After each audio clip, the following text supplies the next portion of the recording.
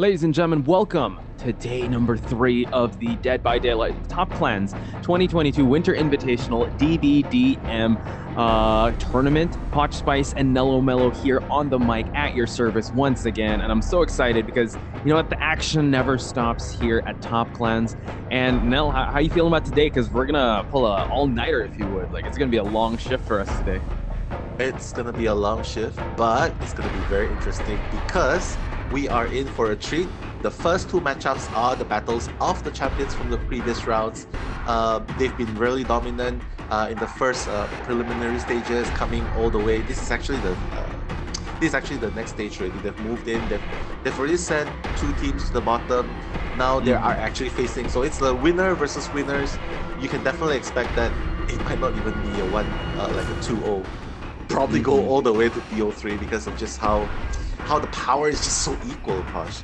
Yeah, I think in the day number 1, Team Tox, was it Team 7 Seal? Yeah, technically have outclassed their opposition, and now, yeah, they will go up against their same tied team. So I can't wait to see how the power levels will match because we want to find the best of the best here in this tournament. And like you said, it might go the full 3.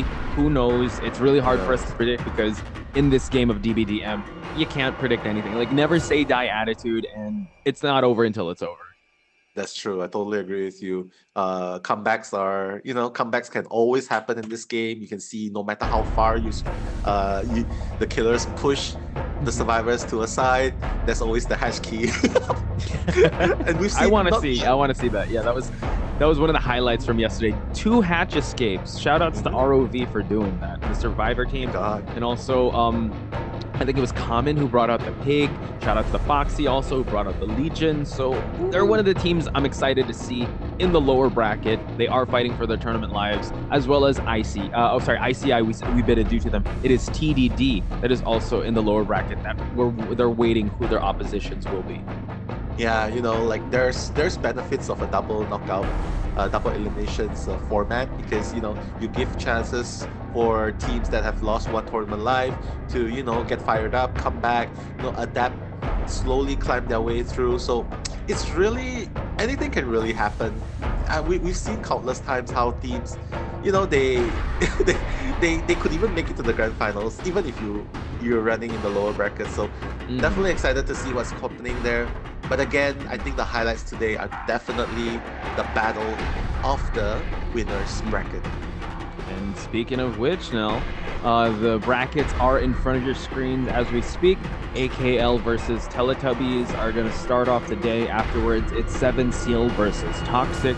Well, meanwhile, ROV and TDD will be waiting for their matches in the lower bracket. Again, yeah, all AKL Teletubbies, 7 Seal Toxic, they have not faced that much opposition just yet. 2-0, 3-2, 2-1, and 2-0. It was really intense how these matches were playing out yesterday and the previous day. So now one of them is going to be moving on. The other one will be heading down to the lower bracket. Yeah, for sure. I'm definitely looking forward to AKL versus Teletubbies.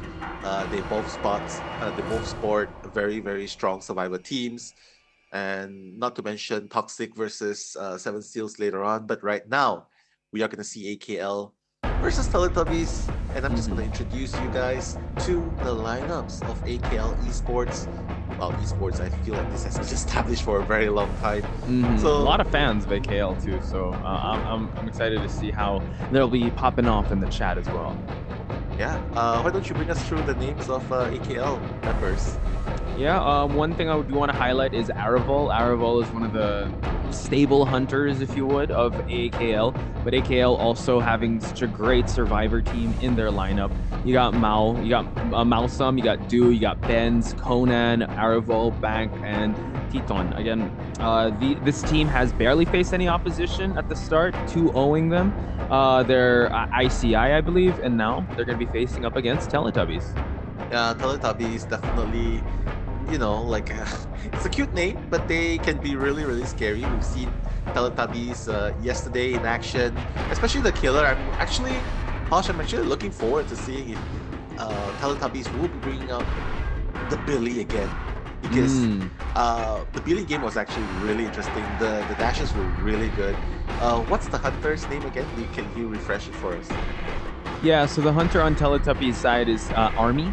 So it's Army, either Army yes. 88 or Army. Brought out the Ar hillbilly at the start. That's Army 88.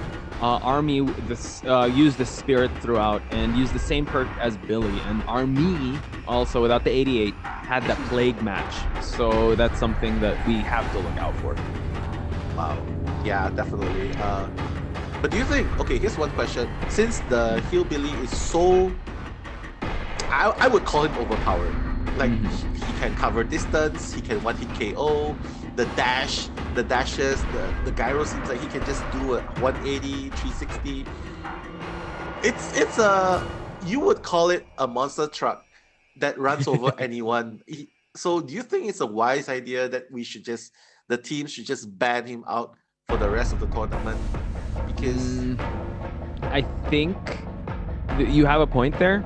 I'm just looking at the Billy stats as of now. Yes, in the Invitational, we did see a 5 point game by the Billy, courtesy of Seven Seal. But if you look at the qualifiers, it was also a 2-2.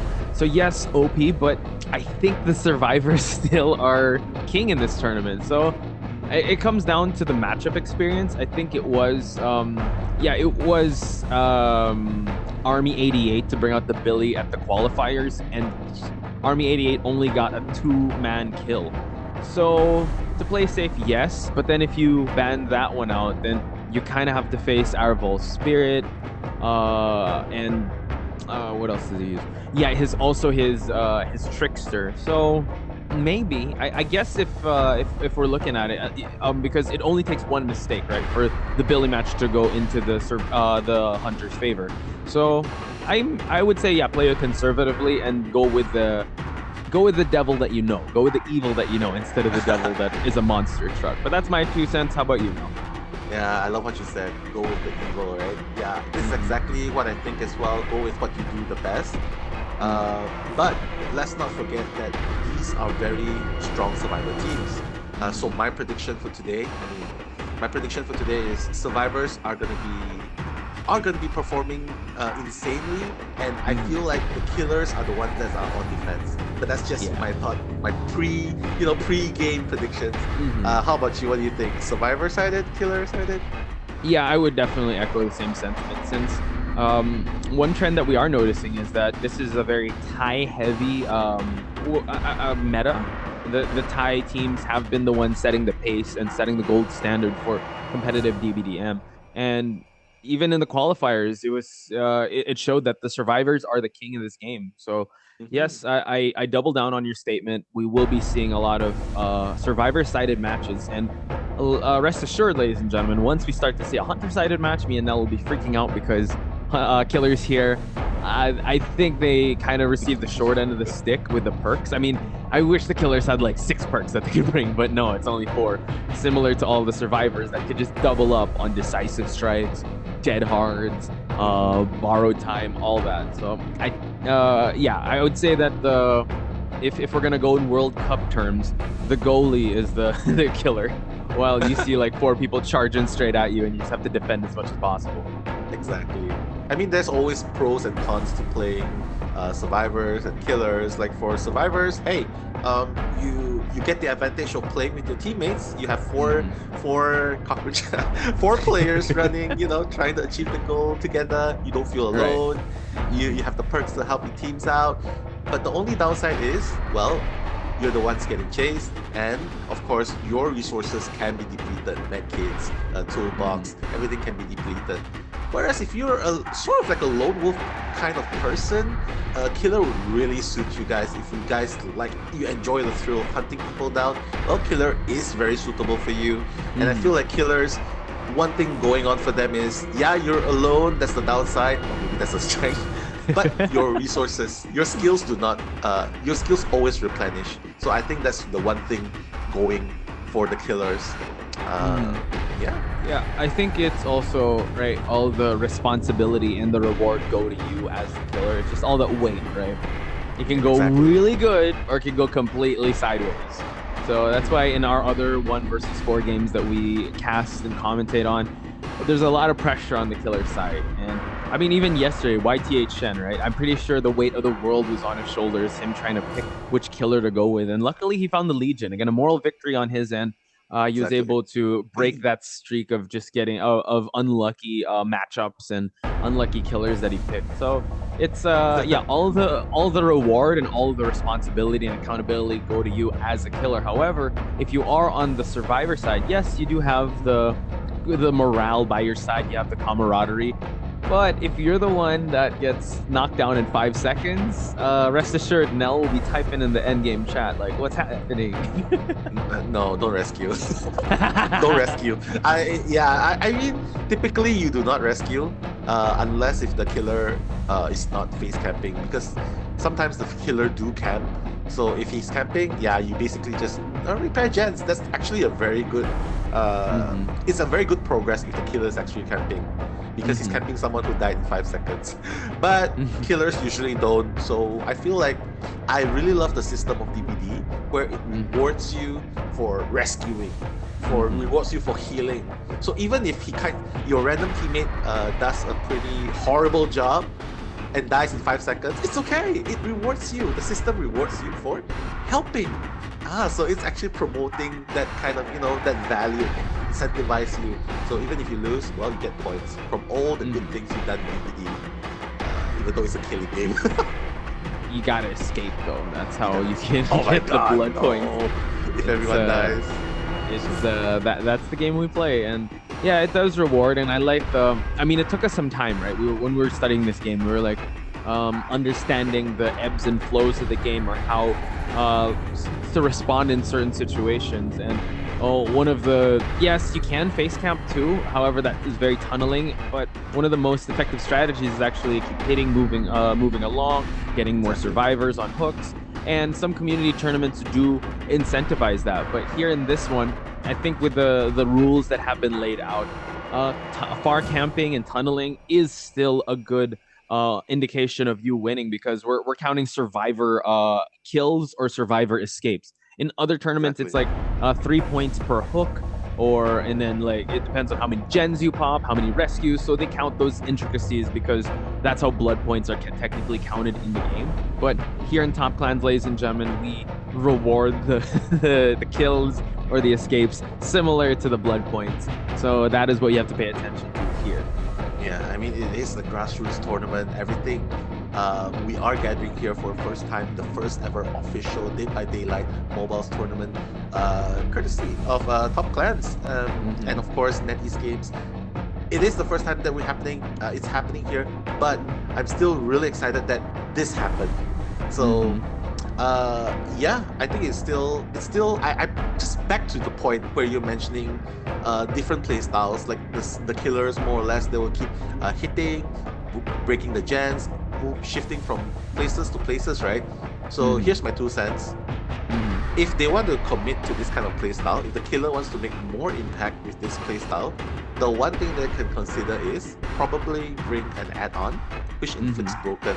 Broken is really, really OP. You inflict broken, survivors can't heal. Are they gonna risk coming back to fix the gen when the killer's gone? Because once the killer comes back, you're pretty much down in 1 hit. Right. So I agree, and you just have to get them off like gens. If you want to be that proactive, you need to force them out of gens and to heal themselves and kind of separate from each other. Yeah, bring a perk that does that. Bring a perk that stalls as well. I mean, we know like one of the best perks to bring, or the perks that we've been seeing as of late, is Corrupt Intervention, Ruin, all that. Yeah, I think when it comes to like add-ons like that, I mean, we were championing like that Legion build, that you bring that to injure the survivors, have hemorrhaging, and also have the broken status. So yeah, we haven't seen much of that, but who knows? Maybe I think the teams now, especially AKL, since they're the ones to have the easiest journey so far, since they made it to the qualifiers and then they made it here 2-0. Maybe they're trying to cook up something different, because if we go back to the Thai teams, it's all spirit matches. I mean, we love our spirit matches now, but we've seen a lot of it already. Yeah, we've had our fair shares, right, of seeing good spirit matches, not really good spirit matches. Once again, spirit, it's not as easy as you think it is. It's easy when you're experienced, when you have the foundation. You can tell where the survivors are going. Right. You know the directions. You know when to go into face walk and when not to go into face walk. Yeah, if you don't, you just lose survivors when you're in face walk, right? I mean, I would lose myself, man. Oh yeah, I think it takes a different type of beast to use the spirit, and I think that's what the Thai teams especially. They've done their 10,000 hours. They've done their foundation. Like they're grinding out with that spirit. So who knows, ladies and gentlemen, and let us know also in the chat. I see Jamin's in the chat saying go go Fox Spice and Nello Mello. So what's up with you? Thank you again for helping us with the translation of the team names. Mac is also here, Kun is here, Lisa is here. So big shout outs to each and every one of you once again. Welcome to the stream. This is day number 3 of the Top Clans Winter Invitational of Dead by Daylight Mobile, and Nello Melon Potch Spice at your service. We're giving you shout outs. We're also breaking down the matches and also calling the action. Do share this out to everyone because it's going to be AKL versus Teletubbies to start things off. Yeah, in Records Yard, not to mention, first hit already done. We're gonna see the spirit again. I don't hate the spirit, but so far the records are always 2K, not a very decisive 3 or 4K, but we'll see how it happens here. AKL's killer, oh my god, so close, trying to go left and right, trying to bait, but unfortunately the wall is pretty long. The wall is long, so he lives to fight another day. Sua's just running away. But look, yeah, we've seen Araval on the spirit, right? Very stable performance. He did receive a 2-hatch escape in the qualifiers, but now he knows when this chase is not in his favor. He's gonna transition away, allowing Swan to actually heal up. So not a pretty good start. Now we see he's actually changing targets already. So injuring survivors, moving constantly. This is the name of the game of Spirit. Exactly. You can see his face walking now. As soon as he uses, there's an interaction. Oh my god, the pallet drop! Okay, that was a very nice use of the pallet drop at that moment. The thing is, Spirit comes to you. He depends on hearing your grunts, it depends on the scratches, but if you interact with the window, the pallets, you can see there's a visual cue. So it definitely helps the Spirit in this case. But ooh, oh my kind god. of hiding in the corner there did not work out for Teletubbies over here.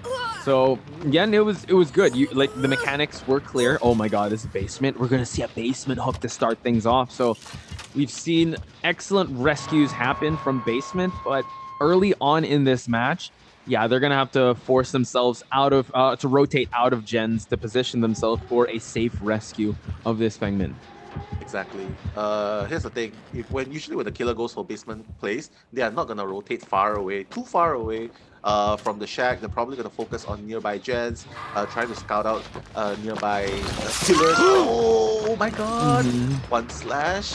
Yeah. This kind of extends him away from the basement. We already saw someone was rotating, and yes, the rescue does commence. We're gonna go back into phase walk to see if he can actually snipe someone out here in the killer shack. Oh, they're already out, but the Fengmin, going straight away from the pallet, but he might actually have adrenaline if he gets hit, because borrowed time must have been popped, but we're gonna see if balloons did bring that borrowed time and how long this kite will last. Exactly. Endurance usually lasts around a minute, 60 seconds. So we'll see if he actually has endurance going on for her. Oh my god, wow. What? Heck. Oh, he's just gonna get it right away, but decisive strike? That wasn't 60 seconds, but no. Oh, no, I don't think. Well, we're just gonna see, but I don't know. Maybe she should have popped out, but she was already dead on. She was already injured. So I think that was the best possible play to get. And the interaction kind of takes a while for the killer to open the closet and just get you out of the locker. So interesting plays here on both sides. Yeah, she probably couldn't go out. Actually, slashing and then picking up and then hooking. It would take a much longer one, but if she just grabs, was it deliverance or someone rescued? Yeah, someone rescued. So that was an early rescue on the side of Teletubbies, and now phase walk commences once again. 2 gens have been done, Oh and now my finds the god. best possible target. Are we Decisive gonna strike? see? Hang on. Ah, Oh my god, no. That was an early outage here on one of the survivors. So now Araval can break his streak of ties with the spirit because that's weird though. yeah. I mean, sorry. I just have to point this out because it's weird. Like 2 times rescue, no endurance. No, does Yeah. the rescuer not have borrowed time? I don't Uh, think so because yeah, or even yeah, the Fang didn't even have a decisive strike, or maybe we're gonna see in just a bit like the perks that the survivors brought. Maybe it was the Fang that did bring the borrowed time, and he was the first one that was chased. But usually Teletubbies, yeah, they're more of the well-rounded team that doesn't really go for fancy plays. Everyone has the same kit. Yeah, so no endurance just yet. So this is a really good start for Araval. He can easily get a tie, but he wants to shoot for more. yeah, Airbo can easily get a 3K here if he plays this right. Like, even though everyone else is off the hook, but again, the gen repairs aren't really impressive. Only 2 gens have been repaired so far. The other 2 has not moved. Wow. And now Claudette's gonna back the basement. Did you see Oh that? no. He hesitated for a bit. I think he saw the blood marks, or it's like, huh, I just calculated a little bit, and now he's actually not gonna go for the basement. I think he wants to camp out some of these gens. So a lot. I love Araval's playstyle now, being a lot more proactive, not resting on his laurels. He wants to be able to have the freedom to phase walk around, so and also kick gens. I see. I can see the playstyle going on for the survivors now. Not everyone has borrowed time. They emphasize more on decisive strike and unbreakable. So those are very good combos to survive the late game. Maybe that's a plan. Maybe that's a game plan. Maybe. We're just going to have to see. But thank you for that note. We will put a pin on that and see if it will come to fruition, especially with the Unbreakable. We haven't seen an Unbreakable be used just yet. We see that Araval, though, is just rotating back and forth, just making sure that this hook survivor will aspire at least to the halfway mark and start doing skill checks. So at least he could just down this survivor right away. The other side of the screen, yeah, it doesn't seem that way, actually. I was going to say the right side of the screen says that they're just focusing on gens. I think they got to do a trade-off here since 2 gens remain. Oh my god, Deliverance! Deliverance! But, oh, wow, he sniffed that one out. Deliverance, and he's going to make sure that he's going to move away, but does he have Deliverance as well as Broken? No, yeah, he just has Deliverance, so he does not have Unbreakable. He does not have Unbreakable. He does not have Decisive Strike. So I don't know, man. But he had to use it at that point. But I'm just thinking that it was at the not the most opportune time since the spirit was there, not even phase walking. Hit him right away once he was able to unhook. Now we see that the spirit trying to mind game here, just injuring survivors. He can actually go back and hook. But it is the second hook, so it's still fine. Claudette is up already, but she does have that broken status. well, she still has a dead heart to play with if she decides to use it. Broken status now. Yeah, it's actually a pretty good mind game. Killer will almost always think that there might be decisive strike, so leaving her on the ground. And yeah, surprise, surprise, she doesn't have Unbreakable or decisive. Ooh, so now no, like 1 gen remains. This they're able to turn this situation around. So a 3K might be a little too far to reach, but a 1K can still be in the air if he tunnels that Claudette. But look at the perks of the killer. Like I think he's prepared for late game, so maybe it might work in favor of the spirit. But again, yeah, the survivors are very slippery. Wow. My god, getting that slash. It seems like this game, right? It's just like slashing, damaging generators, and just going back to pursue another one. That was actually the playstyle of Army in the Disturb Ward, right? Just slash, hit the gens, hatch a spawn, 1 generator left remaining. So yeah, this is probably the playstyle. And now he's able to down Swan. So now this changes things now. And I mean, he does have Thanthophobia, Pop Goes the Weasel, Lethal Pursuer. So, like we said, I don't think he prioritized Noed, but at least he's kind of... Oh my god, they're just going to pop the exit gate. Yeah, they have to. They don't want to drag the game. Again, I'm not... I would think that they will try something cheeky, like, you know, with a hatch key or something, but It Mm. seems like they're just going for the standard, I'm gonna go to the gate. If you decide to chase me to the gate, my other teammate will rescue. It's still gonna end up in the draw. So we'll see. Uh-oh. Spotting out early on here. The Claudette is actually fully healed up, and now we see the rescue did commence. And now just focusing on the Claudette, I think that's actually a smart plan, opening up the exit gate as well. Yeah, it's looking like it's going to be a tied game here. Exactly. Claudette's just bringing. Well, actually, wait. Oh, the dead art. Oh my god. 3 escape. Yeah, he could possibly be just that, Block! but if he's able to get the hit, but no, my the body block. It's a 3-person escape now. Beautifully done, and it's all in the same gate. They obviously know which gate they are opening. They obviously know what's the game plan. The healthy survivor is there to block. Beautifully done. So GG. And considering that they faced early adversity, I'm gonna echo my same sentiments at the start. Survivors are still king here. They had a horrible first game for early game, like an early outage of one of their teammates, and the way they were able to bounce back from that, saving that deliverance, looked like it wasn't the best, but I think with survivor comms, they just knew how to rotate and think like a hive mind for them to be able to get this victory. I mean, it looked like a tie was inevitable, and the 3K was at arm's reach. But Exactly. hey, leave it to the survivors to get one, at least get 1K. Well, the killer get 1K and 3 survivors out of the game.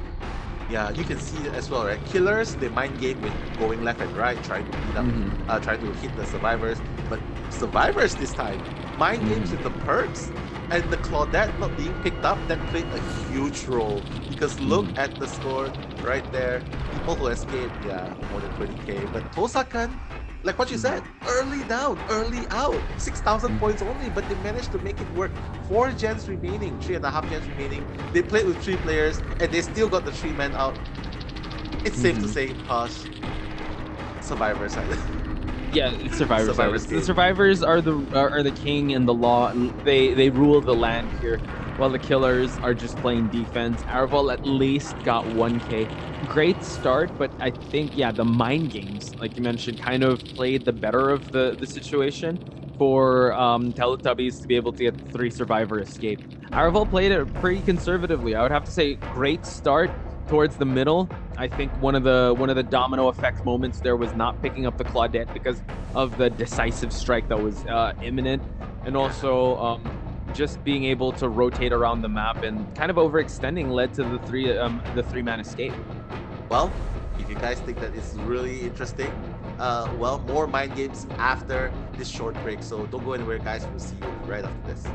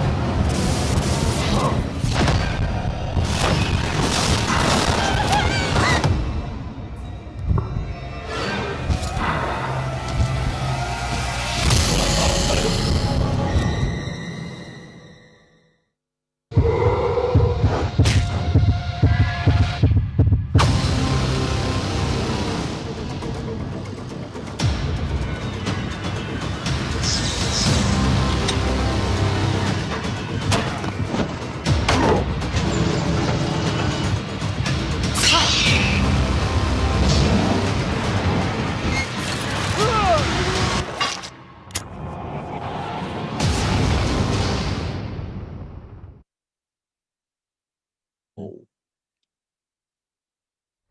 And welcome back, folks, to Top Clan's 2022 Winter Invitational 4 Dead by Daylight Mobile. Hot Spice and Mellow Mellow. Your casters for today in this really long day, because we're already advancing to the next round of upper bracket matches. We have Teletubbies in one corner, you got AKL in the other corner, and man, Teletubbies really did their homework now. Yeah, for sure. They, even despite the odds, for those of you who missed what happened in the first half, beautiful start by the Spirit. One person got out fairly fast when there was still 3.5 gens remaining, but ultimately the 3 survivors, with teamwork, with block, and a little bit of mind game, managed to get 3 survivors escape. So the point is now 3-1 in favor of Teletubbies. Yeah, and we were looking at the perks, and unfortunately it was the Claudette that was the only one that didn't bring Decisive Strike.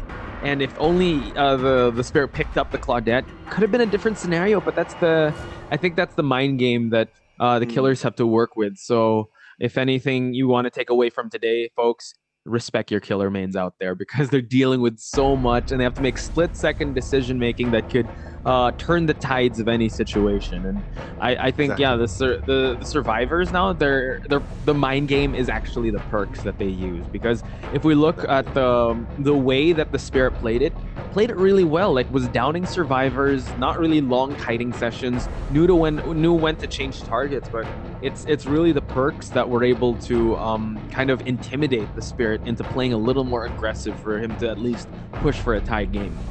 Exactly. The only way survivors can win is if killers make mistakes. Because in this game, if the killer is at level 10, the survivors are at level 10, killers will always win. They have faster move speed, they have replenishable skills, they will always win. The only way that they will win is, like, for example, when they make mistakes. Like just now you saw the mind game, like when you mentioned, the mind game, like, oh, don't pick up. So that's where things went downhill. But you know what? I'm just glad they didn't resort to the hatch play, the cheeky hatch play. Like, deliverance, run towards the hatch. Yeah, we're saving that spot for ROV. Big shout outs to ROV. I can't wait for them to... And that actually, if you think about it, Aravol did have a bit of, I don't know, post-trauma with that, because in the qualifiers, that's when the hatch play came in. He did get a tie with 2 survivors escaping from the hatch. So I think at least Aravol's like, all right, at least it's not a hatch escape. I'll be fine with an exit gate escape. Because, I mean, just the hatch escape is so... I would say it's a little tilting, too, as a killer. You're like, it's right there! And then they had a key, and they opened it. It is, exactly. But right now, I feel like since it is AKL's turn to play as the survivor, they definitely know that Army is a hillbilly main. So they definitely 100% have to ban the hillbilly. Even if it's only a 2k killer, like at the point when it was being used. Hey, 2k is better than 3 escape now, because that's what you need, just 2k, and he wins the round for the team. And following that train of thought, once the hillbilly is banned, pretty sure Army's gonna bring out that Spirit. He brought out the Spirit twice. However, the Spirit match they had up against ICI only got 1k. Same goes with the Plague. So now I think Army wants to push a little more fast-paced match for him to be able to at least secure a tie for Teletubbies to score the first round win. Well, I mean, what's the worst you can do? 4-man escape? Or even a 1k? A 1k will just tie you up, but it's definitely going to set you up to best of 3. But I feel like Army, that's not what you want to do. You can see on the right screen, right? Survivors are just, doing a great job, just hiding first. Yeah, and just to take it back to day number 1, AKL was the one that played hide and seek with the Oni. So this is their style. They want to be able to hide out, frustrate the killer to try and overextend. Wait out corrupt intervention, by the way. Look at the left side of that screen. Just waiting on that gen to open up. But now, we have Plunderer's Instinct, baby. Let's go. Oh my god, maybe some cheeky hatch plays. Yeah, but corrupt intervention still has like half the duration to go. Army definitely needs to, try and circle around, try and catch a survivor off guard. And the reason why you're seeing that this survivor, like just picking up, dropping, I think it's just like to show that there's interaction activity. Yeah, otherwise the crows will start. Yeah, that's actually pretty smart. So You see them kind of roaming around, dropping their med kits, picking it back up just to get rid of the crows. Because if you don't move or if you don't touch or interact with any object, ladies and gentlemen, the game will force you to be found by the crows. So again, another cool mechanic of 1 versus 4 games that allow you to allow the action to move fast or in a fast-paced manner, because now it just seems like the spirit is getting frustrated, like looking around, can't find anyone. Did anyone spawn in this map? Did anyone? No. Am I in Alice in Borderland? I don't know. Well, yeah. I Uh-oh. mean, if you want to run, honestly, Posh, I feel like if you want to run corrupt intervention, you definitely need lethal pursuer first. Because right now they're just canceling out your corrupt intervention skill. Yeah, They wasted the time. they did, and now it's technically round start. Now they can start decoding. The skill. Everything was at null. Everything was null and void. So, like you said, one perk. Not. You don't have to deal with it anymore. You didn't trade off anyone on a hook, and the spirit now finds some scratch marks on the floor. Yeah, it's gonna find the first target. Probably gonna pursue with face walk, but again, you see, they can just double back. It's just like a split second of decision. Like, did they go forward or did they double back? So that's the mind game you want to play against the spirit. What? He was able to get. Wow. Yeah, slashing on to Conan here again. The mind game was there. Like you saw, he was trying to hide in the pallet, but the phase walk commences. Let's see if he's going to continue on to find Conan here. He knows someone's working on this jet. Oh, catches Ben's out in the open. My God, that's exactly what he was hoping for. Like injuring everyone and everything. Wow. Yeah, well, at least Conan has self-healed. But wow, that's the visual cue. He knows someone's there, and all he has to do is just break out. Oh, whoa! Lori being on the other side of that pallet drop. Mao's did not expect the spirit to be on that end. Now we see that the spirit is actually just gonna go back into phase walk to see if he can snipe someone out. It's all about the mind games now. Yeah, exactly. The visual cue is helping her, and is helping the spirit to find the victims.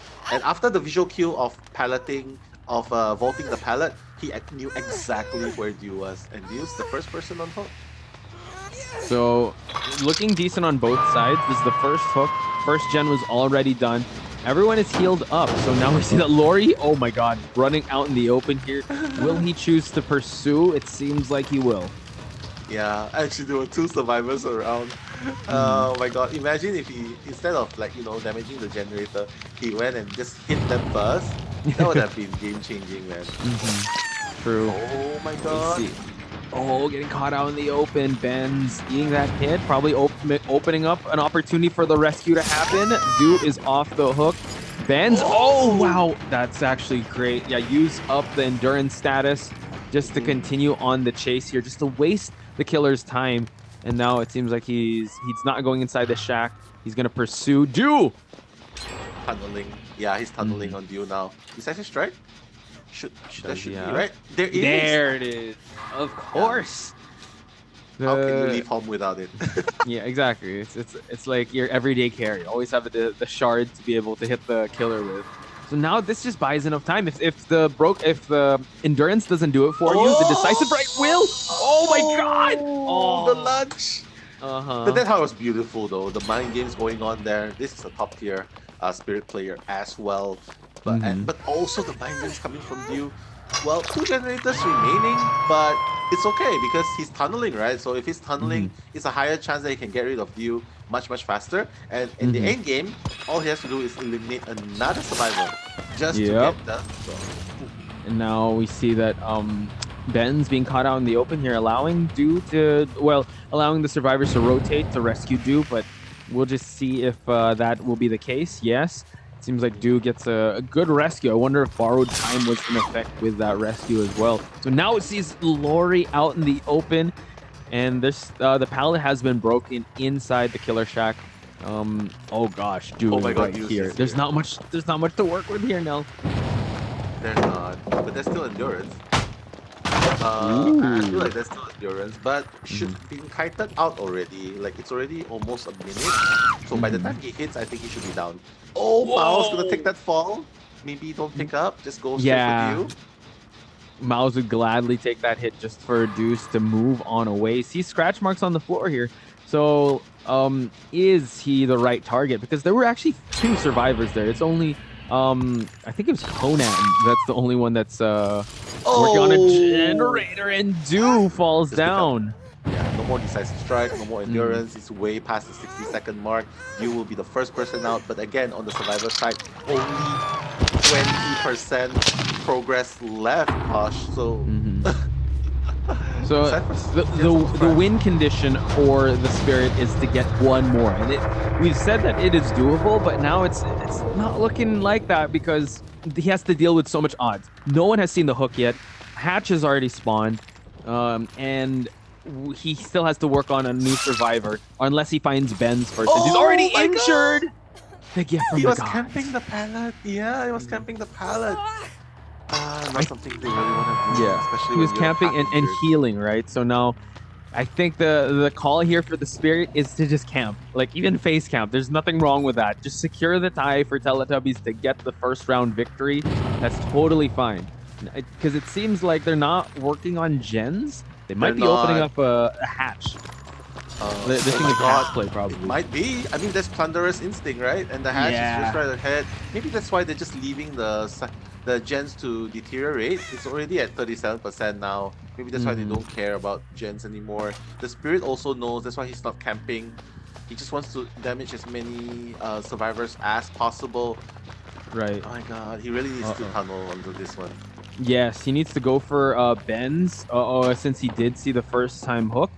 But going back into the shack area, there's no pallet here. Dead Hearts threw another one. Uh-oh. Yeah, the Uh-oh. survivors are what's that?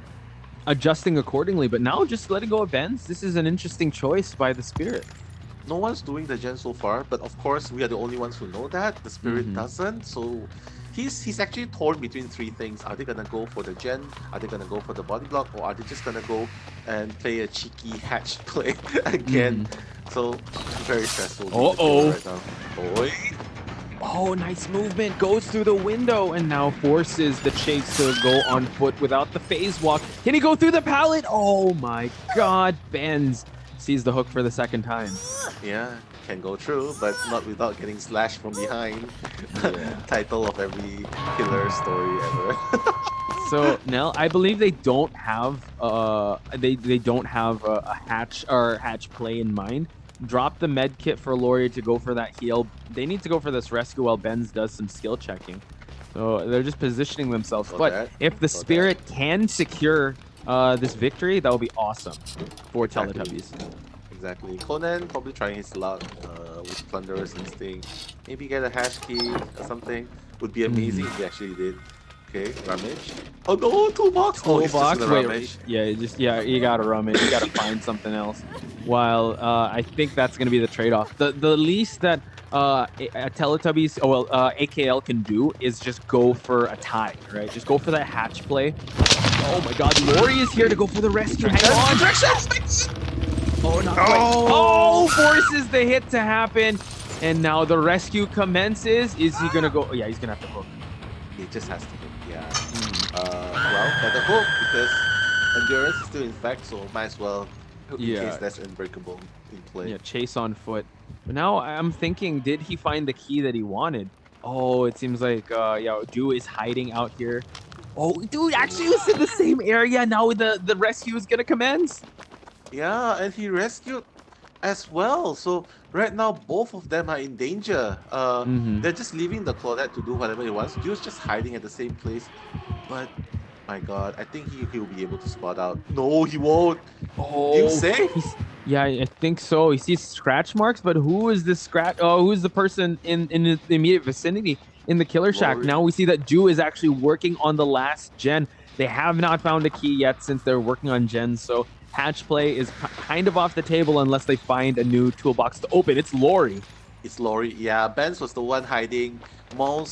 Lori was the one trying to, buy time away. But now, no! Claudette did not find Claudette. anything. She Yeah. found a box. That's it. No hash key.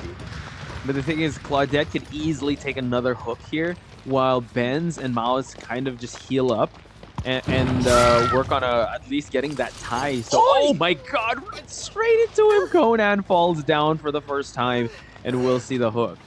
Yeah, it's a really strong killer. Again, killers, as long as killers don't make mistakes, survivors will be able to capitalize on it. But in this game, the killer knew exactly where the survivor is going to spawn at. Like, like he just comes back, double back. He knows. He just listens carefully to the queue, not just looking at the scratch marks, but listening to the grunts.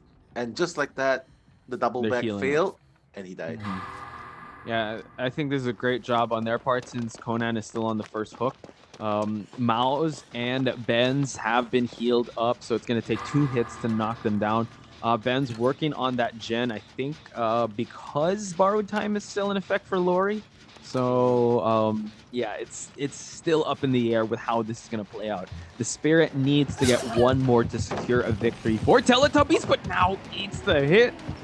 Yeah, careful. Benz is already on the last hook, so if Benz goes Yes. down here, it's officially a round win for for Teletubbies. I think the tunneling is going to begin now. There's no pallet in this area here. Tries to go for a 360, but bends. Oh my God, right near the hatch area. Let's see if the mind games are going to come into effect. Phase walking just to transition away and follow Benz into a spot that he's transitioning in. He's kind of looking where he's at. He's He just was waiting! stuck! Yeah, because you see, like in the point of view, right? He was just looking for Yeah. scratch marks, but the grunting revealed where Benz was, and there you have it, ladies and gentlemen. 2 kills already. Here's the thing now. I think everyone brought Iron Will, so that was really a mind game that Benz was playing, hoping that he wouldn't catch on or think he'd transition away. It was just Army realizing, all right, probably he's crouching down. Let me just swing here. But yeah, beautiful play. You saw that stare down a little bit. That just shows that Army, you know what, is just a step ahead in that interaction. So beautiful play to secure the victory. Exactly, and mind you, Posh, this might be one of those few Spirit plays where it actually gets 3K. Ooh, It right? looks like it, right? Yeah. Could be, because one gen is remaining, and it's at 52%, so it's still going to take a while. He's not going to spot anyone out here. He's just going to keep kicking gens and monitoring around. It's tough. I think that they've opened up all the chests. We saw that they went to the basement, and they opened up the chest, and there was no key there. So I think at this point, Army's just going to try to cruise and see if he can get more points for his team, because Teletubbies secure the first game. Exactly. Securing the first game is so important because when you go into later rounds, you get more killers banned. Yes. That's going to be so much harder for killers. But now, Lori, you're going to be spotted out. 1 slash from the Spirit. I don't know, you might be the arch enemy for Myers, but right now, the Spirit is on your tail. You see, walling the scratch Oh marks. my God! Dead hearts through the pallet. Second time Lori is going to see the hook. So now it just seems like this might actually be a solid victory. If he gets 3K or more, that's huge. It's going to be so hard to come back in game 1. Exactly. But Conan is at full health. She's just hiding in the At the basement. basement. My God. This is such a good plan, but here's one question. Why do I always get spotted out when I'm in the basement? Oh my God! He's actually at the killer shack. He is at the killer shack, and I mean, we saw that the toolbox was open, so I think he's just kind of waiting it out, because in this area he can just make a mad dash for the hatch. So Exactly. that's where we're at here, ladies and gentlemen. Since Mouse has already Oh, committed close. suicide, he's gonna close it. Oh my Close God, it, no yeah. mercy, no mercy at all. No mercy at all. Claudette just has to hang in there. The exit gates are actually very far apart, like from the killer shack. But she has to gamble. She has to gamble that okay, Spirit's not here. Yeah, but I feel like it's really hard to do so. Yeah, usually you'd want to prime it a little bit before the red light is seen and then hide, just for the killer to go back and forth. But you're playing a very dangerous game, and usually in these situations now, you and I both know we hate being the last one surviving. They close the hatch, the timer is already on, you don't have a key. Yes, you have 2 hits left in you, but there's not. I mean, in the exit gate area, there's not much you can use as a kiting area. Exactly. But you know what? Since we are both in this situation so much, let's see if Conan can show us what he can do in this kind of situation, and maybe you can pick up something from him. Yeah, Like it seems what like exactly playing he very do? patiently, which we don't do at all. We're We just like, don't. We ah, don't. get me out of here. All right, here we go. Exit gate. Oh my God, he gets spotted out. Okay, yeah, very bad luck. The one time he decides to go for the gate, Hmm. spirit, the spirit's there, and one slash as well. No hatch inside. Yeah, Yeah, and for those of you that are seeing this for the first time, once that timer runs out, the entity actually captures the survivor. So he has that much time left to exit the game, or else it's GG's, and that's gonna be a 4-person kill for the killer. yeah. I mean, this is just delaying the inevitable. I think the last play that the Claudette could have done was instead of waiting for the her teammate to expire, she should just Mhm. run to the hatch and just wait there. You know, Yeah. Hmm. just wait there. Even if the killer Since slashes you once, it's fine as long as it doesn't close the hatch. Yeah, because Maybe that's a already like a gamble. checkmate situation. And considering that the Claudette was healthy, could have kited a little longer for that hatch play to happen. However, I think you got to give it up to Army, able to roll with the punches really well and ultimately Okay. secure Oh my themselves god. a Spirit 4K. So when a Spirit matches goes like that, you understand that you got to ban that killer from the opposition. Yeah, there's just too many things to ban. Okay, but at least going into excuse me, going into the next round, at least you will know you have to ban the hillbilly, you have to ban the spirit. So what else can Army play? Plague. Plague Like is going to be interesting to bring out, especially if they bring like a small map in equation. But we already saw Wrecker's Yard, which is one of the smallest maps in the game. So yeah, you might force Army into something else aside from that, since he did. Oh my God, wait, Billy, yeah, he might bring out Plague if that's the case. We'll It's a see. pretty comfortable ride. Yeah. I mean, 8-1 is a pretty comfortable ride, honestly. It is. It is. And we're going to check out the match data here. Quite the long match, I would have to say. Spirit matches have a fast and furious start, but towards the middle to late game, you saw, Nell, the change of pace, like slash, spirit walk, kick gens, and repeat until someone's down and then hook. And since it is Wrecker's Yard and it's quite small, we didn't really move away from that Killer Shack area, because that's where I think there was a triangulation of the last gen. So it was a really good setup for Army to get the 4-person kill. Yeah, I feel like if there's one thing that AKL could have done better in the first game, like hiding it out was already very good. It's a very good job hiding out the corrupt dimension. But if they could focus, strategize more on fixing which generators first, I think that would have made a little bit more like planning ahead. Because, like what you said, triangulation of the last 3 generators. Who are you dealing with? The spirit. She can just Yeah. easily rotate between these 3. Makes your True. life a living hell. Yeah. But you know what? A lot of mind game strategies going on, but it's not over, ladies and gentlemen, because we are going to game 2 of Teletubbies versus AKL. So don't go anywhere, guys, because more action after this break.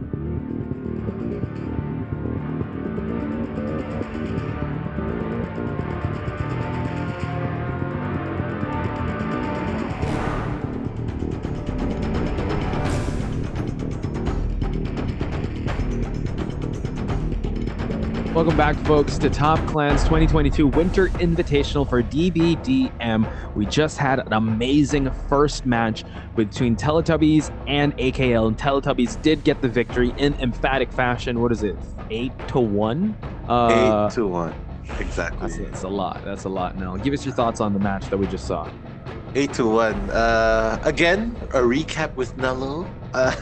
First half of the game, one survivor went out pretty fast. 3 survivors mind gamed the killer and ultimately winning by body blocking and mind gamings of perks.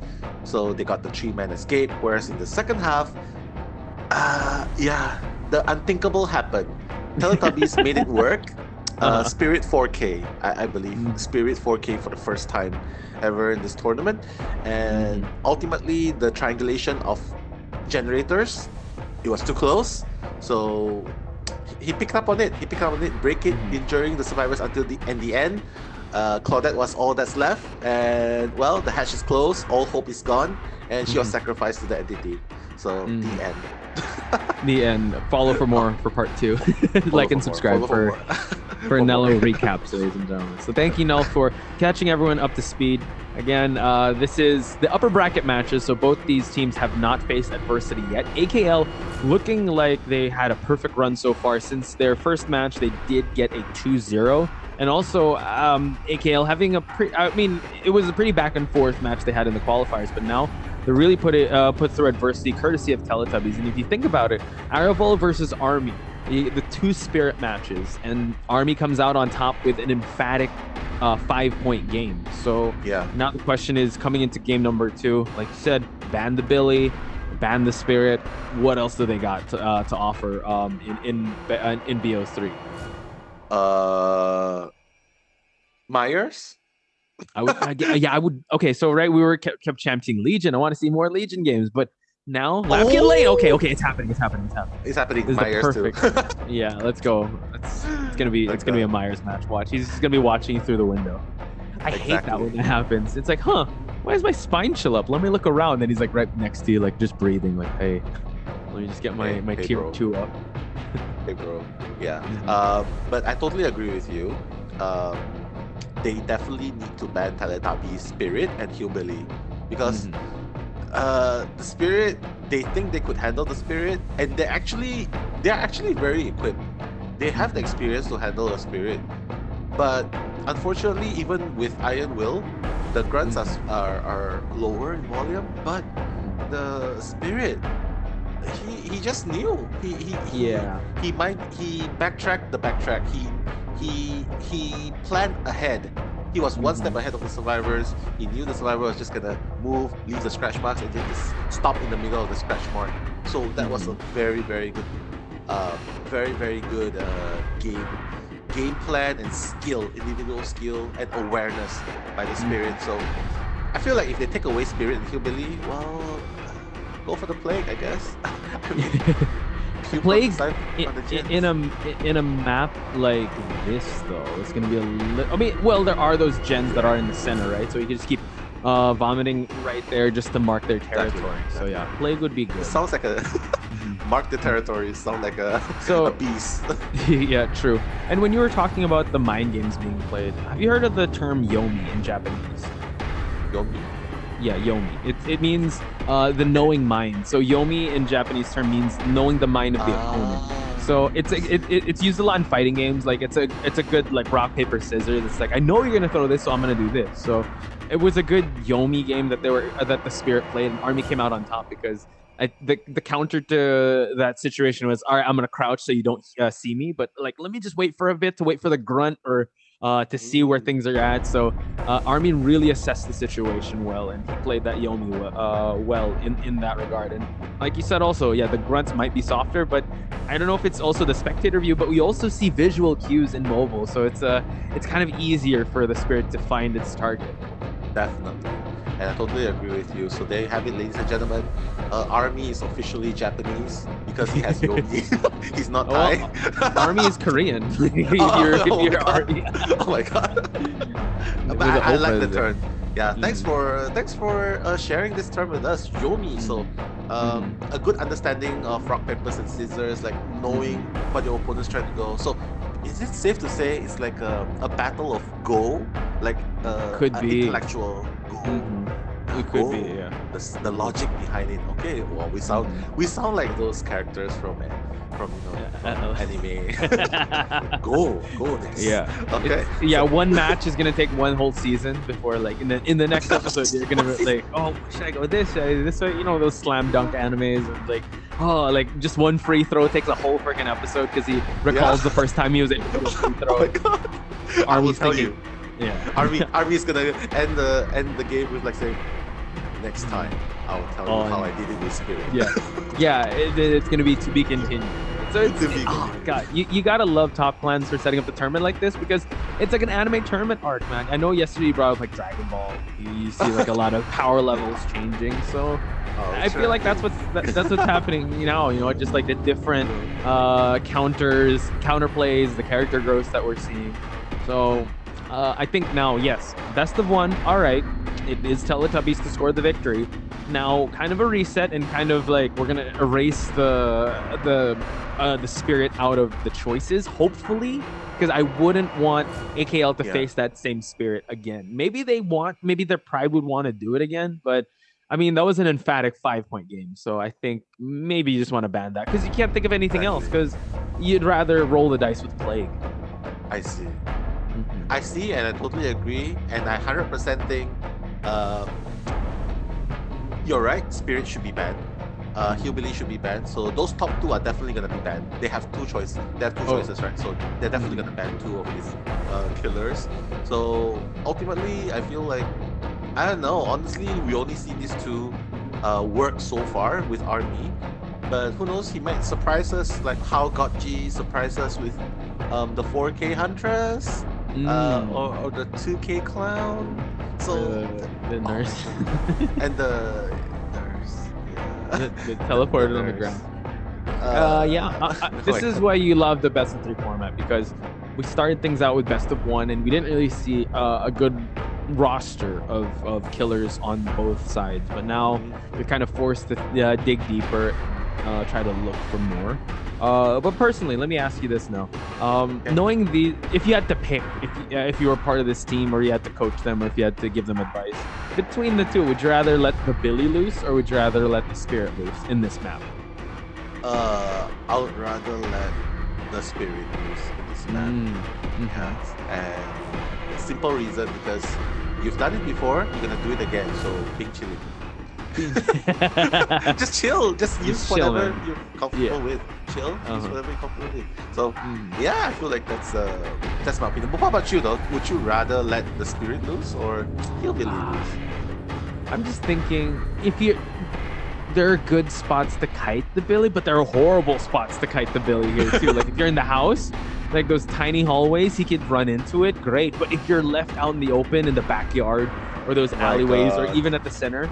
So I was thinking Billy, but you also mentioned that you've faced the Spirit before. It's just that the Spirit has a lot more mobility in this map. I see what you're saying. To worry though. But I don't think you need to worry though, because 2 bans. I'm pretty sure. I'm pretty confident that AKL is just gonna ban Hillbilly and Spirit. But maybe Trapper. You can't see the traps. We were talking about the killers we haven't seen yet. We haven't seen Trapper. Who else? Ghostface. We saw Pig yesterday. Oh, the Huntress. Okay. Arrival on the Huntress. Watch out. Oh my god, winding up. How level up? Oh! It's the one-hit KO. What? She wasn't injured, right? No, she was. I think she was injured. Oh, she was? She was already. Okay. She was. It's not the one in KO. She got. Oh, that would be so cool. Yeah. The idea behind it is like there's no attack recovery, less attack recovery. That's why she used the hatchet. I can't. I wouldn't dare believe it. I would hope it's a one-hit KO, one hatchet thing, but we'll see. We'll see if he only picked up one. That would be crazy. Wait, now that's the reload animation. We're just gonna wait. I'm gonna look at the stream also if there's a little bit of a delay, so I'll check that out. But so far, early down onto Swan, so a Huntress coming in, a second Huntress. Can it live up to the 5-point potential that Gotchi did bring out? We're gonna find out here. And we see in No Way Out, pop goes the Weasel Corrupt Intervention. I'm gonna check out the other perk in a bit, but I mean, early down. So now we see that it's hard for them to kind of go for the rescue here because it's that was a Face quick camping. chase. It's a face camping too. He's Mhm. just literally with the axe. It's really hard too. Like you cannot do a safe hook rescue. The moment you try and rescue, he's just gonna throw a hatchet towards you. And mind you, because it's a hatchet attack, the attack recovery is very fast too. Oh, Here we go. Quentin. Everyone, oh, dude, it's so hard to go Oh for my the god, rescue. second He has hook! the line of sight is, oh god, going for it. Oh, moves Oh, on what's away. going on? What's going on? Oh, Let's see. I am. Uh-oh. Just eats the regular hit. Oh, rescues a little bit delayed, but the trade-off is gonna happen. It's all good. At least Swan is safe. I think it's a one hit. Look, he's not going for another. It's that hatchet. Well, if he reloads now, we'll know, right? If he reloads Yeah. now. Maybe they heard us from yesterday. Maybe. Oh my god, is he going back to the... Oh, he is! I think Oh my he God! is. It's a one-hit KO. Oh my god! Maybe that's why he was camping. That's why it's. I think it's so dangerous. It's even more dangerous to go for the rescue at this point. But at least Swan is safe. But one-hit KO Huntress. We were talking about it. We'd rather face a multiple hatchet throw in Huntress, man, because Then the these one guys hit. that with a one-hit KO, they Oh my mean God. business. Exactly. And he's already on the basement. Oh my god, if he drops it down... Don't drop it. Oh my god. Oh no, the mind games. Going back and forth. Okay. Just break the line of sight of He's gonna balloons. break the pallet. Yeah, he has to. balloons now. Able to get out of the basement, which is kind of, well, the basement area, that is. So, Quentin, you're out in the open. Yo! break the line of sight, break the line of sight. No, he's down! Straight alley. It's one hit KO. One hit KO indeed. Did Tosakan actually use Deliverance? Because he's in the broken status already. Swan is still injured. And Meow is, I believe, yeah, this is a one-hit KO Huntress, ladies and gentlemen. They heard us yesterday. They heard. They did. I know. Oh. Looks like I still remember the first time that we faced one hatchet Huntress. We were taken aback so much. So I think the team here is also kind of planning accordingly, because this is not only a one-hit hatchet Huntress, but is a camping Huntress too. So you want to respect that that play style for sure. yeah, because if you're playing this strategy, you're playing this one hatchet KO strategy, you have to make sure no one comes and rescue, because the moment someone comes and rescue, you throw the hatchet, boom, no one will dare come and rescue. It's 100% sure, a guarantee Down. camping norm. Yeah. Unless if two people come, but you have to sacrifice one as well if you have two people coming for the rescue, and I don't think that's what they want, because Yeah, gens are still at like what, two left. Two more left, and now we see balloons going for the skill checks. So I think this is the plan. Like, I mean, they don't even need to heal up if you think about it, because it's one hit KO. Exactly. Now they're kind of rolling with the punches. They're going for gen rushing. I think if ever balloons is gonna be saved, it's gonna be at the last possible second. But you're gonna have to get rid of that hatchet first. You're gonna have to make her miss. She's not gonna miss. She's not even gonna throw unless she's 100% sure you're in the line of sight. So I think that's really smart. Just let them go, because ultimately they can still play with 3 survivors. We've seen them done this before. 3 survivors left, 2.5 gens, and this is actually much better because it's only 1 gen remaining. So yeah, just camp out balloon and hopefully, oh my god. Oh my god, they're gonna go for the save. Penguin's here. You can't. You can't. Oh, there's 2. Oh, two. Oh, he's able to get it. Wow, baited it out. Fangman can eat the regular hit, and now they rescue him. Nice, and that's exactly what we're talking about, like 2 people coming for the rescue. But the hatchet miss definitely didn't help at all. But This is Fangman's tough the now. one getting trapped. Yeah, and this is a basic killer now. He has to reload the hatchet if he wants an early down, but the Fangman can just easily drop the pallet and continue on the chase. Let's see here, playing the mind games, trying to dead hard through. But, oh wow, Fangman though can see the chair, can see the hook for the second time.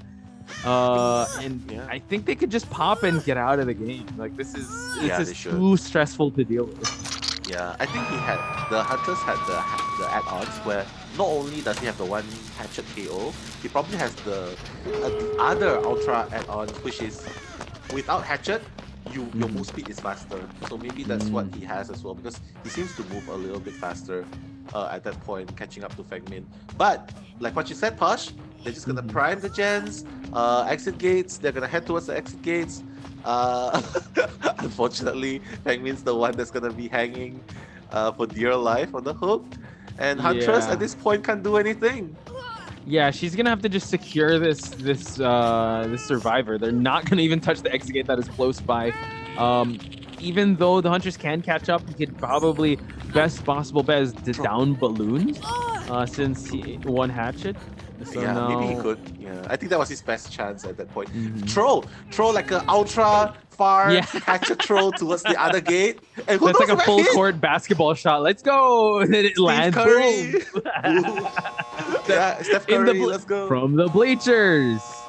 Oh, there's Huntress someone for here. 3. Oh my god, gosh, they're playing with fire here. There's another survivor nearby. Really? Oh god. There is. Oh my god. Oh my god! They played with fire and they got burnt. Oh my god. It might be yeah, it's definitely a draw now. Are they gonna go back? It's too risky. One hit KO. No, I think they should just go for the tie, unless they want to push for game 3. But this is a Huntress with a one-hit KO hatchet. I think they played with fire too much. For me, I do not agree with this, because just go while the Get out. yeah, well, it's good. Yeah, and you feel like he's trying to actually go for the 4% hook here. He's trying to escape. Deliverance! Oh, he got out. Deliverance! Oh my god! But yeah, that's Decisive strike. Oh, he's Does he have thinking. Is that decisive? decisive strike? That's the exact same thing that happened in game number 1. Oh, but the He's thing is, the thinking, hatch is right here. So he can actually crawl forward. Oh, I think Should the crawl. mind games are being played now. She should crawl, or maybe she's gonna go unbreakable. Oh, pick me up. That's what she's trying to Pick say. me up. I dare you. I double dare you to pick me up. Decisive strike. Is it gonna happen? Oh, decisive strike! Are they leaving? Are they leaving? They have to leave. They have to leave. They have to go for the hatch. Oh, he doesn't know the hatch is there. Oh my god, no. Ah, my god. They're trying to go for the body block. Are they gonna go for the body Did he block? reload a hatchet though? He did. I don't think he so. did. He didn't? He's Oh not. my god, he's, he didn't! he's not.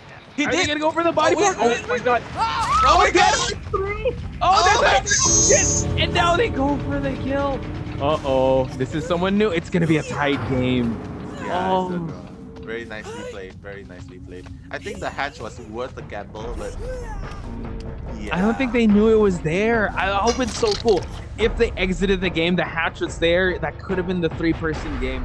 But a tie is all good. I think, I don't know, call me a coward or something, but I think a 3-person game is better than like trying to get a 4-person out. They just secured the 3 game, but they wanted to play with fire. They got burnt a little bit, still got a tie in the end. Wow, what a game. What a game indeed. GG well played to both teams, and especially to the Huntress that made the 1 KO work. You saw that there was a little bit of hiccup, right, Posh? Like, it's actually a stalemate. It's actually a checkmate at that point, because no one can rescue. If one rescuer goes, they need to employ 2 rescuers. He missed the hatchet. That was their window of opportunity to run away. But unfortunately, you know, Claudette's like, yeah, you know, I'm dressed pretty shadily. They probably wouldn't spot me.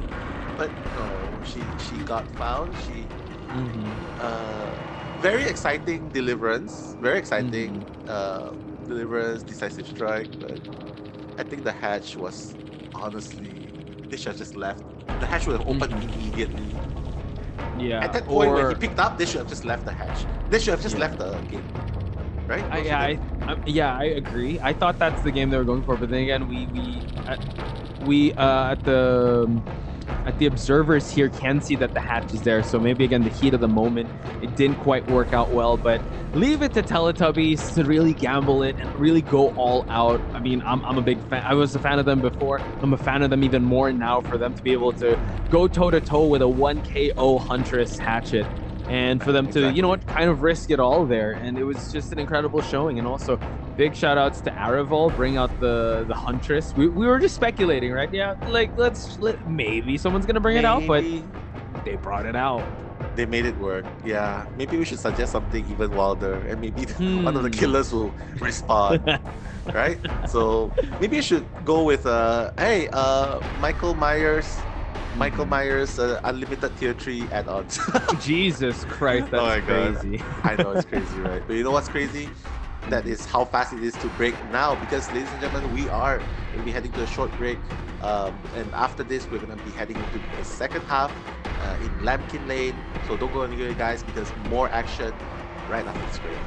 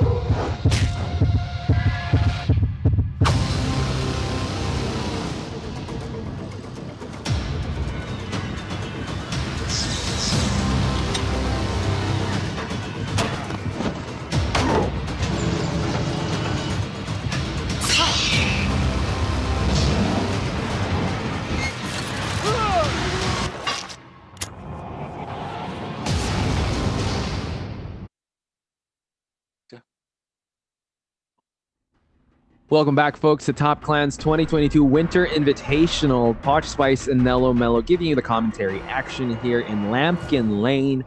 We saw ourselves a one-hit Huntress hatchet. So I'd say that 5 times. That's it's gonna be it's tongue twister in its own. One hit hatchet. One hit hatchet. One hit hatchet Huntress. One hit hatchet Huntress. One hit hatchet Huntress.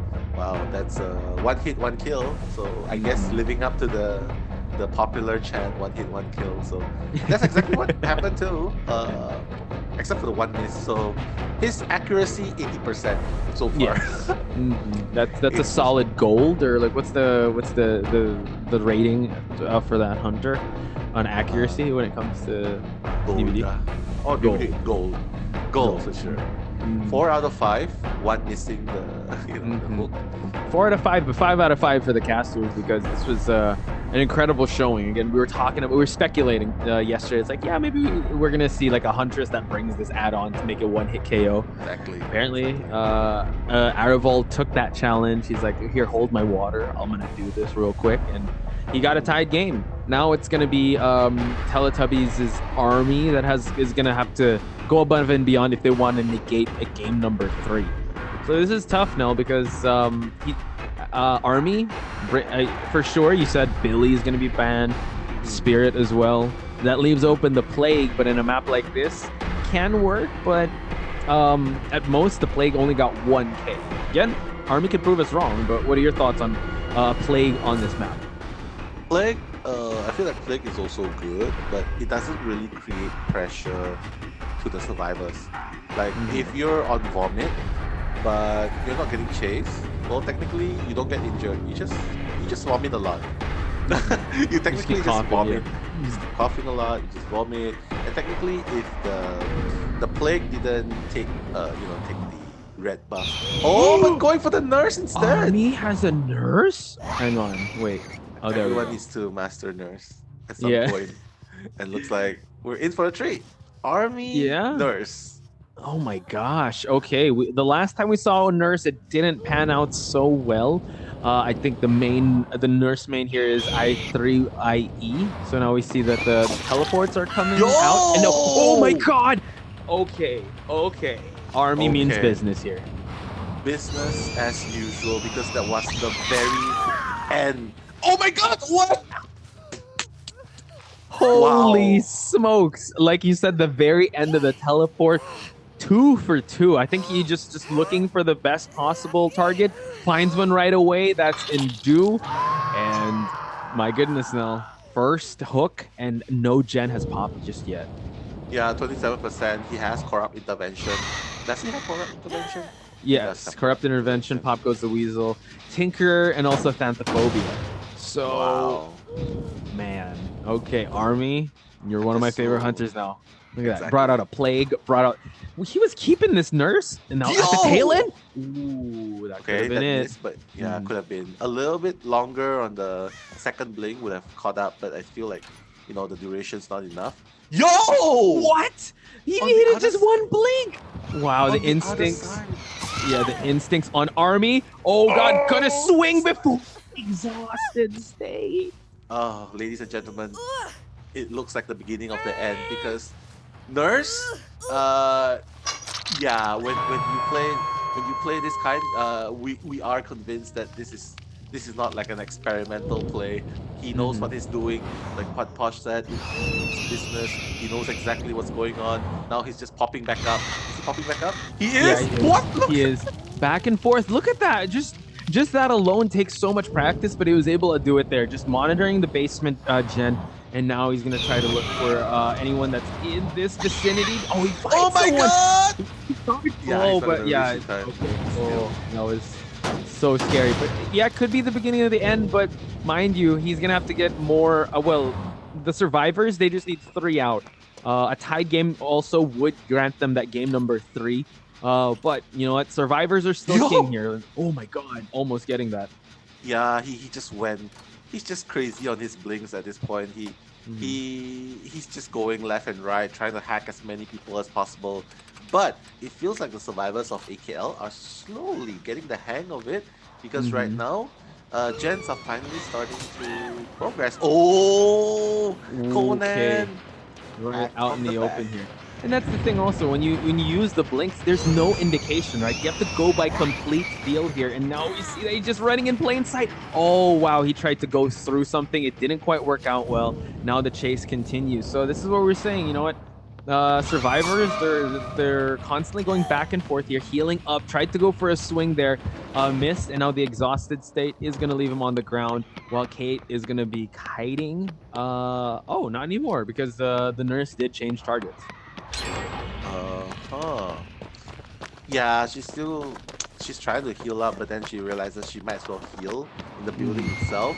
I'm just so focused on this nurse right now and just seeing how well he did because he just hacked Dew just moments ago while we were talking, and now trying to loop this area. The blink, exhausted Exhaust. for a bit. Okay. Okay, So now let's make focus it back quicker. on the nurse here. Yeah, great job on Dew's side, but the blink will commence here. Oh, Yo, he tried to go for it, but it's kind of scary that Dew's not trying to break ankles here. He's just running in a straight line. It's only a matter of time. The nurse will catch up to you eventually. One well-timed blink, and now a little too strong here. He's gonna try to double back before the exhausted state happens. Oh wow, the car just blocking her way. So still a good kite on Dew's side. Early game chase was actually pretty good, but now survivors, they're really answering back here now. yeah, exactly. Oh, and the dead heart to Whoa. respawn. Okay, Mhm. very nice. At least Claudette knows how to deal with this nurse at this point because two generators remaining past wall. No, actually one remaining. The nurse is Yep. actually starting to struggle at this point because the Mhm. survivors are getting a hang of it. They're getting a Yeah. hang of how the playstyle of this nurse is. And Mhm. like what you said, even though he's running in a straight line, it's okay because he's making the nurse predict. Look, Wow. Yeah. Just right once he blinks, he just moves away from line of sight, and that's when our army is actually caught off guard. So now we see that he's trying to loop in an L shape, and oh, now finally downs do, but at what cost? Because one gen is at 97. One is at moving quite fast, about to hit the 70% mark. So yeah, he's gonna have to go for basement. yeah, basement play. But again, I just have to say, like Nurse, it's really good that yeah, the blinks are on point. But the thing is, once the survivors know your blink style, I usually say that because they, Wow, look at that. wow, Frank Min's just gonna rescue straight from the basement. Oh my god! Oh, but oh my gosh. Okay, now the exhausted state and the endurance as well is gonna pop up. He's just gonna yeah, just tunnel Do because Do is on death hooks. Tries to go for a play here and now just teleporting and will get exhausted, losing line of sight of Do. And there's only one gen that remains. He needs to tie this one out so that their game number 3 would look okay. A little too far here. Let me see. Will the blink happen? What? Oh, The connected? dead Not heart. quite. Was it the Uh-huh. dead heart? It I was the think dead so. heart. Yeah, it was. Wow, I think they have adrenaline on the Claudette. Otherwise, they are not really priming the gens yet. Do they? Do they have? They Oh, they pop do. it They now, do. but No, no they adrenaline. don't have yeah, they don't have it though. But he's leaving the Oh. Claw on the ground probably because of decisive strike. But now we're gonna see if he's gonna spot anyone out here. Exhausted stay is gonna happen. He could just easily go back, but maybe just camp it out just to get one. Oh, Oh, oh, there's the someone here! what the Oh hell? my god! He's forcing the heal to happen because that survivor can take a hit. So Claudette back up, gonna get the hit. So they open up the exit gate. Let's see if anyone's gonna rush back. No. Yeah, they should play this safe, go for the three-man escape, and that's exactly what they did. They were planning to go for a four-man escape, but what a turn of events. AKL knows what they're dealing with. The nurse, Mhm. despite having a beautiful blink, but again, without consistency, um, you you just get gen rushed by the survivors Yeah. so hard. MVP for Mhm. sure deal in that game because he bought so much time with his kiting against the Mhm. nurse. Yeah, I think it was a case of just facing the early storm, and just the unfamiliarity or just understanding the blink style.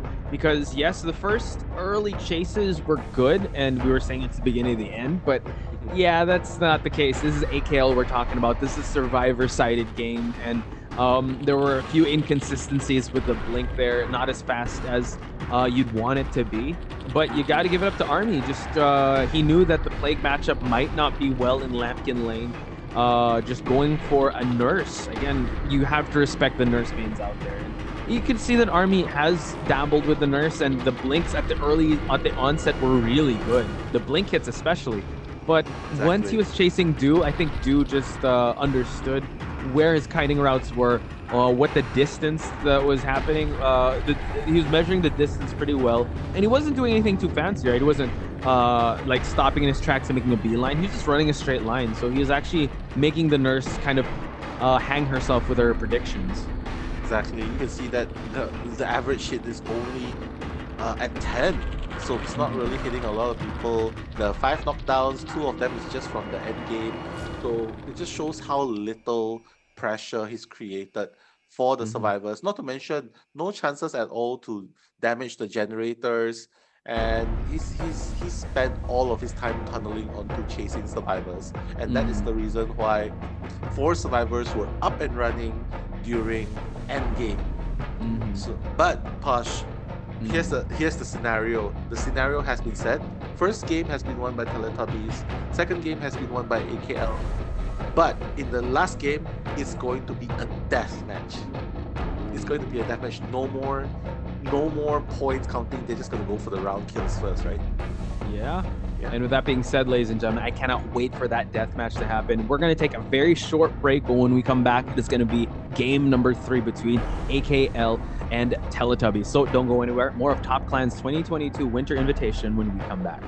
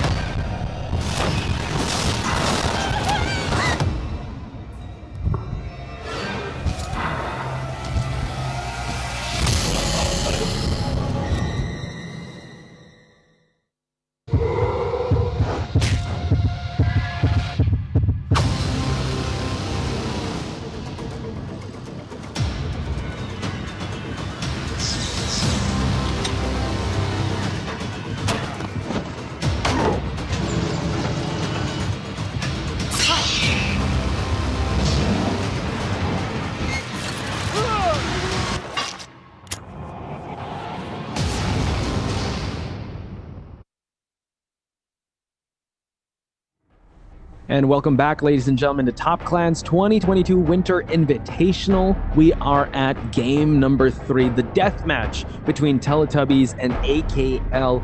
Nello, Mello, and Potch Spice. Let's throw it to Nello. How are you feeling about this match? We're finally going to get a showdown of the killers here because now we don't know what to expect when it comes to the killer picks. Exactly. First and foremost, yeah, it is a deathmatch because now with one win each, they're gonna be forced to get a win in either one of these in this last game itself. Only Teletubbies is comfortable getting a draw, so that's a slight advantage to them. But other than that, I would say it's pretty much gonna be a full drawn battle. Who wins takes all in this game. Winner take all indeed, because the winner will be advancing on in the upper bracket, while the loser will be going down to the lower bracket to be facing either TDD or ROV. So you do not want to be there because TDD and ROV looked really well yesterday, and I'm pretty sure they're chomping at the bit to keep moving on in this tournament. So now we're going to Blood Lodge. We're gonna eliminate the killers. Let's of course we're gonna eliminate the spirit. Both of them have really good spirits. Billy, that's for sure. And I'm pretty sure Huntress. What do you think? Like, they're gonna ban the Huntress away from Araval? They probably should, because Huntress is giving them a hard time to even rescue. But it's not, how do you put this? It's not unbeatable, because against a one-hit KO, at least, well, you could just sacrifice and go for the same strat, 2-man rescue.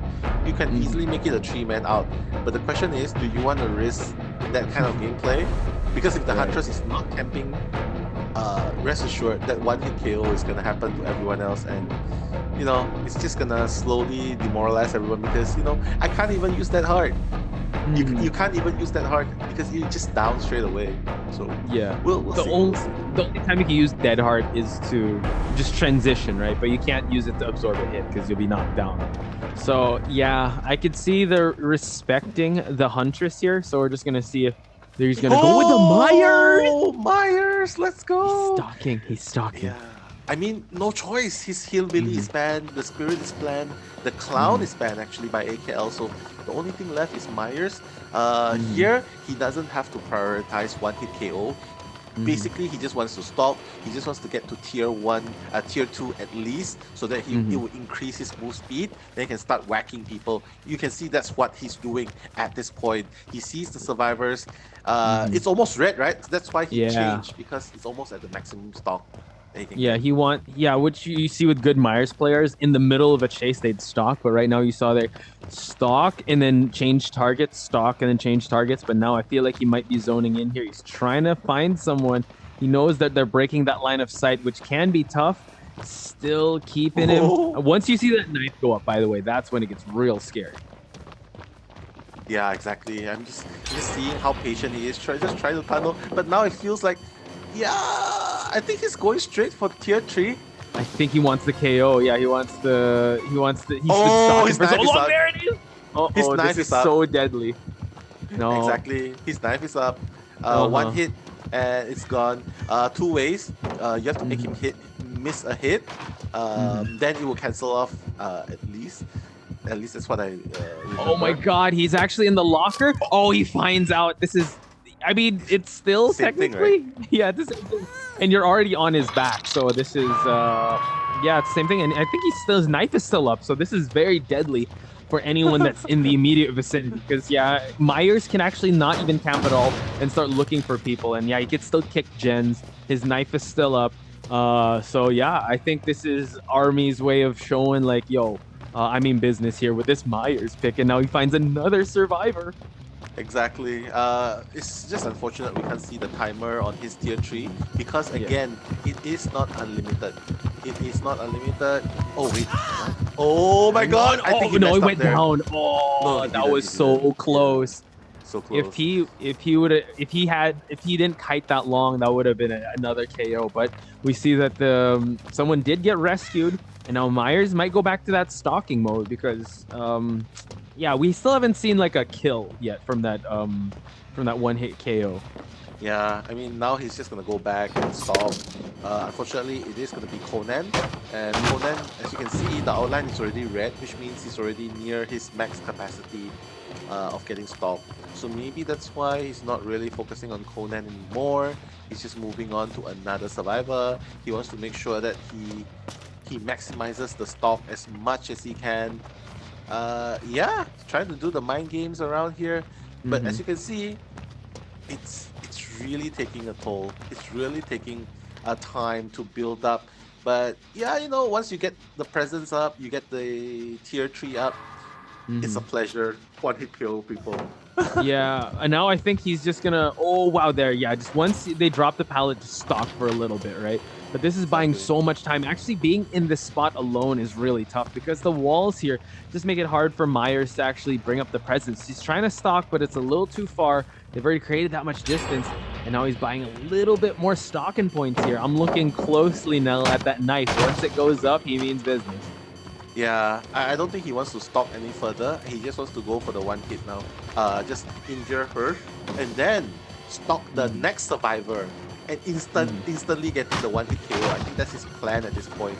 Mhm. Um, but if you're just gonna do a foot race, well, rest assured, survivors are gonna have a better time looping you because you're just basically just a walking normal hitting killer at this point. What? Oh! God, and then just I don't know if yeah, just goes into the locker, but now you get into the hook. So I'm not sure if you want to bait out a hit and continue the chase, or maybe he just wants to limit the stalking abilities. But now we do see everyone is exposed now from the Wow. perk that's okay. Now it's up. It's up. It's up indeed. Maybe there's some unknown ability that's not known to us. No, no, Maybe no. It's because his thing's up already. The knife is up. no, no. I mean, like, the reason why they don't want to get stabbed, they just Mm. want to Oh. be found in the Uh-huh. locker. I think the more he gets stabbed, I think it refreshes his tier 3. Is maybe? Probably. I think that's why they don't want to be stabbed, and maybe he could actually go for just a kill. So that's why they don't want to go for it. So I mean, this is the strategy they're going for, and it seems like it's a tough strategy because yeah, you're giving up Hook already. Now we see that Duke did get saved. Conan is the only one that is left. One gen is remaining, and the tier 3 is done. Oh, someone's coming to rescue. Yeah, I could make that happen. Just have to keep stalking again, build up the presence. You can see how long it takes Mhm. for Myers to set up. Probably that's why it's not as much Mhm. use as you'd hope it to be. But Mhm. still, it's a nice surprise to see. But Mhm. unfortunately, last gen is very, very close to completion now, Posh. Yeah, this is a tough one to go for since yes, Conan is the best possible person to go for, but now we see that it is Benz, I believe, that is inside the Oh, locker and he's they not even power tier up the exit 3. gate. Hmm. Yeah, but he's not even tier 3. That's the thing. And but fortunately, Benz is only on his first hook, Hmm. and they could make it happen. They could just go for the 3-man escape. And then it's already a very powerful result because Hmm. now the killer just needs to just get a draw and they win. True. And now we see someone is here trying to stalk. Oh my Oh, god, he's got the KO up. oh, and the dead heart. Dead hard Was it the dead heart? to the locker. Oh my god! Everyone's in the locker. What Hmm. is going on? Hmm. Because today is a locker day for Myers. Reminded to change his clothes, I think. Yeah, exactly. Like, hey, check out the thing in the locker. I guess it's a strategy that they're going for, unless it's more of like cheeky plans. But now, the stock. I mean, the tier 3 is still up, so there's still. Oh my Oh! god, Meg out in the open here, just goes inside the locker. Couldn't get the hit, but then allows her to get caught in the locker. Wow. And now we have someone. Is someone rescuing Duke? Is that's he's already on skill checks. Ah, he's ready. Someone rescued. Hmm. Um, that's the thing as well. Oh my god, this is so. This is so annoying to watch because everything has resulted in Ooh, locker. yes. Sorry, everything's just locker hits so far. Mhm. True, and now we're going for a regular Oh, one. he Tried missed. to go for a lunge, but that could have been the death of one of the survivors here. But still, trying to go for a long range hit. Dead Hard might be still available, but no. downs Benz, and Benz is on second hook. Exegate is already open. I'm not sure how they're gonna play this one out. Probably waiting for the decisive strike to wear off. Yeah, I think that's the plan. 60 Mm-hmm. seconds, right? So Mm-hmm. I guess when you play DBD, you have to, and you're playing killer, you have to have your alarm clock by the side. Set All the right, down to timer. survivor. Time it. Time it on me. 60 seconds. 60 seconds. And Meg, you can see Meg is around playing, Mm-hmm. trying to play. I just hope it doesn't come back to bite them because this is a clear win for AKL. 3-man escape. Let's hope Mm-hmm. they don't make it into a draw. I don't know. That could happen if they get spotted out in the open and you get the tier 3 up. Just simply just waiting it out because yeah, this is a checkmate situation that he can probably go for. And now yeah, no more decisive strike that allows Meg to transition to go for the rescue, unless they just want to just go for the escape here, which I feel like is the conservative way of playing this one out. But he's trying to stalk. He's trying to look for someone. He sees someone coming in. Yeah, I can see that. There it is.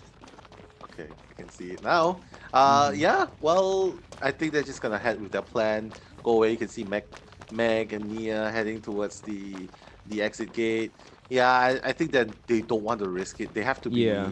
They have to Mhm. strategize. They just need to get 3 men out. They win. Mm-hmm. And there's no shame in that because the way they played that, they knew there was a little locker room tech there that we still have to shine light on, but they played that very well. They were breaking line of sight. Once the KO was up, they'd rather just go inside the locker and not tempt fate there with the exposed status and just get on the hook. So I think they knew how to play Myers. I mean, I know we were pining for a Myers match, but I think now it's safe to say that these teams know how to counter and hard counter Myers for them to get Exactly. the 3-person escape. Yeah. As you can see just now, Myers, at the end of the day, he is still a normal hitting killer. He just walks. He's just a walk and beat killer, which makes him really not that high of a tier. You can see like how many hits did he do? 2 hits. all hits. the locker seven, All 2 the hits, 7 lockers. knockdowns. Right? How did that happen? How does that happen indeed? But yeah, again, you have a very powerful weapon, but you can't do anything if you don't hit anything with it. So same, it's just like an example I got from World of Boxing. You hit so hard, but if you can't hit anything, it's equal to nothing. And unfortunately, this is the case for Army with Myers. Yeah, it was the tools were there, but they really had an amazing strategy to go counter it. I think it was really not just it wasn't the perks that were on display. I mean, we did see that the decisive strike was respected. It was more of just the fundamentals of just breaking line of sight, knowing where Myers was at when he was stalking, and keeping him at bay for the longest time, and just jumping into the locker also just to buy a little more time, not to prolong the chase. Exactly. But you know what? We're still very delighted to see Myers in the game. But well, we're hoping for more surprises. And guess what? We are heading into a short break, so don't go anywhere, guys, because more action in Dead by Daylight mobile tournaments by top clans and NetEase after this.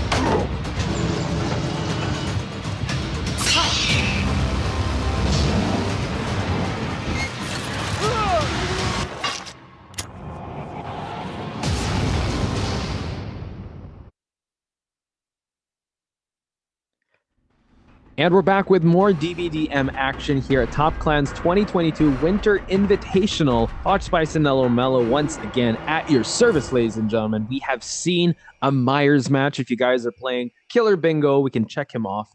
Didn't work out quite well. At the end of the day, he is just a regular killer unless he's in that stock, tier 3 stock. So I'm a little hurt because I really love to see Myers. So I wouldn't be surprised if we don't see him that much anymore. So big shout outs to Army for bringing him out. But what were your thoughts on that match, no? He's actually a very fun considering how exciting his face looks. Despite how exciting his face looks, he's actually a very fun killer to play. Definitely a very good pop killer. But unfortunately, like in every other tournaments, pop and rank and tournaments, all these killers will fall under certain tiers. And unfortunately, Myers, despite being fun, he doesn't make it. Because of how aggressive the generator repairs are going on the side of the survivors. Not to mention, you saw for yourself firsthand how Myers, the killer, respected the perk of the survivors, that he let the survivor on the floor for a full minute.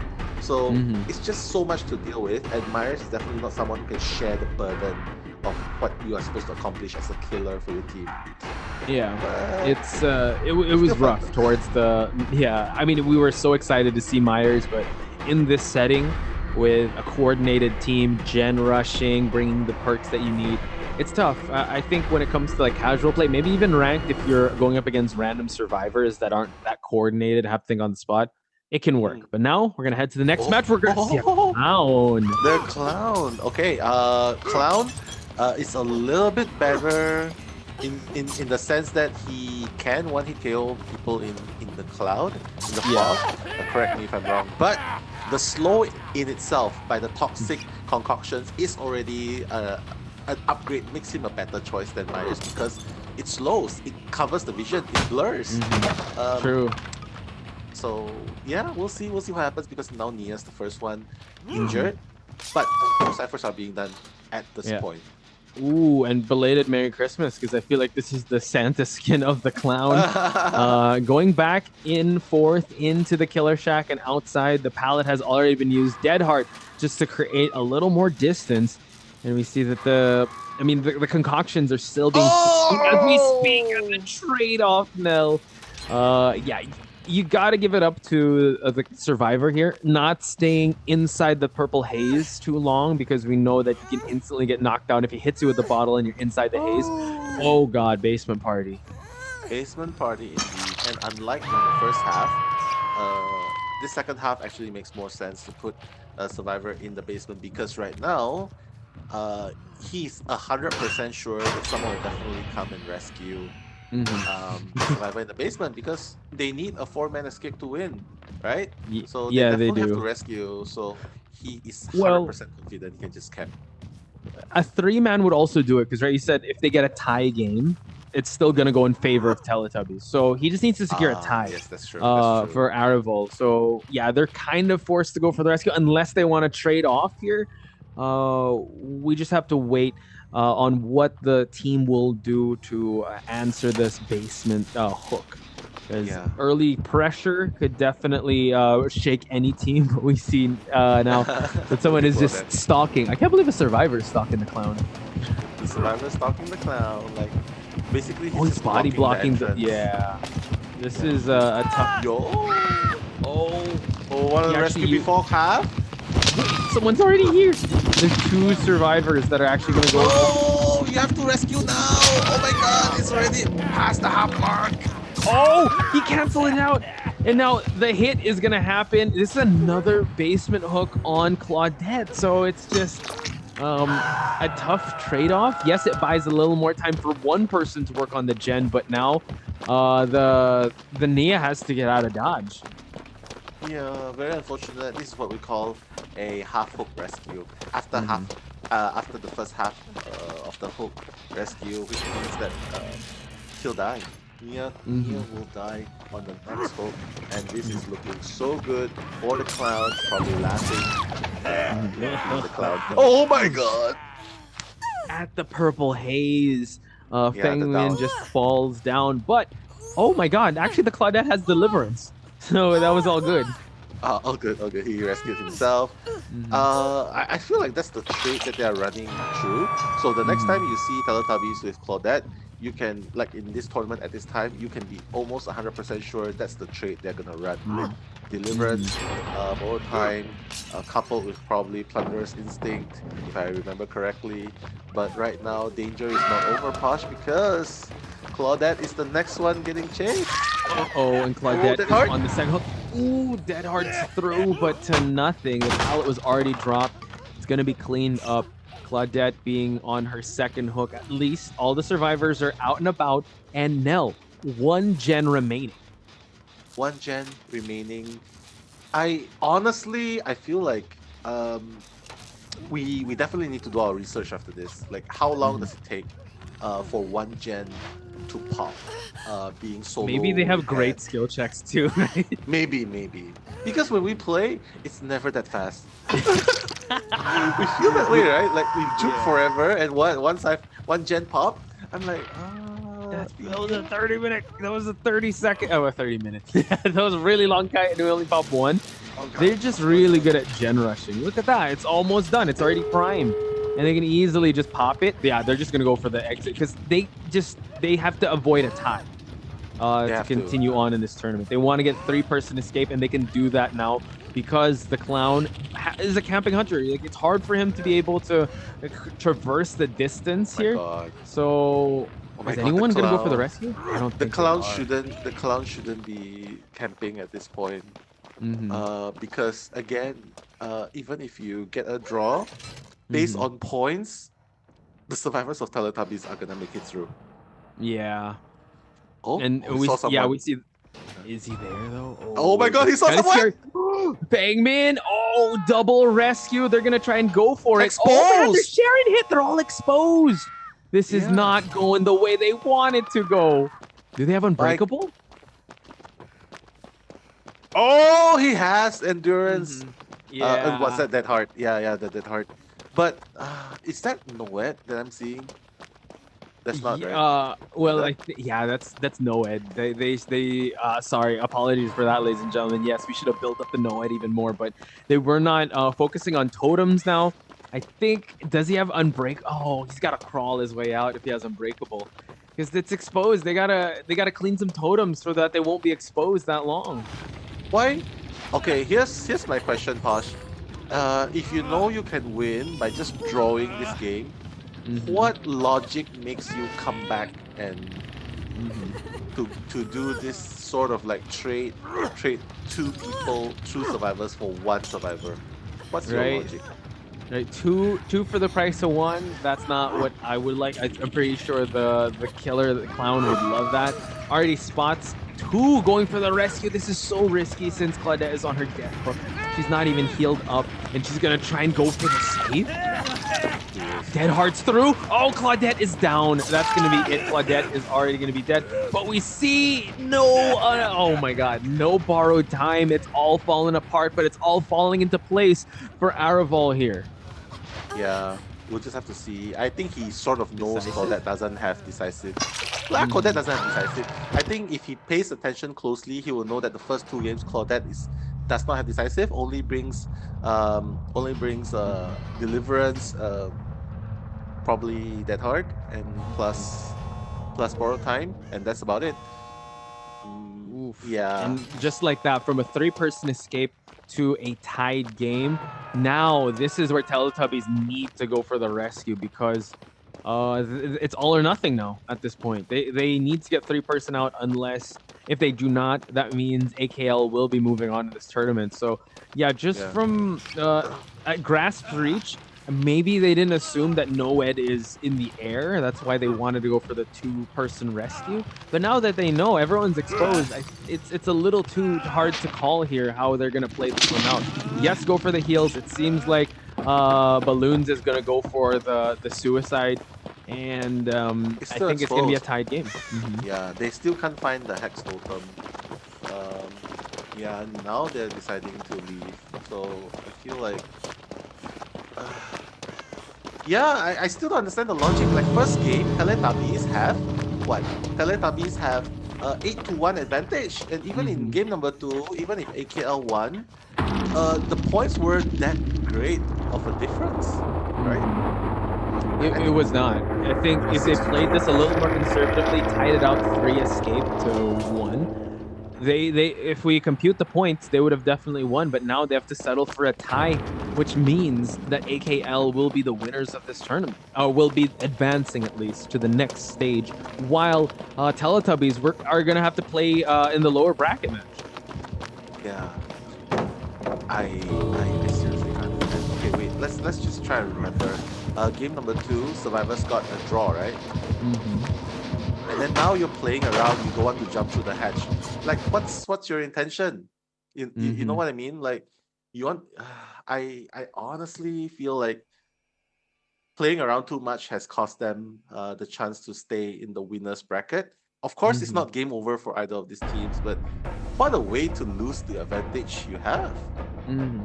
I agree. I think they wanted to go a little flashy instead of playing it kind of conservatively. Yes, in community tournaments, that's good. However, in top clans, there's a $10,000 prize pool that could be distributed. So you obviously want to stay in the upper bracket for as long as you can. AKL esports, congratulations. I think they are the ones that have that priority straight, and they know what's at stake. They know their win conditions, that they'd gladly play conservative. Teletubbies have that style, I guess, like especially the survivors in this matchup alone, that yeah, they wanted to risk it all for a even more decisive game, which at the end, you play with fire, you get burned. Exactly. Just let's just jog our memories. Game number two, it was two survivors escape, right? Over the Huntress. So AKL had 2-2. And then the The nurse, nurse, the 3-1. nurse 3-1. So ultimately it was still what? It was still 6-3? Was it 5-3? 3-5. It Yeah, was 5-3. yeah, but we're going to go with round wins, right? So round one goes to Teletubbies, round two goes to AKL. But here, Now round since three goes to yeah, round three goes to AKL. So AKL, congratulations, definitely moving on. Again, it was a 3-person escape to a 2-person escape. If we tied it up and round three goes to a draw, we'd compute the points. And Teletubbies set a furious pace at the start with that spirit match, getting 5 points. So at the end, I don't know if it was miscalculation on their end or maybe an overextension of their game plan, but that's the way it goes. I think they wanted to go big or go home. Unfortunately for them, they will be going to the lower bracket. AKL, congratulations, they're moving on. They're moving on. Well, if they wanna, if that's how they wanna play, well, I guess.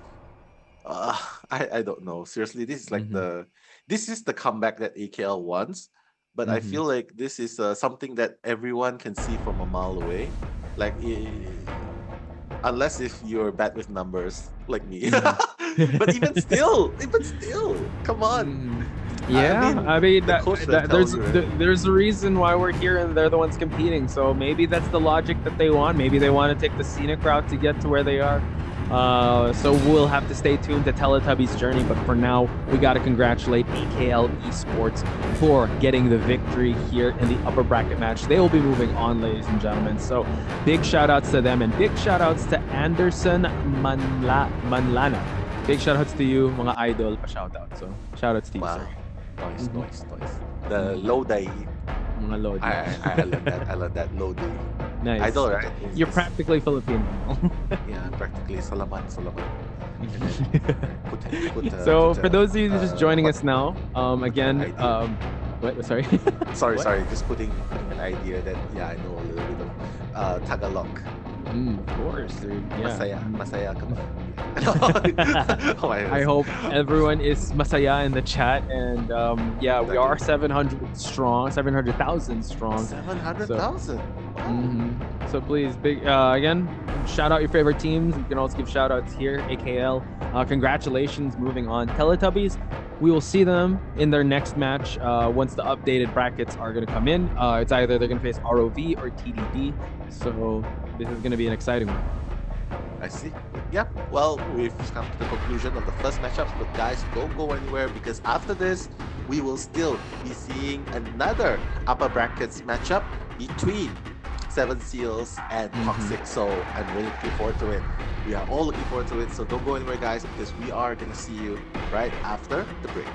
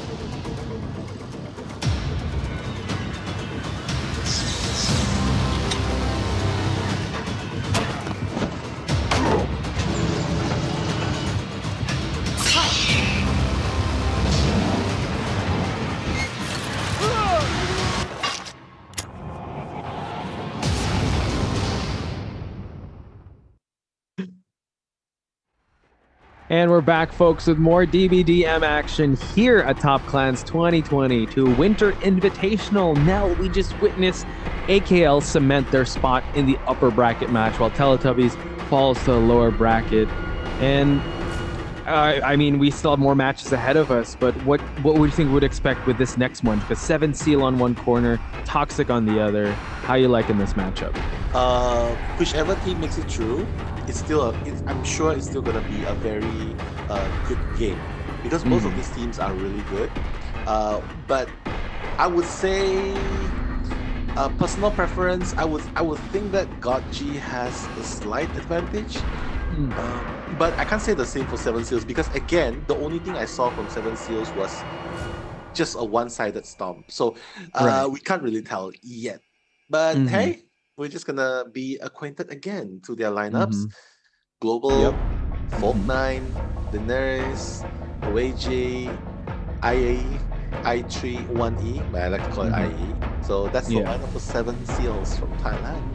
Yeah, and also some love in the chat for 7 Seals. I believe someone in the chat is 7S global #1. So I'm excited to see also the 7 Seals go rampant here, but they have to go up against Team Toxic. Guys, if you haven't known, yesterday they made their upper bracket debut, against Team TDD. We know Alex, Benz, Joker, Gotchi, like you mentioned, one of the killers that you have to worry about. It's exciting to see how they're gonna give 7 Seals a hard time here, because 7 Seals have yet to kind of face adversity coming into this upper bracket match. So once again, that was them in a nutshell, ladies and gentlemen. Team Toxic, Gotchi out. I'm just trying to get the name of the translation here real quick. There it is. All right, it's Tuasap. Tuasap, I see. Well, very, very nice info that we have going on right here. But yeah, like what we were saying earlier on, the team that wins will advance further on in the winners bracket. And it's just unfortunate the team that loses will be sent to the lower brackets. They have to play an extra match. I don't know how I feel about it, but it's really tiring. Yeah, maybe that's what Teletubbies is aiming for. Yeah, the longer journey, right? They want to go down to the lower bracket, play more matches. Because yes, this is a double elimination tournament, but at the grand finals, if you make it there, you have to play more matches. But then the grand finals, it's a best of 5 now. So I don't know. Maybe Teletubbies want to put in more hours. They want to rake in more hours, more XP. Who knows? We'll find out. More XP. Nice. Grinding out the accounts, right? Getting the iridescent shards. But for now, we're going back to Cold Tower and I3IE, or IE, like you said, brought out the Nurse, brought out the Billy. Again, we don't know much about 7 Seals since we only saw their match in the qualifiers. That was one, and then their match with NM where they outclassed and showed really their levels to this game. But now Team Toxic, I can say with great certainty that they can rise above that level of competition, give them a tough time, because I can see this go also the full 3. Exactly. If it's a full 3, that means the teams must be fighting neck and neck. But here, we're gonna see that Toxic will be playing as survivors first. So I3IE gonna spot the Nurse straight away.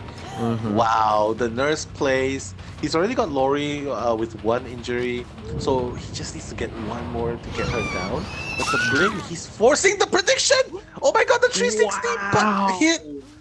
Wow. Beautiful management of that 360, and this I3IE is the gold standard for nurses in this tournament, because yes, we've seen nurses come from NM, even from team Teletubbies, but this one, ladies and gentlemen, is the one that made the most impact, since in the qualifiers, standard 3-point game with this Nurse, got even a 5-point game with NM, and now it's being put to the test up against Toxic survivors. Exactly. Wow, look at the discipline of Meg Thomas. She ran away, but the Nurse come back. Yeah. The Yomi going on. Hey, there it is. Hey. And nice. wow, what's the balance scale, by the way? The balance scale. I'll check that out while the action continues, because the Joker eating that hit, but Tuasap did get saved. So this is where the nurse really needs to continue on the pressure, right? Yes, she's a single hit hunter, but her mobility is just insane. Mind games as well. Still has one more blink, but no, gets exhausted in time for the chase to continue. Oh, just missing slightly. I think he was trying to go for the mind game in case the Fengmin tries to double back and, walk through the window. But didn't happen, so Fengmin's gonna live to fight another day. Oh Ooh. my god, Benz! Oh, Ben's fallen down. That scale is make your choice. It's a pig perk. Each time a survivor is rescued on a hook, when 32 meters away, the rescuer screams and suffers from exposed status. For 60 now. seconds, right? Yeah. Oh my god, no wonder it looks so familiar. You Yeah, make you your just got the choice. pig, right?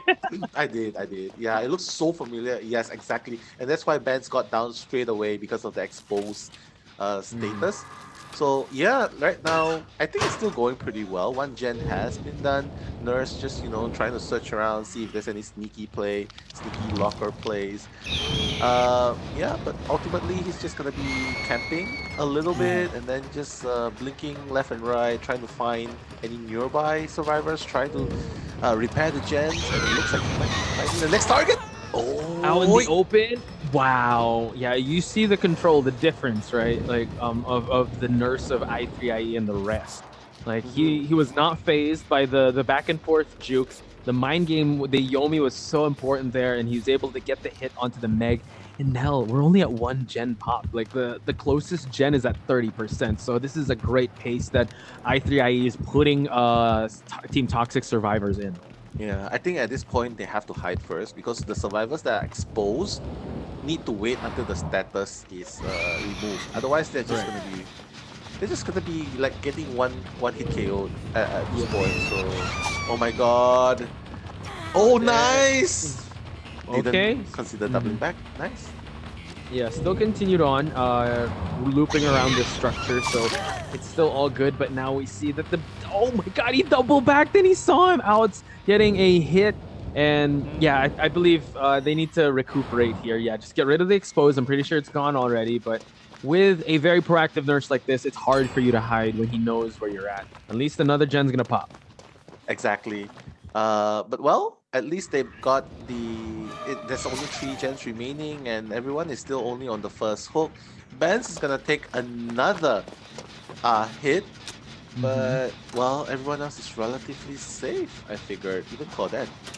Yeah, they're doing a great job, like recovering their resources, like healing up, making sure they're not in a tough spot. And now I think the gen progress is going back to normalcy and how they want to play it out. There's a totem there, by the way. No, we never see totems, and we see it here. And wow, we cut to Benz's camera. Benz has fallen down. Yeah. Well, we were commentating on the exhausted. We can obviously see the label on the bottom left just now, exhausted. Obviously, the dead heart did not make it. So I assume it's a similar situation. Dead heart, the killer waited it out, and boom, the hit goes. But already on to the next target, Posh. Very, very proactive nurse. Oh my god, Laurie's next. Oh my god, fortunately. Oof. And now we see that, yeah, he's trying to find the most possible target, which is, oh wow, through the pallet too. Do not want to take that trade-off as a survivor. And now Benz, he's already on skill check mode. They're going to have to make a choice and go for the rescue, but that would leave them exposed.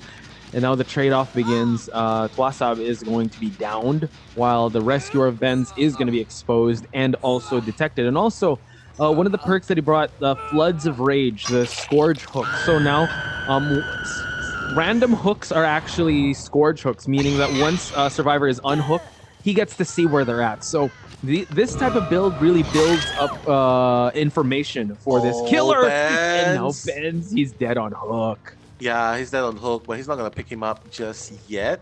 Probably just going to try and find another survivor. But the survivor teams are doing really well so far. Like we saw 4 gens remaining a moment ago, but suddenly in the blink of an eye, 4 gens have been done. And actually 2 gens are already past the halfway, at least around the halfway mark. So I think Benz, I don't think he has Unbreakable. Oh wait, he might does? Have. Wow, he was able to get up. And now we see, but Twasab is actually on his last skill checks here. So let's see. Oh, gets the rescue. Beautiful stuff. And Note that one gen remaining, not at the 90% mark. Also, no way out. Oh my goodness, gets the hit. At least he wasn't exposed. At least he wasn't exposed, yes. You can see how well Toxic is playing against the nurse. Mhm. Everyone's injured, yes, but the Meg, oh my god, are they really gonna try and rush this? That's Because, how they oh my rush the god, three gen. of Thor, them! prove thyself. Let's go.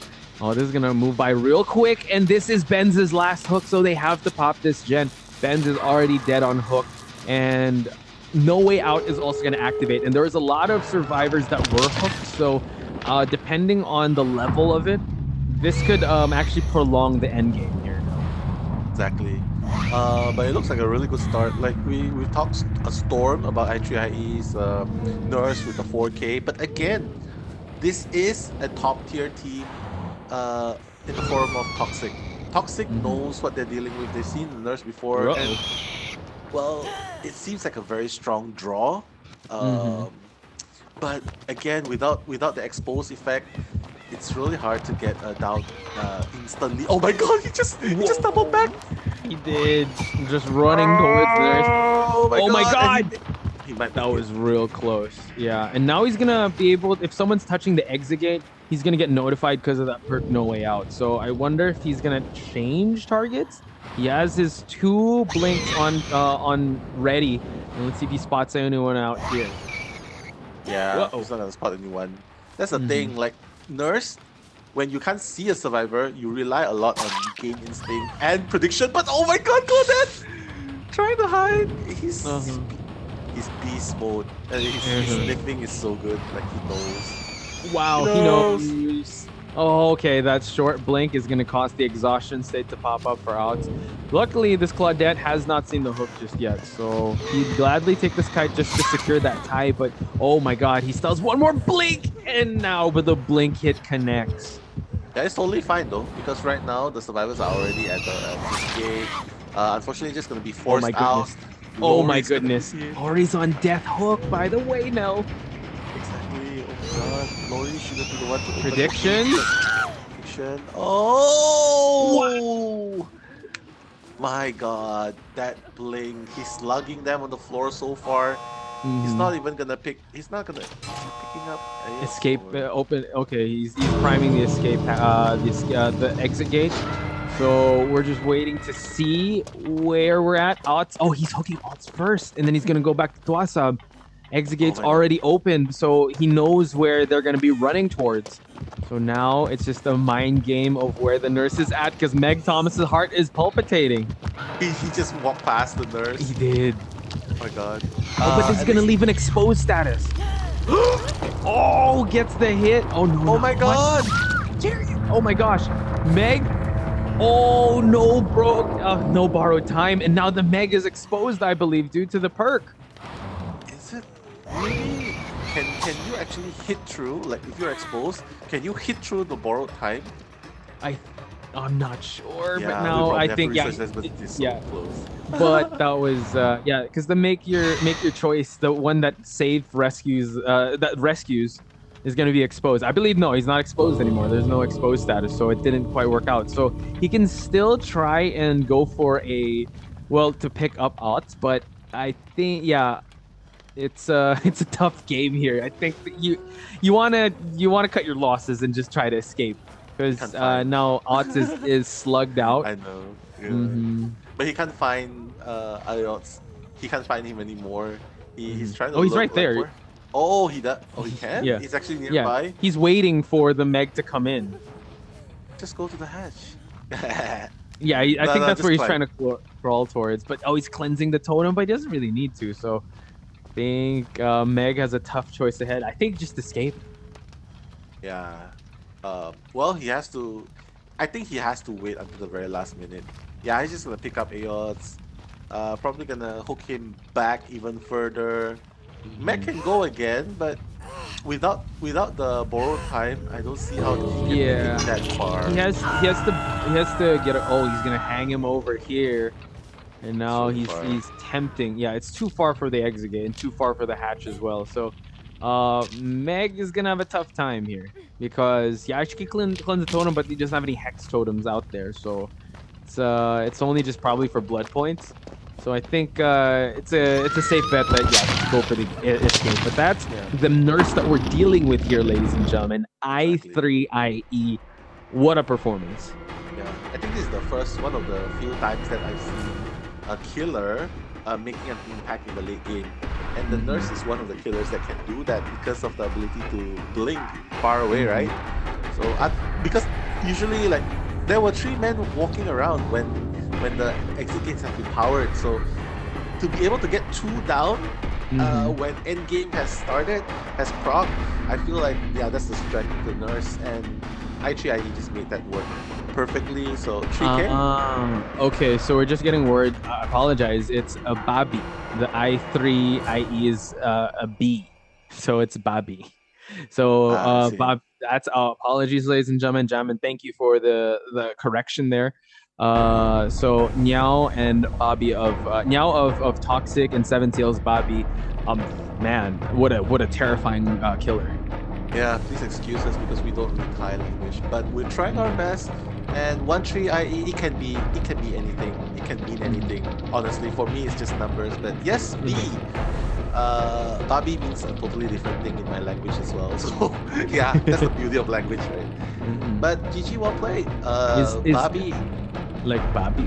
Yeah. So Babi. again, thank you, Jamin, for the correction there. I mean, just seeing those numbers is terrifying alone on the nurse. So Seven Seals doing an amazing job. Seven Seals Hunter, Seven Seals Killer, to be correct, and getting a 3-point game. I think that's a great way to start off the match. With a nurse that definitely would Exactly. prop up a respect band on the nurse, leaving a Billy open. So we've seen how well Bobby is with the Billy. Yeah. Well, B definitely. Yeah, I'm just gonna call it B in case some B. other languages comes up. But yeah, B Mm-hmm. is definitely Oh, it's B? a Okay. proficient Mm-hmm. nurse. Yeah, Mm-hmm. well, it can mean babe as well, baby, right? Baby B. So Mm-hmm. yeah, I mean, it can mean anything. But GG well played. Despite everything that happened in the early games until the end, still getting a 3K is really really good.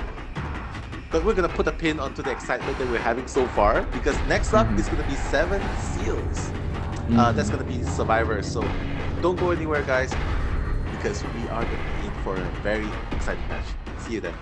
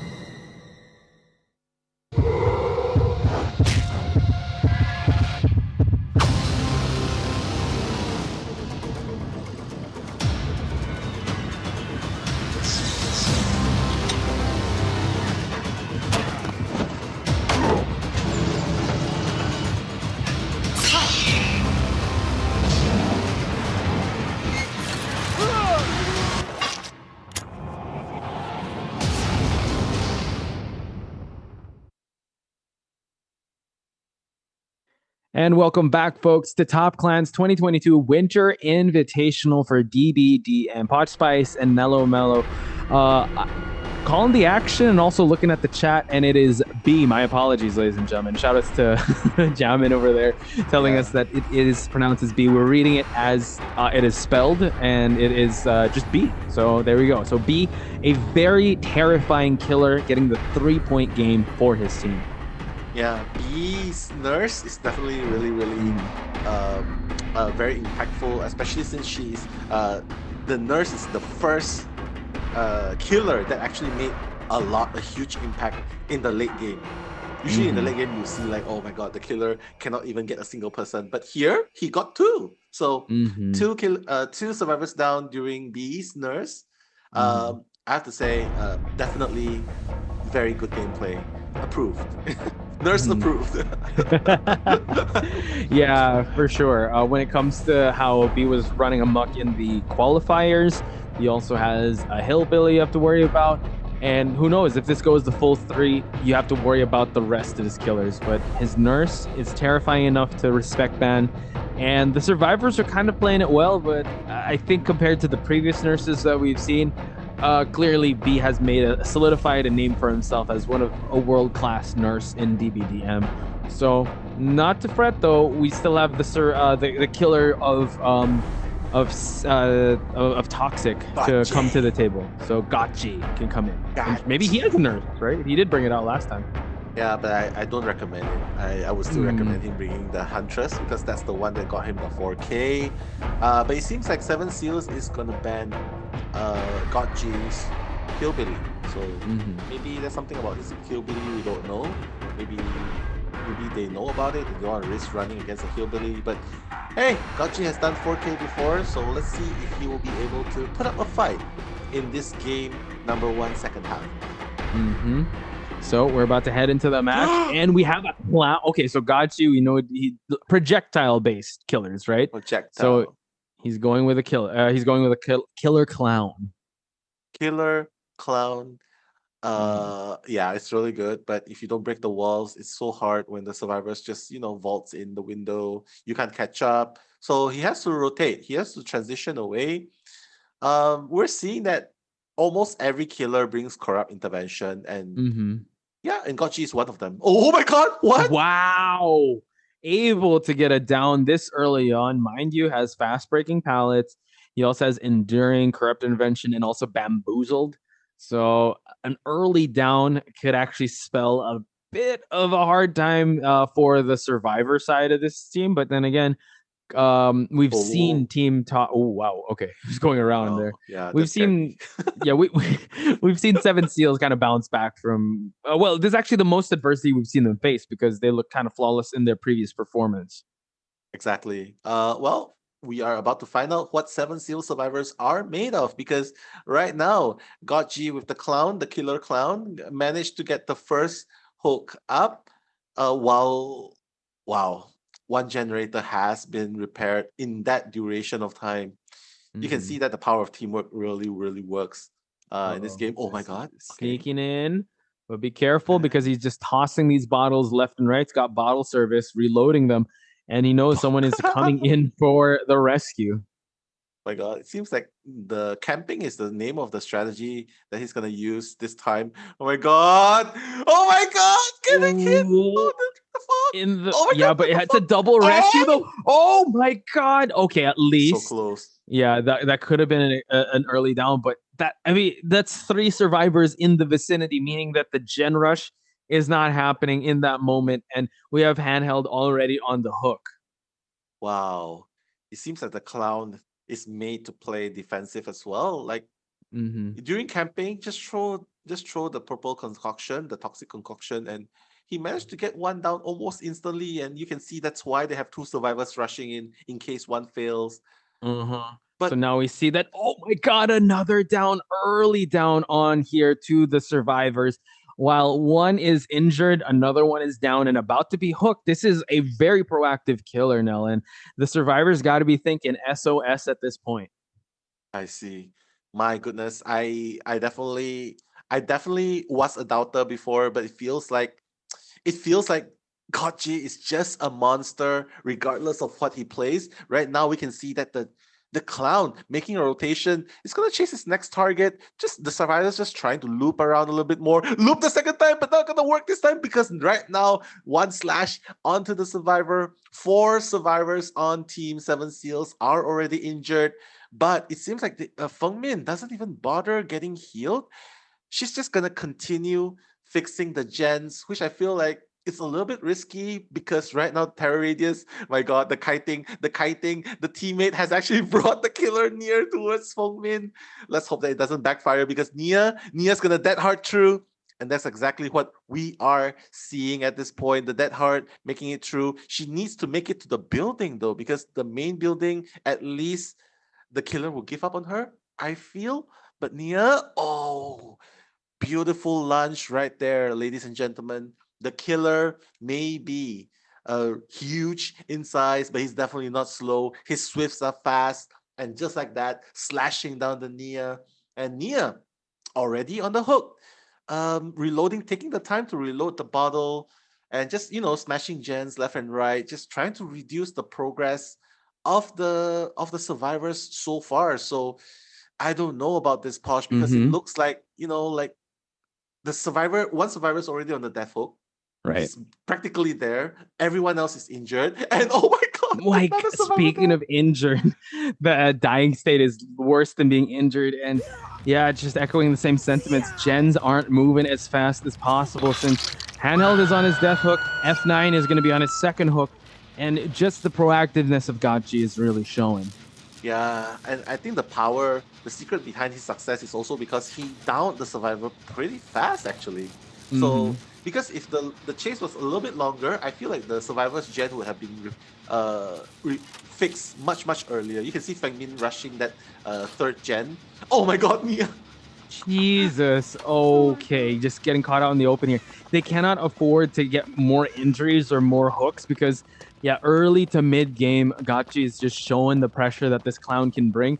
And now just dropping the pallet just for him to be able to create that distance. But so far, it seems like if Gachi keeps up this pace, it could be a very decisive victory. One is at 99, one gen is at 99, the other one is at 80%. So we still can't call it a game yet since the survivors can pull something off here.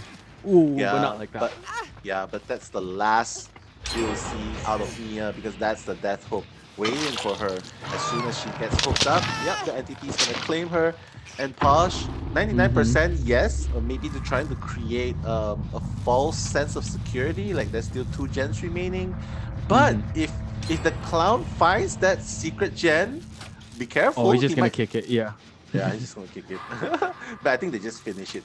They just completed it. They don't want to risk it. So here's the thing. Um, he needs a 3K, right, to get it a Yes. draw.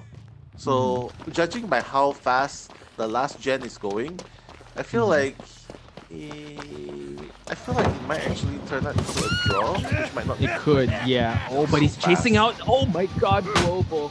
And now Global on the second hook. My goodness, this thing's scary. And we see that he's kicking the last gen, so that's going to regress heavily back. Oh my gosh. It's regressing now from 65, going down slowly. So let's see. They're going to have to push for another gen or go for the rescue. But at this point, Gachi's camping is just so on point. The game knowledge, the game logic that he has is so good. He just knows the last cipher, the last gen being repaired. Unfortunately, the survivor is also like just one slash away. The moment you camp that area, you have to start a new gen, and that's exactly what the clown wants to see because you can't do anything. He hits him through the window. F9 now injured.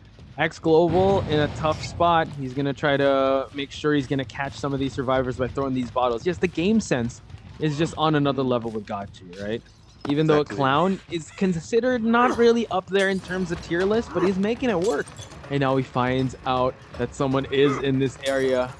It is the Claudette, I believe. Oh my god, look at the Vikings! Oh, wow. Look at the...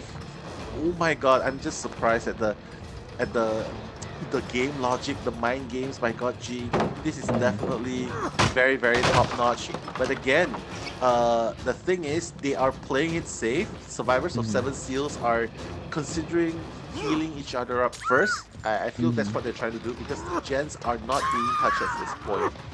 They realize they have to play the long game, but Claudette Mhm. is gonna go. What the hatch? Whoa, they opened up the hatch. They're going for a hatch play here, Nell. Able to get the key. So now Wow! Claudette might be the sacrificial one, but she's making a mad No, dash for she's the hatch. going. Yes, and if Gotchi doesn't get to to her in time, I don't think oh she has my god, bottles anymore. she This guy, has oh, that damn, heart. right through. Oh, wow. This is going to be a three-person escape, Nell. How Beautiful did play. how did that happen? That was How did we incredible. forget? How did we Mhm. forget about the hatch?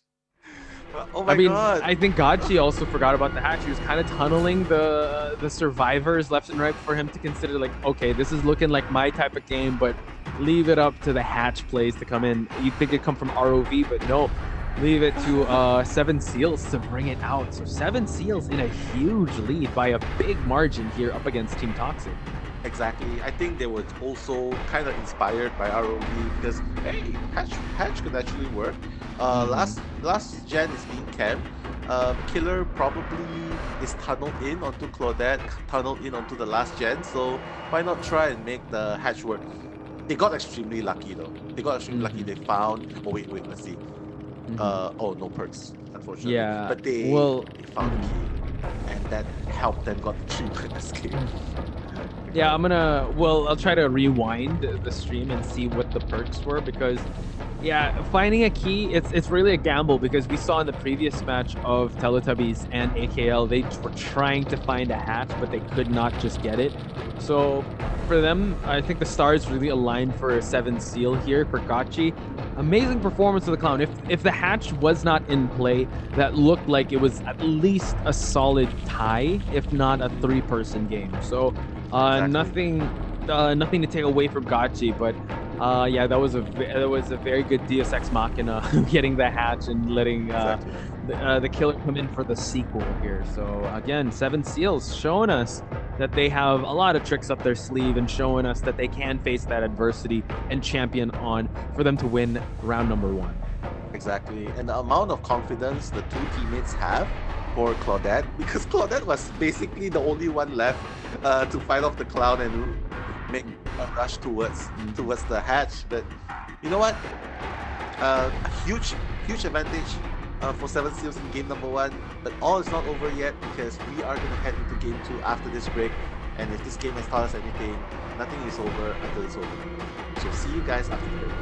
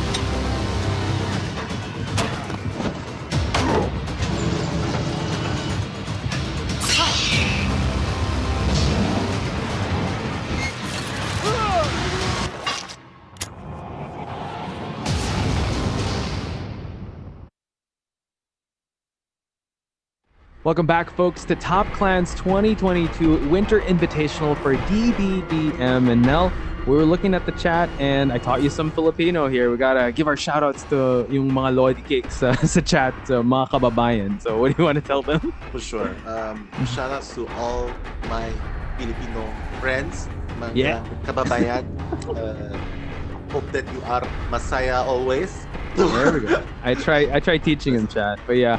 Just want to give a quick shout outs to Ann07. We also have Sky Morel and John Metawin. I mean, DBD MPH is kind of popping off, so hopefully, who knows? Because more representation per region. Again, this is one of the biggest and the first ever grassroots tournaments for DBDM. So keep, producing those tournaments. Let your voices be heard. I'm sure NetEase, Top Clans are taking notice, and who knows? We could be on this stage. So big shout outs to you guys. Me and Nell are just gracious enough and blessed enough to be in this position to learn the game with you guys also. So also, support your favorite teams and let us know also like certain metas that are at play here, because again, me and Nell love this game so much. We want to keep learning it.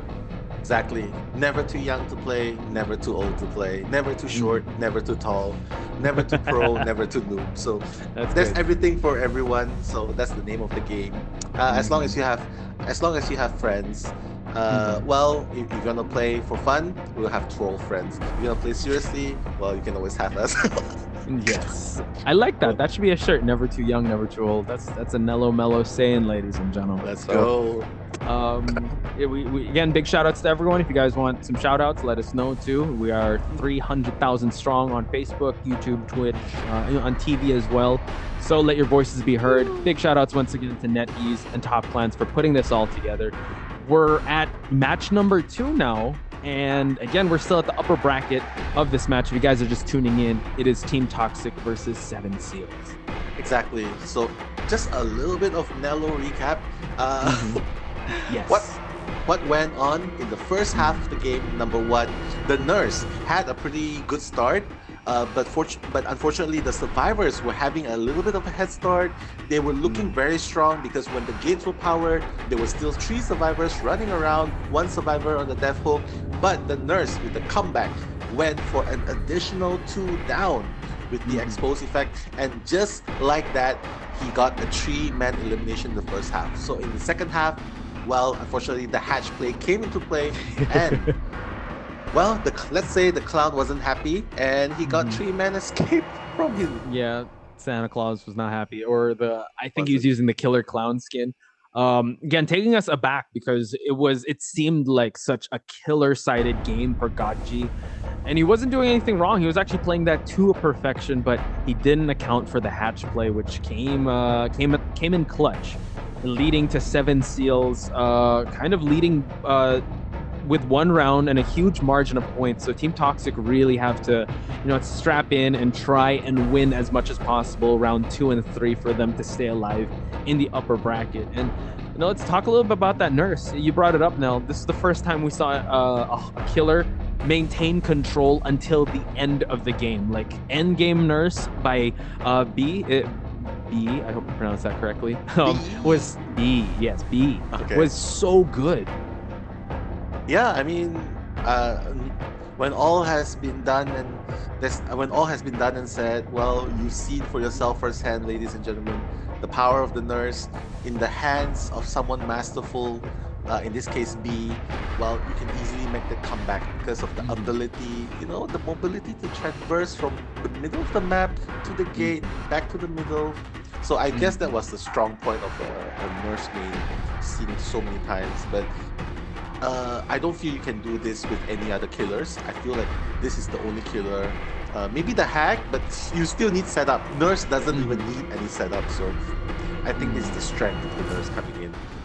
Yeah, and we've seen how the setup-based killers don't necessarily work out well. Even the shocking-based killers didn't work out well. I think the Nurse in the very capable hands of B was so good that it deserves a respect ban on the side of Team Toxic. So leaving open a Billy to come out, and we're going to Wrecker's Yard. Yeah, I mean, well, in best of 2, you get 2 bans. So take away the Nurse, take away the Billy. I think Toxic is safe. But We do not know if B has a third killer. Mm. That's actually really really scary. Mm-hmm. But it couldn't probably be as mobile as the nurse. Mm-hmm. Um, so yeah, I guess Toxic made a really good choice because they banned both these killers, Hillybilly and Mm-hmm. the nurse. So in your opinion, like in this Wrecker's Yard, what killers would you like to see? You're not Like gonna like my choice. You're not gonna like my choice. It's gonna be Spirit. what? Ah no, I'm thinking no. if it's gonna have the same rushdown style that B wants, it's Spirit. And I don't know. That's Spirit off the top King. of my head. And I wouldn't be surprised if he has a Spirit since he's part of the Thai region and they're so strong with that. We're just gonna have to find out. No, Oh, Oni, how could I forget? Onizuka. Okay, actually, that's a Mhm. different character. But Oni, my God, yeah, maybe he's just trying to get that first slash going on first before absorbing the blood.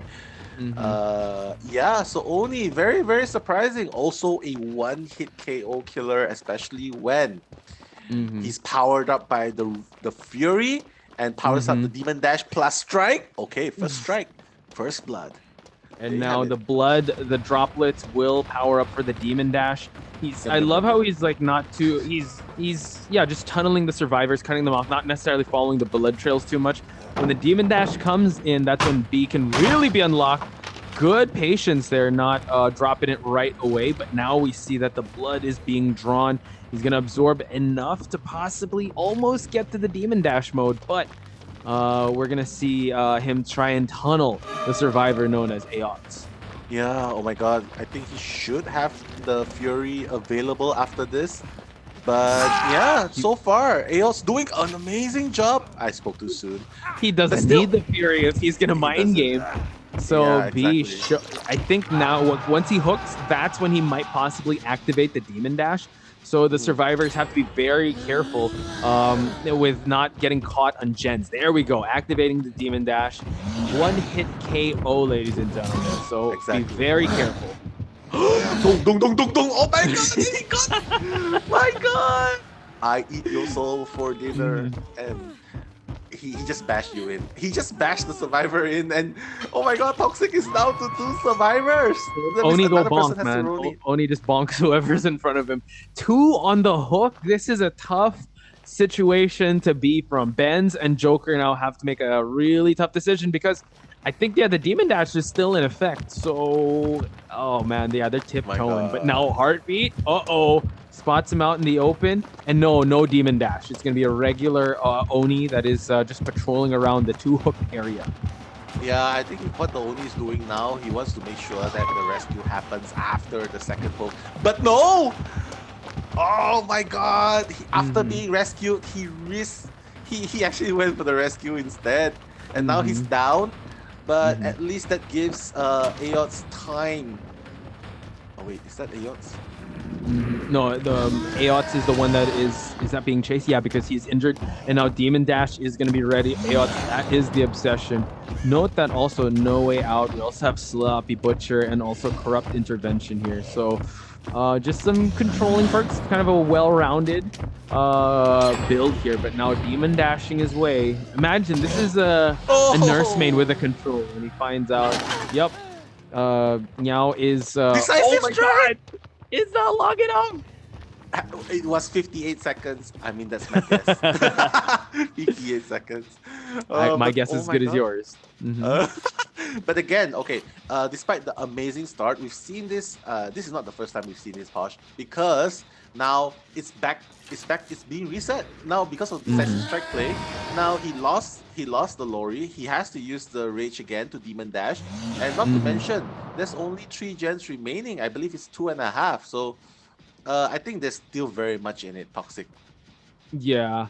The way, I mean, it was a good start, but the fact that, hiding, knowing when to not touch gens when Demon Dash is activated, healing up, it was a good response to the pace that he was putting in. Again, it's not like a nurse. Like, yes, mobility is there, but he's not catching them off guard. And the mobility, yes, while it is good and he's running around the map, it's not as tricky as the nurse. So it's a lot. Oh! You play with the fire, you get burned by the fire. But Jeez. doesn't matter because Aeon is already like injured state, right? So even if you get, that's worth the risk, I would say. And mind you, that was actually, I mean, it does put him on the hook. It doesn't give him that much blood, but there's blood now that is spilling from around the area and on the hook area. So they are kind of powering up this Oni, which is, it's not the best situation to be in right now. But you know what? They have 3 other survivors to go, and considering that there were 2 hooked survivors at the same time, it's still a salvageable situation for Team Toxic. Exactly. Because again, at the end of the game, it is still 4 survivors against 1 killer. B is trying to see what he can, the Oni can do. He's basically just camping at this point. Yeah. I mean, I'm not surprised if they're just gonna let Ayots hang until the very last minute. Oh my God, Lori's coming in! Ah! Oh, he got him! Oh no, not quite, not quite. Okay, I thought he got him. The body block! Okay. The body block!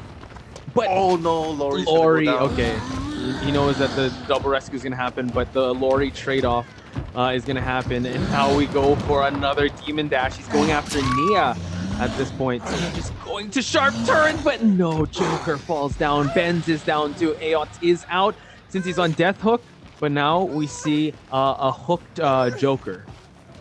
Yeah. Do you know like because of the oh my God, is he just gonna hit? No, I don't think he's gonna hit while he's hooking, because again, when you hit someone while you're carrying a survivor, it just stops you on the track. So that's a very high risk that another survivor can just, the survivor on the back can wiggle out. So that's something you want to avoid, especially when you're starting out killer. Yeah. Ayots, yeah, needs to be very careful because he is one that. Oh, yeah, I thought he was actually gonna go tunnel Ayots, but it seems like he's gonna demon dash his way there. So he's just Benz is already healed up. We're gonna check out the movement of this gen over at the shack area, and oh God, he's just tempting fate there. Yeah, turning is a little tough for the Oni. So now he's just gonna try to make a mad dash, not quite because he keeps on turning. But oh my God, right in front! That was close. That was very close. You see how patiently B is playing with the demon dash. Oh my God, the second time, got it. Second time's the charm, I guess, in this game. So yeah, he's just gonna slug. Oh my goodness! Another one! Lori! Oh, Benz falls down. But again, Lori has not seen the hook just yet, so I think it's fine just to hook them. Again, that's the name of the game for the killer. He wants to change the objectives of these survivors. He wants them to heal up. He wants them to go for the hooks and not touch gens, since we're only at 2 gens remaining. And now Ayots is picking up one of his fellow survivors here, kicking the gens respectfully. So it's good calls from both sides so far, since we're still stuck at 2 gens. I'm really surprised that Team Toxic could still manage to get it down to like the last 2 gens, and not to mention the 2 gens have progressed. Ayots going for a dead heart through the pallet, buying him a little more time. Ayots is on death hook now, so he cannot afford to fall here. And now I think this is the time where they have to realize maybe go for a hatch play. I don't know. Okay, break the pallet. Maybe go up the tractor. Go up the tractor. He's waiting. Okay. No, he's not going up the tractor. Okay, yeah, it's a pretty dangerous place because once you vault, you're gonna be staggered. But this is such an open area, Posh. I think he's just gonna die in 1 slash. I think the objective now is just to bring him as far away as possible from the other survivors. And as he's doing that, he's doing that, the last gen is about to be completed. Only Joker is the one that is injured. Ayots on death hook. Let's see if the demon dash will be activated, since that was a lot of blood he was able to get. So this could actually be a tied game. And now we see the demon is loose. The demon is loose indeed, dashing around. You know, I mean, that's one thing when your parents are beating you up, chasing you through a ton, but this is totally different, right? Like, who are you? This is your grandparents. This is your grandparents looking at your report card. The Oni, watch out, Nia! Oh my God, Joker falling down here. Decides to just go for the hook. Yes, very conservative play here by B. Yeah, like, who are you? You're not my puppy. Why are you beating me with a rod? And, but He's your he doesn't grandpappy, care. that's why. Yeah, that's the grandpuppy. Yeah. Mhm. But B doing an amazing job making sure that at least Oh, the Oni secures a 2K. But mhm. the survivors are gonna try something cheeky! Oh my god, something Cheeky. cheeky! Oh, wow. Just look at the corner there. And now, okay, he's going to try to make a mad dash for the gate while Joker expires. Lori jumping through. Oh, no, he decides to watch and monitor. Is anyone here? Not quite. No blood pools just yet. So, yeah, I admire what B's doing here. He's not... He wants to secure a kill first. Yo! Oh, my God, no! How? You Uh-oh. know... Oh my god, Oni is obviously a very angry puppy Oh, at this no! moment. that hurt!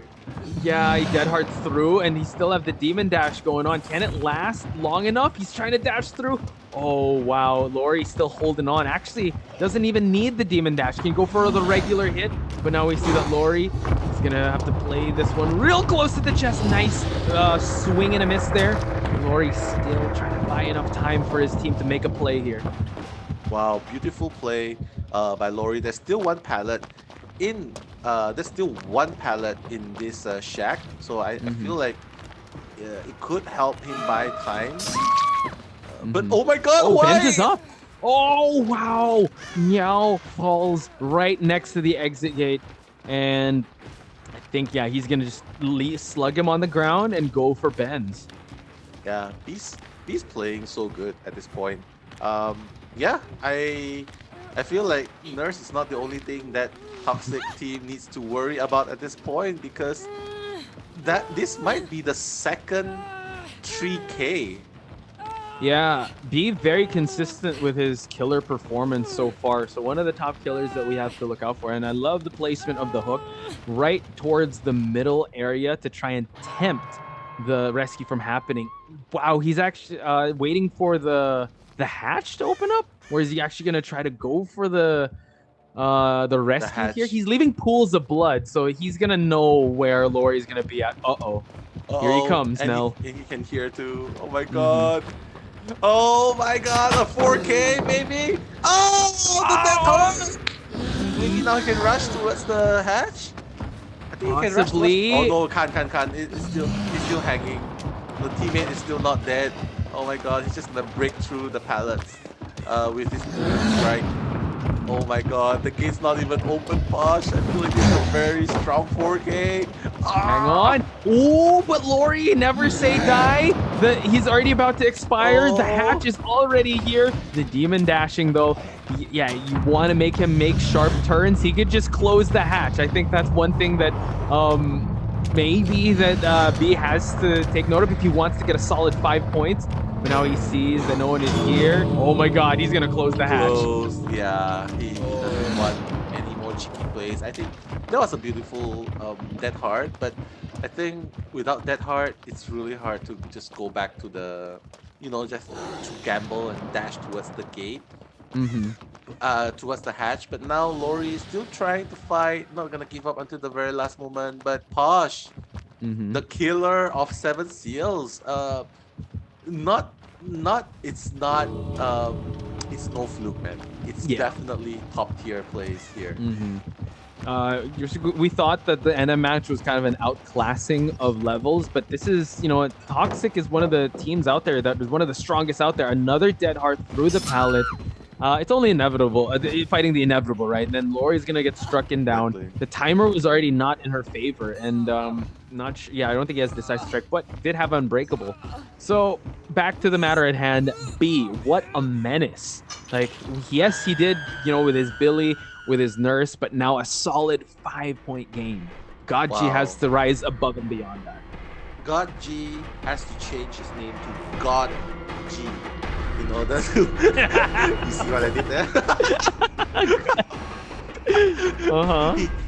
He has to change his name from T to D at this point, because that's exactly what they need now. They need God G to power up, like 4 gens remaining, everyone on the ground kind of situation to happen. That happened, but it was B that was doing the swinging in day number 1, right? Billy. He's gonna need that type of level of energy to come into this. And B just showing us 16 hits, 13 knockdowns, 4 sacrifices, a perfect Oni game. To not even the exit gates weren't even powered, folks. So that about, I mean, that was a solid game. So OP. Gaji is very capable of doing that. He has not, I don't think he's gotten a 5-point game yet, but he has to do that now to keep this this game going for his team because yeah, B has strike down. And okay, so I'm gonna take it back to our first match. Another way that Gaji can get this is if the team Seven Seals survivors kind of extend, similar to how Teletubbies kind of extended. I think they just need one person out. They just need to play conservatively, then they can solidify their spot in the upper bracket. Yeah. But the difference between the first matchup and this matchup is that in game number 2, at least the killer was not only got 1k, but here B's got 4k. So I feel like comeback it's really hard. And number 2, I don't feel like Gotchi will perform to the best of his ability under these kind of stressful situations because right now it's like do or die. So I feel like maybe he should just take it easy. He should realize, he should remember that even if he loses now, it's okay. You still have a fighting chance in the lower bracket and probably don't stress himself up here yet because he still has another battle in case the team drops to lower bracket. Yeah. I feel like that should be the game plan. Yeah. Double downing on that, I think this is a good opportunity for him also to maybe experiment with certain builds or try out how it's going to go because I'm sure Seven Seals survivors are not going to pull back any punches. So it's still all up to Gachi though. Exactly. All up to Gachi. But you know what? Shout outs to you guys before we head into a short break and Den, and of course I can't read your name, but you know what? Thanks for joining us. See you guys after this short break, so don't go anywhere guys. More action after this.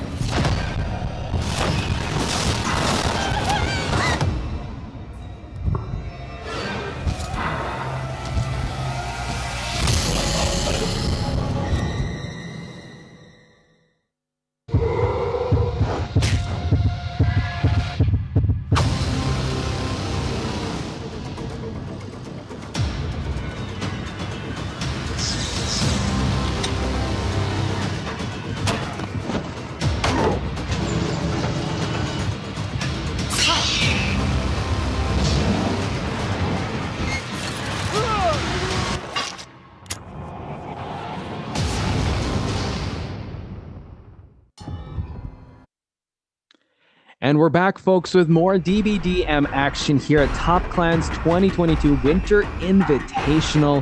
Gachi is going to have a big task ahead of him, Mello, because, like you said, he's going to have to rise above and beyond that amazing Oni performance by B. And also, just saying what's up again to the chat. Hello, everyone. Once again, Nello, Mello, and Potch Spice on the mic. Anno 7. No, there is no Filipino team in this tournament, unfortunately, but maybe next one. This is the Winter Invitational, so who knows? In the fall, in the summer, and maybe the game is going to update so the Philippines can join in this Top Clans Invitational because, again, DBDM it launched, yes, and now it's really popping off. Exactly. Speaking of popping off, it feels like everything here is popping off as well. Definitely hope that you guys will continue to support the Dead by Daylight mobile tournament, grassroots tournament, Winter Station Invitational by Top Clans, and Dead East Games, of course, because the more support we have, well, obviously we're going to be having continuations of the next one, and hopefully we can get everyone on board. But I'm definitely excited to see more teams coming in from different regions of Southeast Asia as well. I like that you mentioned that because we did see styles clash in day number 1, right? And it seems like the Thai teams are just a league above the rest. Yes, there are some, glimpses of hope when it came to NM, and I think ROV ICI, they proved a really good point, and also TDD. However, I mean, everyone in the upper bracket, the proof is in the pudding. It's all Thai teams. So now I would love to see the other regions catch up. And who knows, maybe the Philippines could have a different type of meta. But we're going to head towards the game in Gaji, using the nurse, Nell. So I know not really the match that we saw yesterday, but we're going to see some blink attempts and a hit scored onto Global. So now a furious pace being set by Gaji. So now a nurse in this map now. Again, like you said, this is a pretty small map, so he's able to try and hook and hit another survivor. So 2 for the price of 1. 2 are already injured. And now we see that Gachi, he's going to go that God mode, like you said, because the stakes have never been higher for his team. He wants to push for that game number 3, but he's going to have to get 5 points to do just that. We see that 2 survivors are decoding a gen. 1 Claudette is being circled around in the tractor area. Gaji trying to mind game here with the hooks. Oh, but goes and hits handheld right through the pallet. So good pace so far for Gaji. Gens are moving slowly. 1 is already past the halfway mark, and now it seems like he is tunneling towards the Claudette. Yeah, exactly. He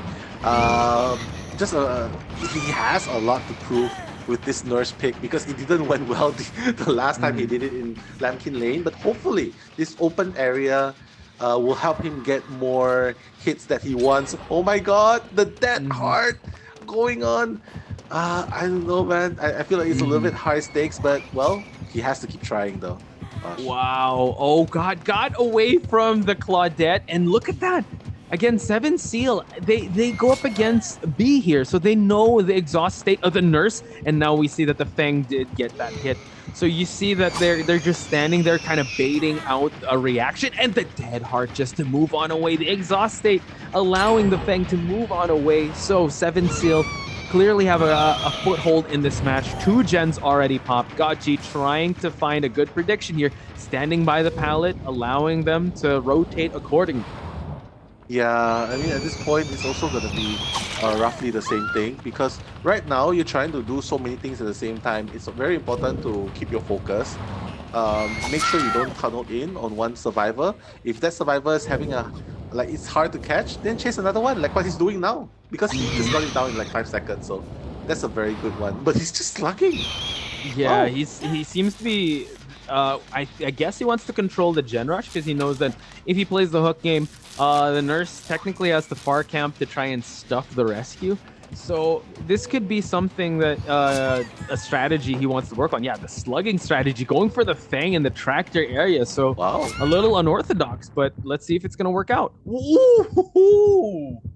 SOS indeed, because what a hit onto the Fang, ladies and gentlemen, and Nell did call it SOS indeed. It seems like he wants to go fully aggressive here to control the gens, since 3 gens still remaining. The dead heart on the Nia to move on away. Not sure if this strategy will work out in the end, since usually you want to just secure some of these hooks, but he's got to go all out here now. So I think that's why he wants to just keep slugging these survivors. And he's now focusing on the Nia, since it will be falling down. But that's just it. It's like the cockroaches metaphor that you said. One falls down, one gets back up. Now they're going for the heals, not going for hooks here, but going for a slugging strategy. Yeah, we'll just have to see how it happens now because, again, none of them is actually on the hook yet, Posh. So this is a very, very good game for the survivors. Like you saw it barely miss. Again, 3 gens remaining, but already, actually it's only 2 gens left because one more cipher is already pried. So, so I just feel like, yeah, God is having his hands full with the nurse pick in this game. So yeah, I would say that maybe Godji kind of rolling the dice here, because this is a team that has a dedicated nurse main as one of their teammates. So I'm pretty sure in the team dynamics that Killer will teach his team how to counter this nurse, because we've seen the Fang. She knows when the exhaust states happen. He knows the pace of the nurse, plays with the rhythms and flow, but not there. F9 falling back down. Still stuck at 3 gens. And yeah, Gaji just showing, just going for the slugging strategy here. So, hasn't seen anyone on the hook yet. The thing is now, with this type of strategy, like gens are gonna pop left and right. No one has seen a hook yet. So, I mean, they're still gonna be unbreakable. There's still gonna be borrowed time. So, it's hard for him to try and secure something here unless he gets ultra aggressive and downs everyone. Exactly. Like you can see that he's trying to chase another survivor here now. But yeah, I don't feel like slugging entirely would help unless if he can down survivor in 10 seconds, 15 seconds, and then go move on to the next one. It typically doesn't work because right now you can see that the other survivor that's down has already been healed up. So technically no one's in the hook again. So I think like Gotchi is just, he's just having his time, getting a feel out of it, not cheering anyone yet. But we'll see. We'll see if Global will be the first one getting cheered. Yeah, so Global, we see him teleport away from Global, just blinking away. I mean, this is probably him just kind of testing the waters onto the nurse, because like he's getting some pretty good hits in. However, when it comes to like getting points for his team, he wants to be just standing there baiting some hits here, right towards the Claudette. So intimidation, right? Just wanting him to change targets here. And now the exit gates are powered. I think now it's safe to say we can call this a GG. That team 7 Seals will be moving on here, since no one has seen the hook yet. Now they're getting picked up. Exit gates are going to be powered up. Gaji again just showing us that yes, this might be a glimpse of the nurse that he can bring out in the future. Exactly. Well, getting a 4K at this point is really, really close to impossible. This is not some YouTube video where you just wait late game with Noed and you just down everyone. But yeah, he doesn't have Noed as well, so maybe handheld will be his consolation prize. The one survivor will be his consolation prize, because right now the gate is already primed, so they can easily exit anytime they want. Not to mention, everyone has not been hooked even once, so I don't know, Posh. I would consider this the second most tragic nurse game I've seen so far in this tournament. Could be, but I think that was not because of skill, because we could clearly see a good nurse skills. It was just, I think, Godjay's decision to not hook at all or attempt to get more survivors. But Handheld is the only one that's left there. X Global, Handheld actually has self-heal. So now we're going to see Godjay try to make his way towards Handheld. Only OAG did get the escape here. But yeah, I think B is the only one that could really pilot the nurse to full effect. So yeah, it was a good attempt by Godji, but questionable strategy here. Wow, going for the locker. Just slugging the survivors. Yeah, maybe slugging was one of the causes why he wasn't able to get any kills. But again, like what we mentioned, maybe he's just trying to, get a feel, because ultimately Toxic is not out of this game. They still have a lower brackets that they can go after this, but Mhm. you just have to play extra hard just to keep their tournament lives. Oh my god, Claudette still running The around, hatch. just trying to get the hatch. Yeah, he's just gonna wait a little bit. Oh, fortunately, he Oh. not wait a little longer. Otherwise, Uh-huh. the grab would have happened. Yeah, playing with fire, man. I think Seven Seal kind of popping off a little bit there. Just I think God J also. Um, it felt like he knew that it was kind of a checkmate at the start of the match, since you want to hook some survivors. The fact that he decided not to hook any of the survivors was very telling. That all right, let me just try out this nurse. Let me try going for a slugging strategy. And like you said, get ready for the lower bracket matches. That could be his warm up for this nurse, but we have to give our congratulations to Seven Seal, because they have gotten a 2-0 once again. First one up against NM, and now this one up against Team Toxic. Yeah, so it's very clear now that their skills are no joke. Mhm. So, congratulations as well. I would like to share the same sentiments. It's not over for Team Toxic. They definitely did their best. It's just unfortunately that Seven Seals is at this point one step higher. So, well, we're just gonna congratulate Team Seven Seals, and Mhm. for those of you who are cheering for Team Toxic as well in the chat, keep cheering for them as well, because they still have one final chance in the lower brackets Mhm. that we will see later on in this evening. Yeah, again, full day for us here in the desk, and full day for you guys also watching, the 400,000 strong that are watching. We still have two lower bracket matches that we will witness, and we'll still see Team Toxic. We will still see Team Teletubbies, two Thai teams that will be going up against Southeast Asia talents in the name of TDD and ROV. So right now, it's safe to say our winner side, or our upper bracket match, is going to be AKL versus Seven Seal. AKL facing some adversity now.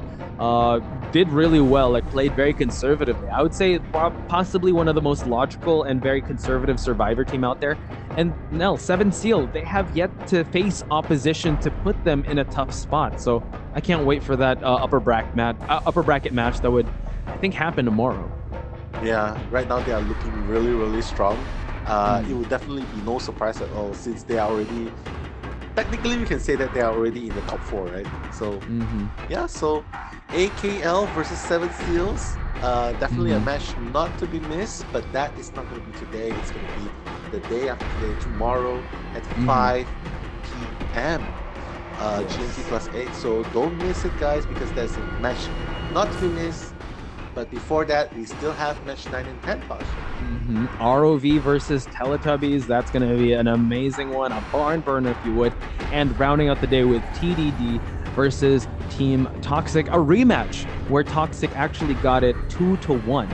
So impressive performance. Maybe TDD could make a run back happen, or change the scenario there. But ROV versus Teletubbies, that's going to be our next match. So stay tuned for that, because it's going to be a clash of Southeast Asia and Thailand. Which region from Southeast Asia does ROV come from now? From Malaysia, from Southeast Mm. Asia. TDD is also from Malaysia.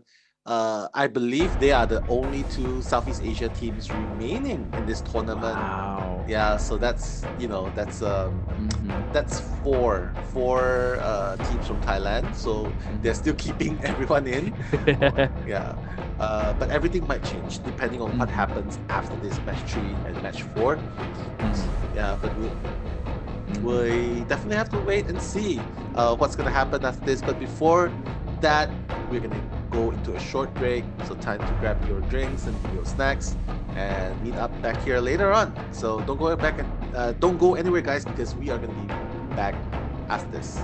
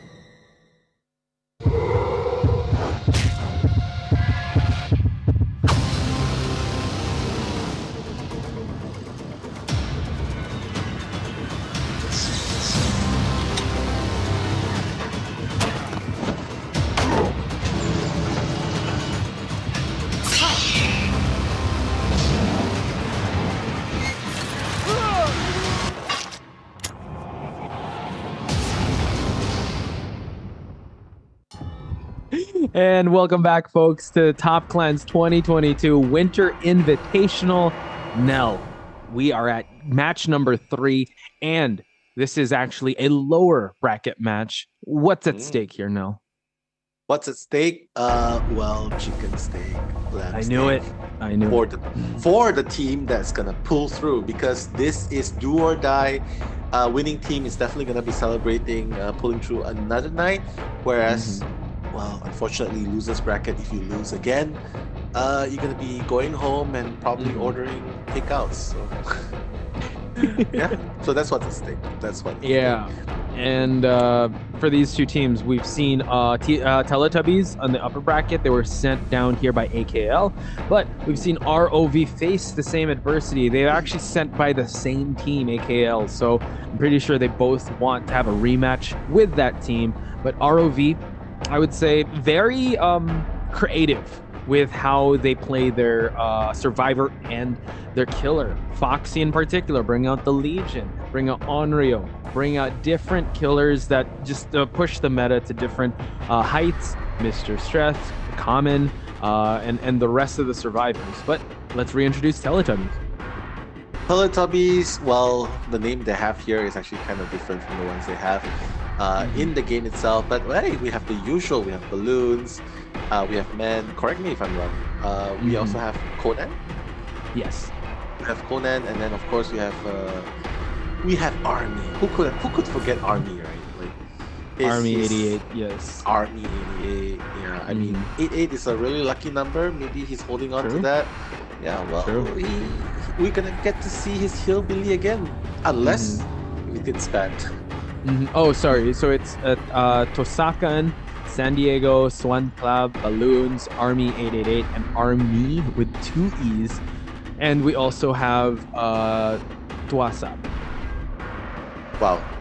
I mean, I hope that they have rest. Yeah, I hope Man they is have from rested. ROV. Okay. I hope they have rested well, because 2 games in one day, it's gonna be really, really hard for them, especially since it's a best of 3.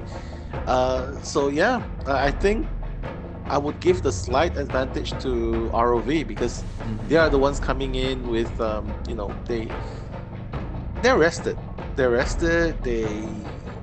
So I feel like having not Mr. Stress will definitely help them out a little, I feel. But yeah, especially coming in, yes, I would say especially coming in from the match that they had with AKL, which was I would say very tiring. It was kind of exhausting, even commentating it, because they were really pushing each other to the limit. And yeah, ROV coming in, yes, they aren't warmed up, but it's still another best of 3. Their confidence definitely is not shaken from the previous performance, because they had an amazing match yesterday up against ICI, one of the best in Southeast Asia. So in this match, I hope they were watching closely, because I don't know if Teletubbies will deviate from the style that they put forth, because there's not enough time. The match before this didn't last that long for them to strategize for a different type of game plan. So coming into this one, I'm pretty sure we're going to still see the same spirit, the same type of survivors, builds and whatnot. So ROV, though, they have the benefit of being, not playing today, and also the element of surprise, as always. Yeah. I mean, getting rested is definitely one thing that they have in favor of ROV. But right now, we are going to see the map selection is going to be Reckless Yard again. So I feel like this is slowly overtaking the Coal Tower, slowly overtaking Disturb Ward as the top picked maps. So Wrecker's Yard, on what do we know about it? An open space. So far, a lot of successes. We've seen more successes with killers on this map. Oni has made a 4K here. The Nurse has made a 3K here. The Spirit as well has been getting successes here as well. So yeah, I feel like bringing up this map is definitely gonna help, especially since we know that ROV is gonna ban out the Hillbilly. Yeah, they cannot let Army's Hillbilly come loose, because Oni is already like 4K, one hit KO, and not even infinite dash. But Hillbilly infinite dash, yeah, that's gonna be a wreck in the wrecker's yard. That's true. And it also depends because ROV in the qualifiers, Man was the killer. In the previous matches, we saw Common Crafter bring out the Pig. We saw the Legion come out of Foxy. So I think coming into this, all those killers can actually thrive in Wrecker's yard, and yeah, you can really highlight the wins that killers have had here. So I think it really depends because Teletubbies, I don't think they're gonna deviate from Army using the Billy if allowed, but I'm pretty sure maybe Spirit's gonna come out first, and then no, maybe not Myers because maybe not. Yeah, it wasn't. There wasn't much success with Myers. I mean, we love to see him, but again, like what we talked about before, it's sort of like a pup killer. So yeah, I guess we're gonna see the more standard Spirit out to play, Posh. I'm so excited. We've been seeing so much Spirit. I mean, we gotta, we like our diversity. At first, Spirit. Everyone's using Spirit, so it's like, maybe not. ROV, though, taking a page out of AKL's book here, just making sure that they're going to be safe and sound. I think maybe waiting out Corrupt Intervention. Yeah, since it is at the left side, just making sure that no one gets chased early on. But the thing is, Nell, you want to be able to capitalize through and through. Yes, you can wait this one out, but at the end, they're opening up a chest. Yeah, why not? There's a toolbox here. There's a map as well. Ooh. Oh, he carried the map into the game, so now he's gonna rummage. Spirit's still having a hard time trying to find the first survivor to chase, and that's the thing with playing as a killer. You don't have any prompts where the survivors are, and the thing is, you only actually get a glimpse of them once they start a gen. Spacewalk almost out. The David, there we go. Able to get it right before the Corrupt Intervention. Oh, it's the Ace, sorry. Right before the Corrupt Intervention was finished. Sorry, go for it. Yeah, no problem. Corrupt Intervention, well, they sort of countered it already because right now we see that a survivor is already working on the gens. So the Spirit right now has a very interesting choice. He's not chasing the Ace. He's instead probably gonna, he's gonna transition. Probably gonna find a Fengmin, Claudette, or even Adam Francis is also a good choice. So we'll see who he decides to go with. But one thing's for sure, he knows that the Cypher here is done. Oh my God! Preemptive drop onto the pallet. Oh my God! It's actually here as well. Wow, there's 2 survivors in this gen. So now he's gonna try to get 2 for the price of 1. 2 hits. That is just following the blood trails here. Finds the Fengmin outside in the open. So now we see a lot of injuries on the map here. So they're going to have to... I think they have to conserve themselves, yeah. Exactly. Like, you do not want to risk everyone getting injured because, number one, you spend time trying to heal. Oh my God! The dead heart! Such a timely dead heart! Love it. Now he's just going to try and loop. Maybe try and make it towards the killer shack. But again, there's only 1 pallet here. If you drop it here, you will not have any more pallets to play with in case your teammates come this direction. So, you see the sound prompts and Foxy falls down. Yeah, that was a good play. I mean, it's a big gamble to drop the pallet, pre-drop the pallet in the killer shack because, like you said, it's not going to be as strong as it is because the threat of the pallet is more stronger than a down pallet. So I'd have to say 5 gens remaining. Foxy on the hook. This was the 5-point Army Spirit that we were scared of. So getting the rescue done, though. Wow. Yeah, I mean, Adam Francis has already got a safe hook rescue. So I'm predicting, oh my God, getting that hit on behalf of the rescued survivor. I'm predicting he probably has Deliverance. I mean, since he already performed a safe hook rescue, right? Deliverance will be activated. But now, Army! Closing in, yeah. You saw that he was at first, he was running around in a circle just to try and bait some action here. So now, yes, Nell, you called it right. The Deliverance is there, so I think he's just gonna wait for the right possible moment to just unhook himself. While we look at the other survivors here, Man as Ace did not mend himself just yet, since priority right now is popping some gens, since we're still at 5 gens. Exactly. I feel like they're not very well equipped to face a very experienced spirit, because you can see like the normal way to counter, like the other survivors that countered like AKL, the other Thai teams, they double back, they hide, they try to mind game the spirit. Here it's just straight on Whoa. slash, but wow, Claudette. That was a close call. The Claudette could have been hit there, and now we see that the Common actually safely unhooked himself, but now the lunge attack just to injure everyone. Oh, that was very far, right? The distance of the lunge was actually really far. It's almost like two quarters, and you could just easily hit. But yeah, it looks like Foxy will be the first one to see the hook for the second time. Mind you, ladies and gentlemen, everyone is injured at this point. 2 of them already have hooks, have been on the hook before. 2 of them have not. But the thing is, whoa! Are you? Oh my God! He was hiding in the locker now, but the decisive strike. Nice. A big gamble there, but that was I was shocked. I was like, wow, he's really gonna hide in the locker. But now the thing is, Common doesn't have a decisive strike to work with. We see that the Fang is gonna get off the hook, and now we're seeing a tunneling of this the survivor.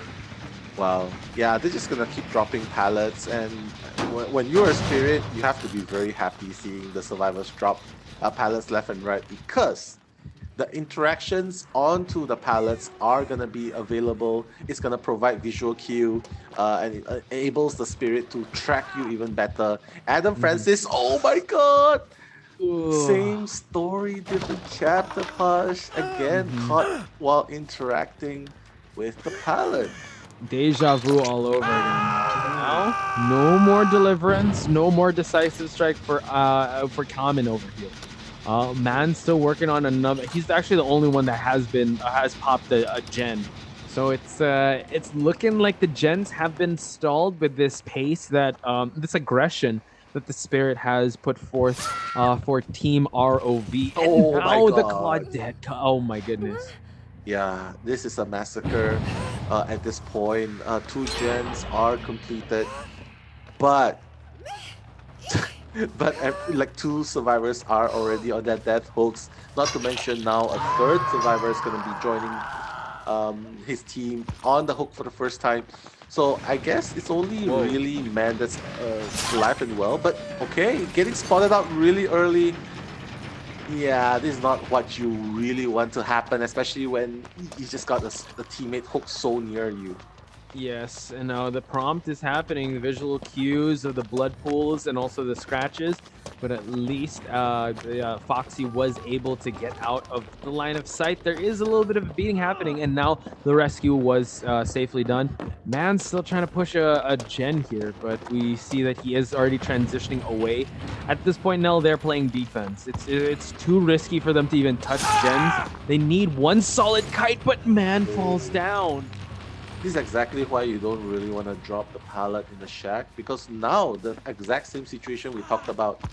When your teammates come here to seek shelter, they have nowhere to run. And look, Adam is also gonna go down. Kamen Crafter is gonna be claimed by the entity. Man is also down. 2 survivors injured. Claudette just self-healed herself. Not to mention, there's still 3 healthy generators remaining.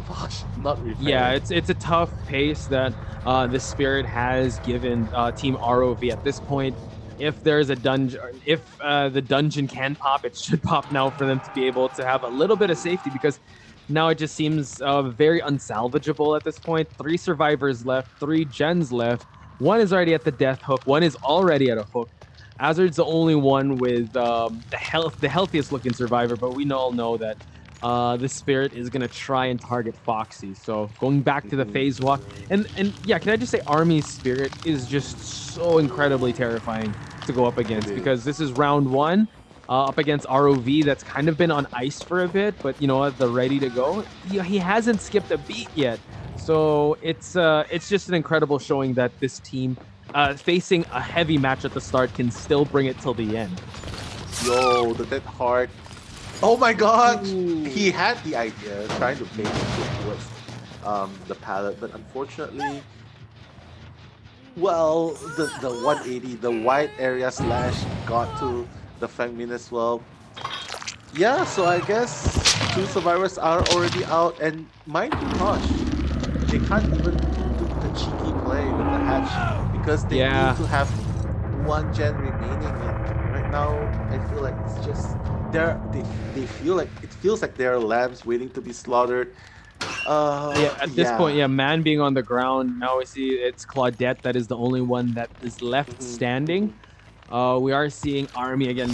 I mean, this is a complete dominance, outclassing. Oh my God! Right before it's that he could actually turn that corner. He knew the Claudette was there. Now Deadheart is available. Phase walking just to close out the distance and try and cut the corners here. But man, I don't believe he has Unbreakable, and that's going to be it now. Both the last survivors are slugged on the ground. 3 gens remaining. A beautiful game being played by Army.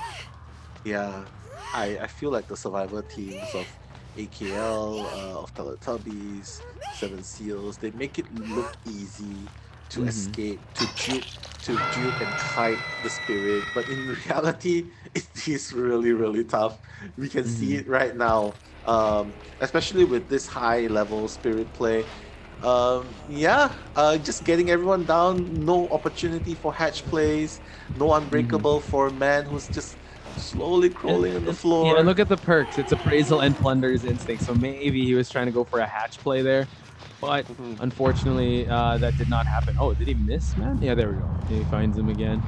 Um, at this point, I think did he have decisive strike? He did not. Well, there's no point, right? Because it's already been 60 seconds.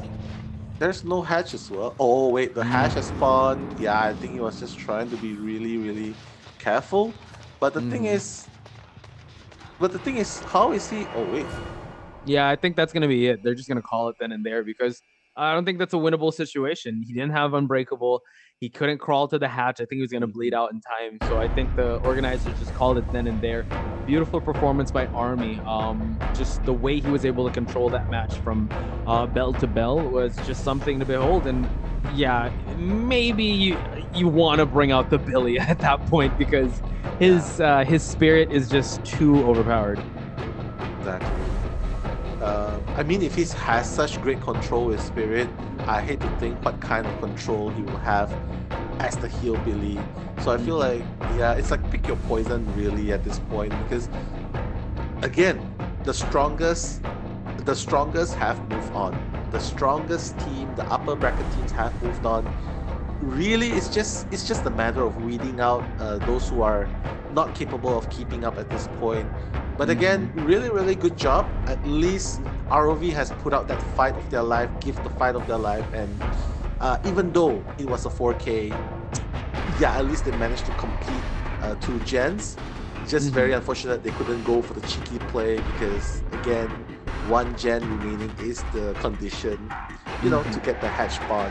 So yeah, GG, well played, and Mhm. Army definitely a killer to watch out, folks, because Yeah. he's here to play.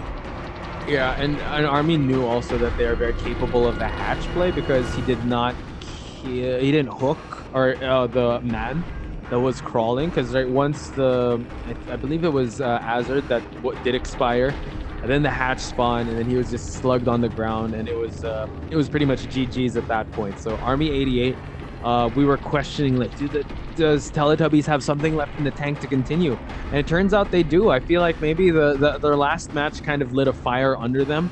And Army 88 is definitely leading the charge for Teletubbies. And in their way is Team ROV. So ROV has to bounce back and bounce back quick here. Luckily, it's going to be the hunter or the killer that will be up to perform here. While Teletubby survivors, we've seen how cheeky they can get too. So they just need to get a tie for them to win this round. Exactly. Or one Well, escape, actually. one Mm. escape. One escape is all they need. Whereas for the side of ROV, they are the ones that are actually put in a very hard situation. The killer needs to perform 4K just to equalize the round, so I can Mm-hmm. already feel the stress coming in. But you know what? Let's de-stress ourselves first. Mm-hmm. Let's go for a short break, okay, ladies and gentlemen. So we'll be heading to a short break. So see you guys right after this short break. So don't go anywhere because more action after this.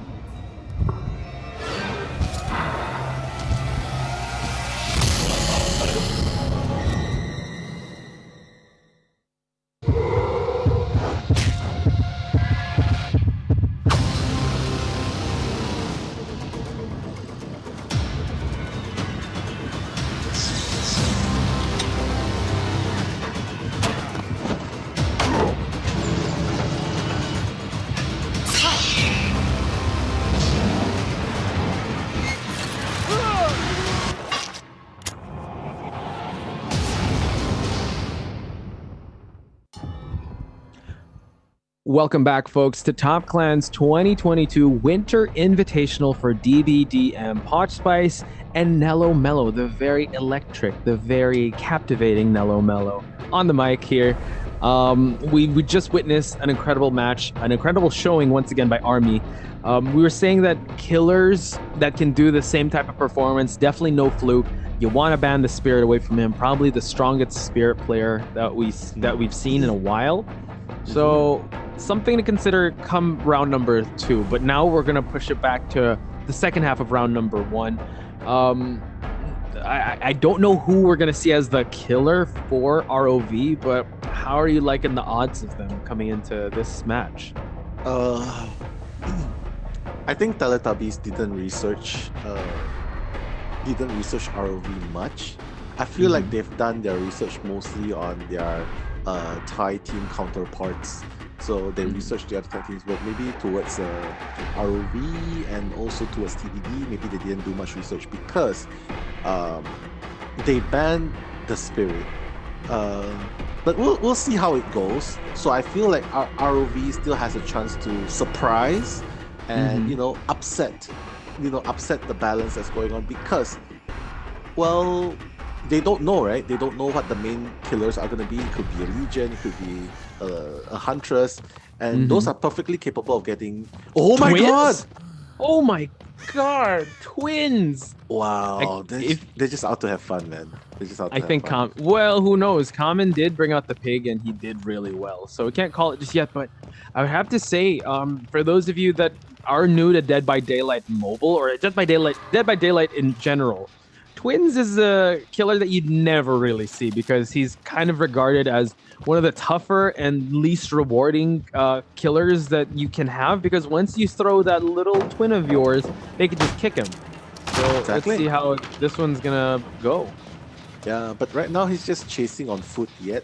First, because if he's not using, basically his only skill is to release the twin and the twin can lunge. He can control the two separate bodies. One at a time, of course. Like create a perimeter of the host and the twin body. But other than that, he's just a really basic normal hit hunter. Like he can lunge, okay, he can pounce. If he fails, he's gonna get kicked. There it is. Yeah.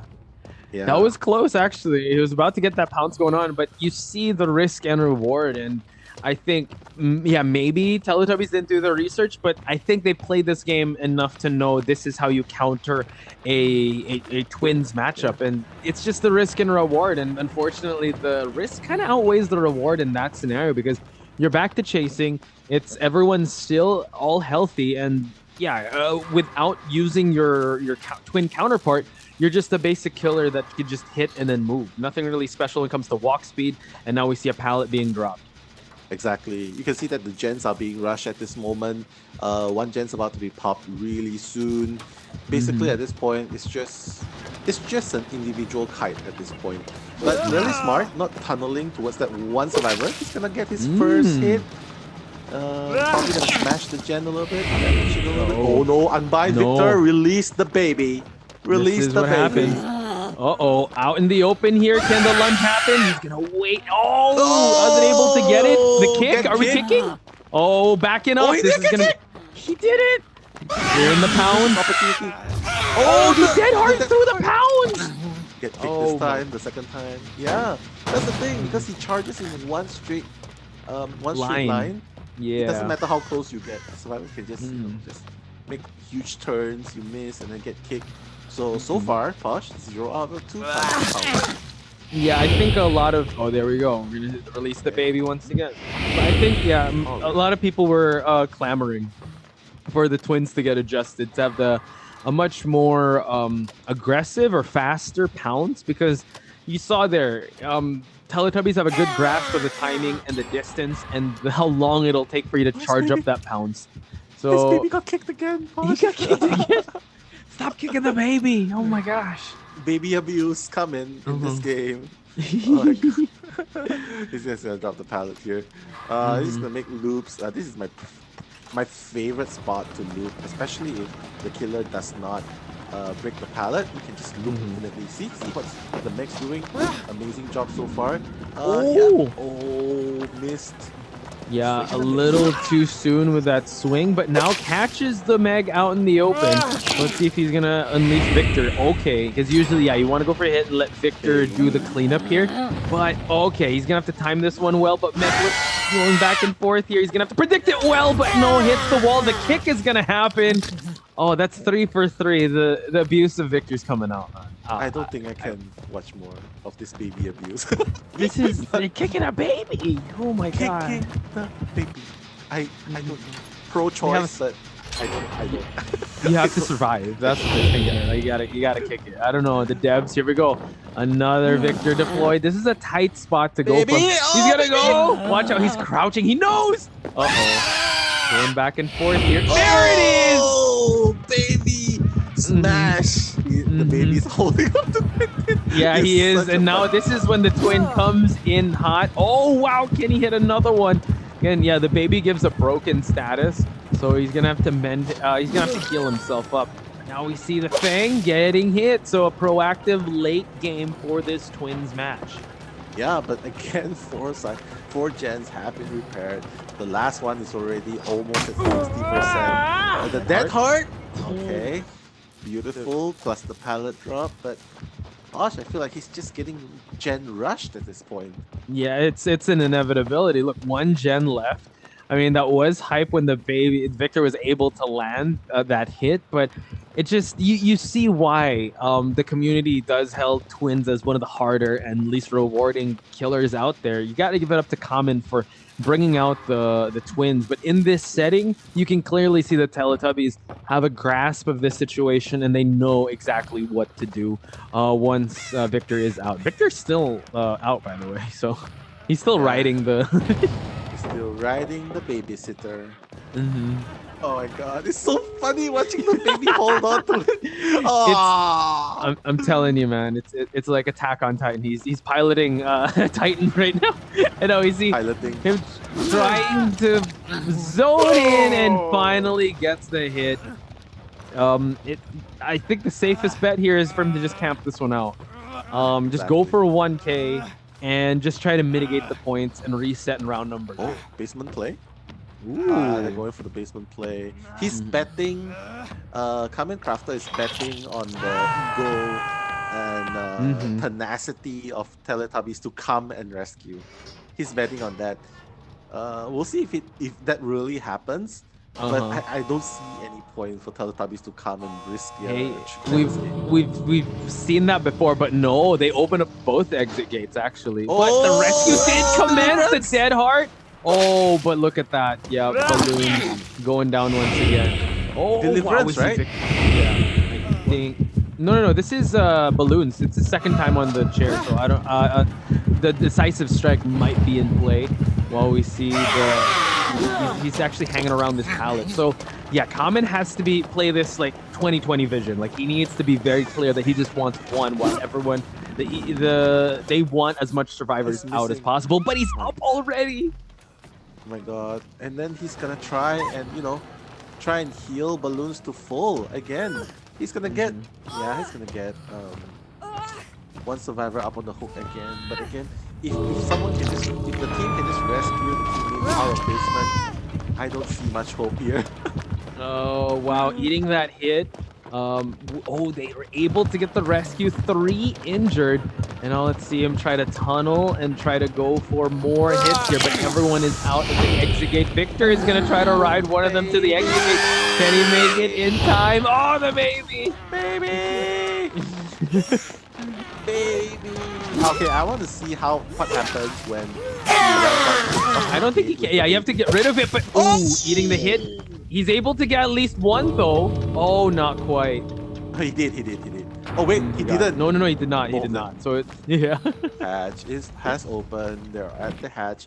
But hey, kudos for bringing out the twins. We had an entertaining match.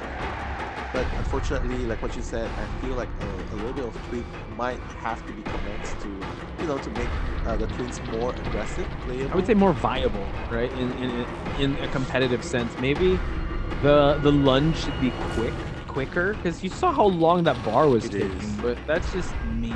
Or maybe or keep that. I don't know if there's an add-on, but once Victor jumps, make him dying status right away because it takes so long for him to charge in. So once you're able to get Victor on someone, maybe get a dying status out of it if it's going to take that long. That's how I think maybe they should adjust for the twins to be a little bit more viable for competitive play.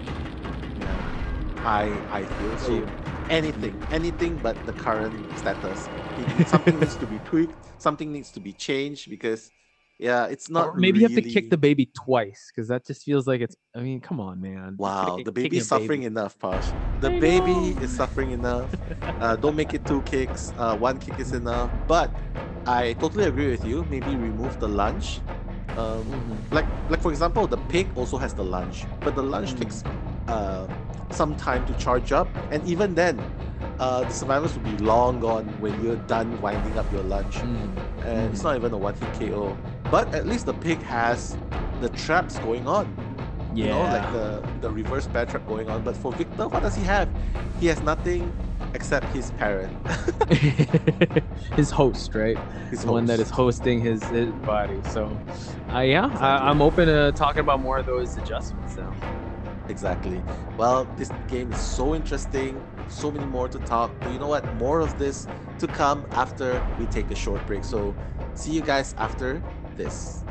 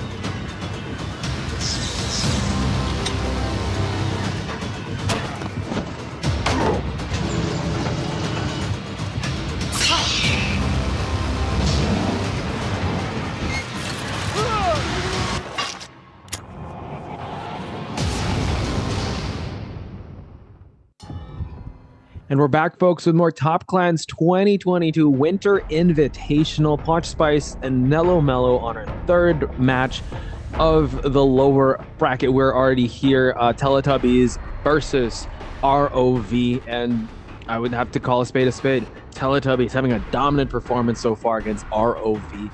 It's not looking good for ROV, but you know what? I think they just want to make a statement here that they want to try and experiment. Twins coming in is very unorthodox. Yo, yes, speaking of unorthodox, we are seeing one of the less picked maps, which is the family residence. Totally love this place, coupled with a ban. So apparently Teletubbies Killer will be moving in first to do the hunting first, and ROV has actually banned 2 killers. So guess the 2 killers. I already looked at the. Well, I think our hunch was all right. If we were the coaches of ROV, be like, yeah, hillbilly spirit. Like, I think that's for sure. That's something you want to get rid of. To take off, yeah. After last game, though, you definitely have to take it off, right? Yeah. Which leaves Army with, I would say, might be facing the same type of crisis that YTH Gen is, like when it comes to the type of killer that would grant him the same results as the Spirit, because the Nurse didn't work out quite well, the Myers as well. So this could be the chance for ROV to come back if they can try to score a huge victory. But then again, really depends also who their killer will be, since they kind of been shifting around Common, Foxy, and Man. So it's still up in the air. They could let the Onryo go. Yeah, the Onryo, the pig. I feel like Onryo is a safer bet if the Spirit is banned. But right now, Army will be taking the helm as the killer once again. So I'm thinking maybe the Oni, if he does have Oni in his arsenal, is also pretty good. Yeah, we could practice the Demon Dash, Demon Strike. It's definitely a very good one-hitter. Yeah, I think we've kind of established that let's as much as we like Myers, Ghostface, the silent killers, the one that stock DBDM, especially in this tournament, in this competition, really rewards aggression and not necessarily stealth. So yeah, I would say Oni is a strong pick. I mean, if he has Trickster, why not? If he has Huntress, it seems Bubba. Well, I get Bubba too. And Yamako Estate, yeah, that could actually be possible here. Yeah, I mean, all these one-hit KOs can... Yeah, I mean, it doesn't necessarily carry you through the late game and, get confirms the number of kills. But hey, a one-hit KO at least helps you save time and, hang them up fast. The faster you hang them up, the faster you can rotate and find other survivors and damage other generators. Well, a raid. Back to basics, Posh. Yeah. Invisible men. You called it, Nell. Yeah, we said that a Spirit is a stronger Wraith, but since the Spirit is banned, we're gonna go with just basic ding dong, basic hits. Ding dong. Unless you brought the rare add-on to not have that. But I like how ROV is slowing things down. Oh, being spotted out here. Oh no. That end. What did he? How does he see the aura? Is that a perk? I'm not sure. I don't know if that was just us to see it, or it could be a perk too. He saw. That's why he saw the aura. Oh my god, he's just waiting for the dead. Yeah, he's just waiting for the uncloak, but he's already far away. So yeah, he has to cloak back again because when you uncloak, it takes time. Yeah, could be an add-on too. I think because like you have Thanatophobia, you have Pop Goes the Weasel, you got No Ed and Corrupt Intervention. Not sure if that reveals auras, or maybe it's the Spectator, but now he's going to uncloak. And good kiting so far on the side of ROV. Can he... Oh, beautiful. But now he still has to make it to the next pallet because the Wraith is around. You can't 360. He just swings from right to left. Oh, he's going to slug. My goodness. No, he's just checking if anyone is touching that gen. So I think he just wants to gain a little bit of that respect first, but the hook is already there. So, I mean, that was a decent down. However, gens haven't been moving so much. It was a good kiting session so far. And now he's just he's gonna cloak himself up, kick the gen for a faster and more damaging kick, and now they have to position themselves and rotate themselves for the rescue. I think this is ROV's chance to actually get one win Oh my out god. of out of Teletubbies, but it seems like the Wraith is playing a rather strategic game, just hooking near the gens, and very unfortunately that both gens are at the same area, Yeah. so huh, Gen Hmm. Rush could not happen, and that's the thing. But he's gonna get rescued. I think he should learn his lesson and run further away Uh-huh. from the teammates Gen. Yeah, that's the best possible case, right? Just so that he won't have cipher control or map control. But wow, the back, Yo! okay, the moonwalk just to get through the pallet, and he still gets the stun. Wow, what a beautiful sequence Nice. on the survivor side. Exactly. He's just gonna break it while he's in cloak form because he knows as long as you don't have any place you could hide behind. Hmm. Oh my god! Oh, so Hmm. close! Yeah, but And this that's is the an. thing with Hmm. Wraith as well. He's also a basic hitting killer.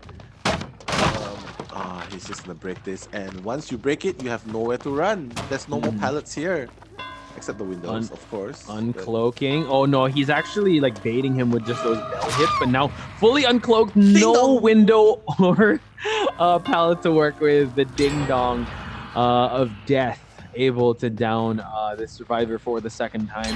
And now It, the Gen Rush is, yeah, they're getting their feet into this match. Now we see that not going for this. Oh my goodness, yeah, oh. Meg has to get out of there. Yeah, he has to. And that's the weakness we can see from the Wraith. When he's uncloaking, people know where he's coming from, people know he's around the area. They could take time to create that distance because yeah, the uncloaking really takes a long time. You can see the movement speed just slows down to a minimum. And that's the Hmm. thing. Oh my Oh, god! he got What? up. He got up and he just got back down. Yeah. Knocked him back Interesting down. strategy. Well, yeah, I don't know if he maybe should have saved that unbreakable for a last possible scenario, but still second time on the hook for ROV Survivor here.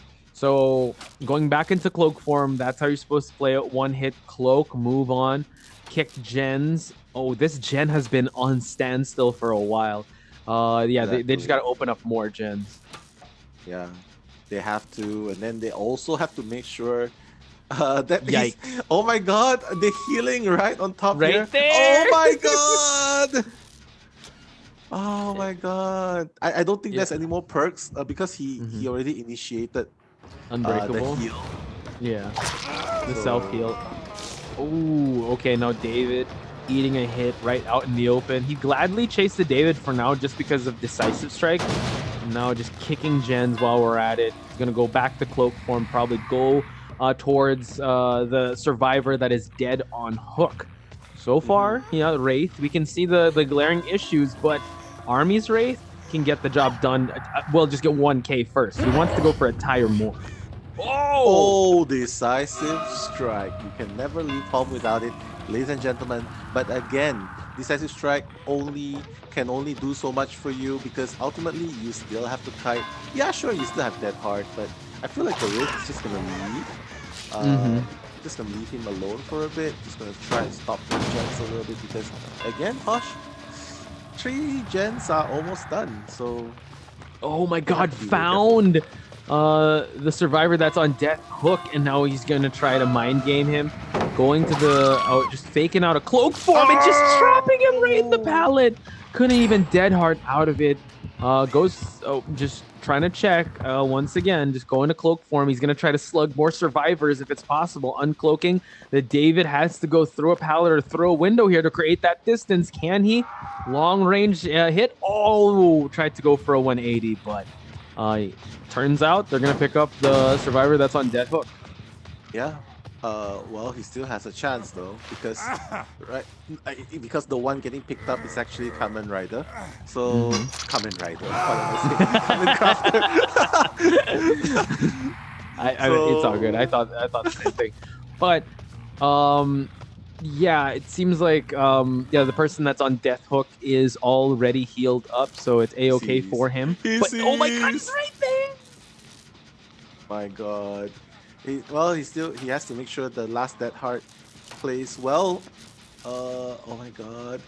Body The blocking, body Meg blocking going. Thomas. Oh! Wow. These But guys he are also used the good. dead heart though. Yeah, but he still used the dead heart. So right now this is the last chance available. There's only one pallet remaining. Yo, he's just hitting the tree here. I think he's playing a really dangerous game. ROV. I don't see the logic behind picking the Wraith, especially since Whoa. oh my god, he's so close. Tororo able to Oh! go through the pallet, and now we're at the exit gates being primed. So exit gates being worked on now. So Tororo having an amazing kite, but now Claudette running out in the open. Man can actually just eat a hit here. It's totally fine, and he can bait a hit. He's trying to go the full 180, Ed. but no Ed. Yes. Oh my god, it was such a perfect game being played. Oh. But yeah, this is also another case. Oh, what? Of Decisive course. strike. Don't leave home without it. All again. part of the plan. Like, yeah, that's the only way you can get the. I feel like that's one of the meta. Just get it on the shoulder, get decisive strike. And now David's the one being tunneled. Getting uncloaked here. Man is still on the ground. Tororo had an amazing kite, but going through the pallet here, forcing a swing to happen. And now with David falling down. David fell down. Not to forget though, I think Army should just go back and try to chase the people who are at the gate, because yeah, 2 survivors are on the ground, but again, the person who's actually on death hook, he's not even Yeah, Tororo was right there at the exit gate. He's like, yeah, I'm just chilling here, man. He's been chilling. And now we see that, oh god, David. Noed is still up, but he is injured. Deadheart, oh no, able to capture him once. I mean, able to hit him once again. Securing that hit. Man has been on the ground, and now he gets back up. Let's see if he can catch any of these survivors trying to make a dash for the exit gate. Common is actually the one that is he can secure just as a 1K. Exactly. Yeah, I feel that's why I said in the beginning of the game, playing Raid is actually the biggest handicap that Teletubbies can give to ROV, because Wraith is such a you can say the ding dong is an element of stealth, but oh my god, he's just gonna stand up again. I feel he's like just moving further away from the gate. Yeah, he knows that he's the liability. He has to be the sacrificial lamb. Common Crafter trying to position himself in a better spot here, maybe looking for the hatch, but at this point, with someone behind you, he's just gonna fall down here. So, he was so close to the exit. Yeah. He needs to check the gate as well. Yeah, I think they're just gonna be happy to take the 3-man escape. Foxy's already out, Man's out, Tororo. Yeah, so GG well played. So ROV making the first comeback in this game number 2, first half, by having a 3-man escape. So I don't know. I kind of question. It feels like there's other choices of killers, but well, when all is said and done, I guess Teletubbies. Let's just hope Teletubbies isn't trying to do the exact same thing as when they are playing match number 1 against AKL. I mean, I don't blame him for choosing the Wraith, because kind of like a weaker spirit, but still has the same play style, like cloaking yourself and then able to hit. But in this setting, yeah, it's a little tough, and maybe he just fell in love with that type of play style that he wanted to try out Wraith. I could see that happening though. If Teletubbies kind of slip up here, they could definitely push for ROV could push for that game 3. Oh wait, they are 2 different people. So it's not Army 88 playing, it's Army actually. So yeah, Army now. It's Army now. Yeah, this maybe then I guess this is just his go-to killer. Maybe they're just giving Army some tournament experience. One of the thing is Army with 2 E's also has a spirit. So I think since the spirit was banned, I think maybe they wanted to give a little more experience or try to experiment with another killer on Army's side. So it didn't work out quite well, but like you said, ROV making that comeback can push for that game number 3. However, depending on who's gonna be hunting for ROV side, because you have Common Crafter, you also have Foxy, you also have Man. Yeah, Depending also who they're gonna be banning and who are they gonna be picking. We're gonna see. I'm thinking Onryo. They gotta ban that one out. probably. But can they actually keep switching killers like that? Because I feel like, Mhm, yeah, it's mhm. probably should be limited to once per match. But yeah, well, we'll have to find out more about that later on because, ladies and gentlemen, second half is going to commence right after this short break. So don't go anywhere, guys. I'm going to see you right after this.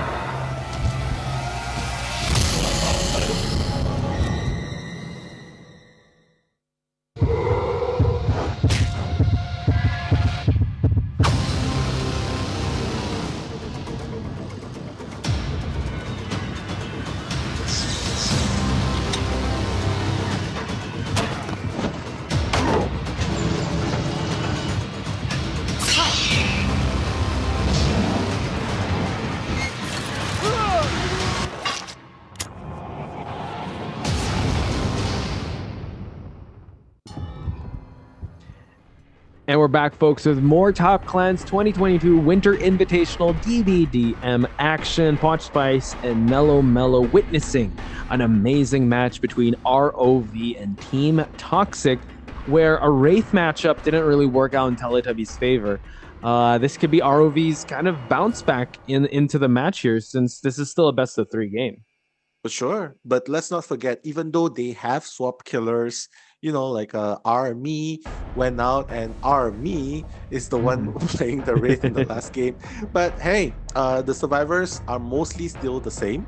So I feel like they are still gonna ROV still has to find a way to break that stalemate with Teletubby Survivor. Because the twin, he's got nada. So this time, I think probably not play the twin, probably pick something. This is already a gift from the heavens. 3-man escape. All he has to do is just get a draw, a 2K. I think that's pretty doable. Yeah, for sure. Just for at least to carry to game number 3 and kind of replicate the same type of success in game number 2, since you don't want to, getting a 5-point game is still pretty tough to call. So yeah, if Common's gonna be the one to do the hunt or the killing, the pig did really well, and you saw the fundamentals that were there, and you also saw how well he was able to, and he could have that ultra rare perk that you were talking about. Like everyone starts off with the bear trap already. Exactly, ultra rare add-ons. Yeah, everyone starts with the reverse bear trap, and not to mention you still have 4 more traps in your possession. That's crazy. That's crazy, right? So yeah, that's the thing. But of course, I'm also expecting something extra, something that we might seen before. This map is also quite good for a Legion's game. I mean, getting a 2K with Legion, pretty doable, especially with the broken add-ons. Yeah, it's pretty doable. So, and news just in. We might not see Cabin Crafter. It's actually Foxy that's going to be hunting instead. Ooh, so, Foxy. Shout out to Foxy for giving us our first Legion match of the Invitational. And most likely, I think this was the same map yesterday that they were able to get a win off of that Legion. So it can play the same type of scenario there, that we can see a Legion come out of Foxy. However, Foxy also has an Oni, an Onryo, so it's still up in the air. Like Foxy has a lot of killers to work with. Well, that's why his Oni has been banned. Apparently, Teletubbies, even when they don't know who the killer is gonna be yet, they already know ban Spirit, ban Oni. So I feel like, those are the most optimal. It feels like they're not banning the main killers of the opponents. They're just banning whatever killers that they feel that they're gonna have problem facing. I think maybe that's just their game plan. So, since Oni and Spirit has been taken out of the equation, maybe what you said is true. Onryo, Legion, those can definitely work. Onryo, Legion, let's bring out. Yeah, since Oni did get banned. I wish, dude. That would be so cool. Like, if we play we might. Well, there's Ghostface, but maybe not in this stakes. I think Onryo was the one that to give ROV that chance here in the Invitational. Legion as well. Go for the proven, the tried and tested killers, right? I would rather, for me, I would prioritize Oni over Legion. But what about you?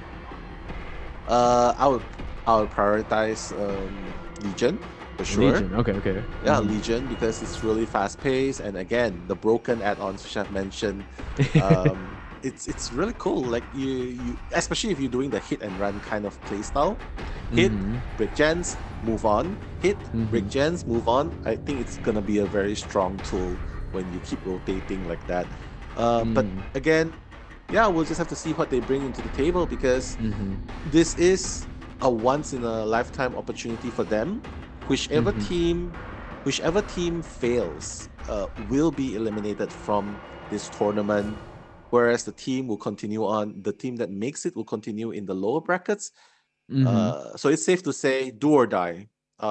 This is the last shot that's been given, and Foxy, everything is lying on Foxy's hands now. He has to get a minimum of 1K to get a draw, but I wouldn't recommend that, because in game 3 you will have to, you have to push for a very decisive win. So Yes. I would say draw should be the Mm. standard here for them to push into game 3. Yeah, I think a draw mindset is definitely good. Maybe heck, even get through, try to go for a 3K mentality, just so that Yeah. draw, like it's saying like, oh, if you shoot for the sun, at least you'll fall with the stars or something. At least if you Yeah. shoot for that much, at least you'll be able to end with a tie, which is the win condition. And like you said, if the Legion brings those broken add-ons or the ones that leaves up broken status, that Mhm. could make a really strong case for them to be able to take it to game number 3.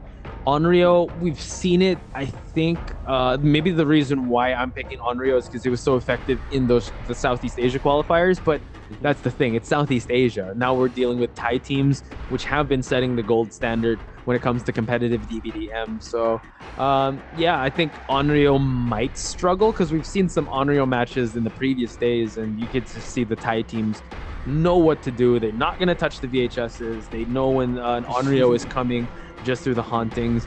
And I think it was Foxy to bring out the Onryo with Devour Hope, and it didn't quite work out as well. So it's something that it's a big choice that Foxy has to make. And I think you set the Exactly. stage right. A lot of weight is on Foxy's shoulders now. Yeah, a lot of weight. So, well, this is what's to be expected from a high stakes tournament, especially one that's spotting such a huge prize pool of $10,000. In case those of you who are not aware of it, this is the Grassroots Tournament Winter's Invitational stage, Dead by Daylight's mobile tournament by Top Clans Mm. and NetEase Games. This is the first official event which spots $10,000. Ooh. I don't know where else you can find $10,000 for a grassroots tournament, but here, there you have it. Here it is. So I think a lot has to be going on in their minds because every time they up their rankings, they're gonna go back home with a little bit more, with a little bit more chunk of the prize pools than they initially have. So I guess that's the mentality that they should have at this point. Foxy with a What? Myers. Okay, this changes things because the Myers we saw a while ago was by Army as well, but it didn't work out so. Oh, he knows it's a Myers. He's telling people to hide at this point. Like, oh, Myers, don't Mhm. get stalked, don't get, and that's the thing. Searching for, oh, this is the skin that I wanted to have on my Claudette. But Someone searching, was actually at the basement. wow. He found it. He found his first victim, but now he's gonna change target. But I wonder if he should actually change because, again, Posh, it's so hard to even scout out these survivors, let alone stalk them for a predefinite time. Mm-hmm. I don't know. I feel like it's we'll see. We'll see. It's a very drawable situation. Yeah. And I think he just wants to go for that draw situation. Again, you don't have to get to that tier 3. You just want to unlock to tier 2 just so you'll be able to get a Move little even faster. faster. You will Yeah. get that terror radius, but it's still very drawable, very doable if it's played right. You just want to be able to still have that line of sight. And oh my god, she's actually right here. And yep, hiding in the locker like My usual. God. Mhm. Why? I mean, he's not even tier 3 yet. You're just giving him free hits at this. I mean, you're just giving him free hooks at this point. Mhm. I really hope this is not a deja vu of what happened in the match against AKL because, my goodness, very early first down. Mhm. And one gen has not even been popped yet. Oh, Yeah. Oh, this stalking? is actually a great time to keep stalking, and he's just gonna keep stalking here, as we see. He is gonna change targets though. Now, looking at the perks: Discordance, Lethal Pursuer, Corrupt Invention, also Noed. So this could actually pay in comparison, but gets pallet slammed. Yeah, his direction of hitting was actually a little bit slanted. So now Claudette will actually be able to move far away, and Myers has no choice. He has to go back to the middle, maybe get. Oh, tier 3. Here we go. Locker time. I think it's locker time. Locker time. What? There you have it. I think they just don't want to get stabbed. They don't want to get one hit KO'd. Because I think he can actually do a Mori, I believe. Like, if you guys know in chat, let us know as well. But you gotta love the hook placement because it's up here, while he still has his knife up, and he originally that's a good place to stock, but now he's seeing that there is a bit of discordance happening. Someone's actually hiding behind it. Oh my god, it's the my the goodness! first stab by Myers. Okay, congratulations, Myers. You finally get one stab. I would be really sad as a Myers if I don't even get one kill. But he's just gonna slug and go back for someone else. So it feels like a really strong start for Foxy all of a sudden. But 2 gens have been done in the meantime, and the tier 3 has also. What? Yeah, he's gotten up. So now let's see. He's gonna try to mind game here, get another stab going on. Stalking also is very important for Myers players, and we're seeing him stalk again. Stalking. Yeah, but as you can see, the game sense of Claudette, like just the positioning itself and just hugging obstacles.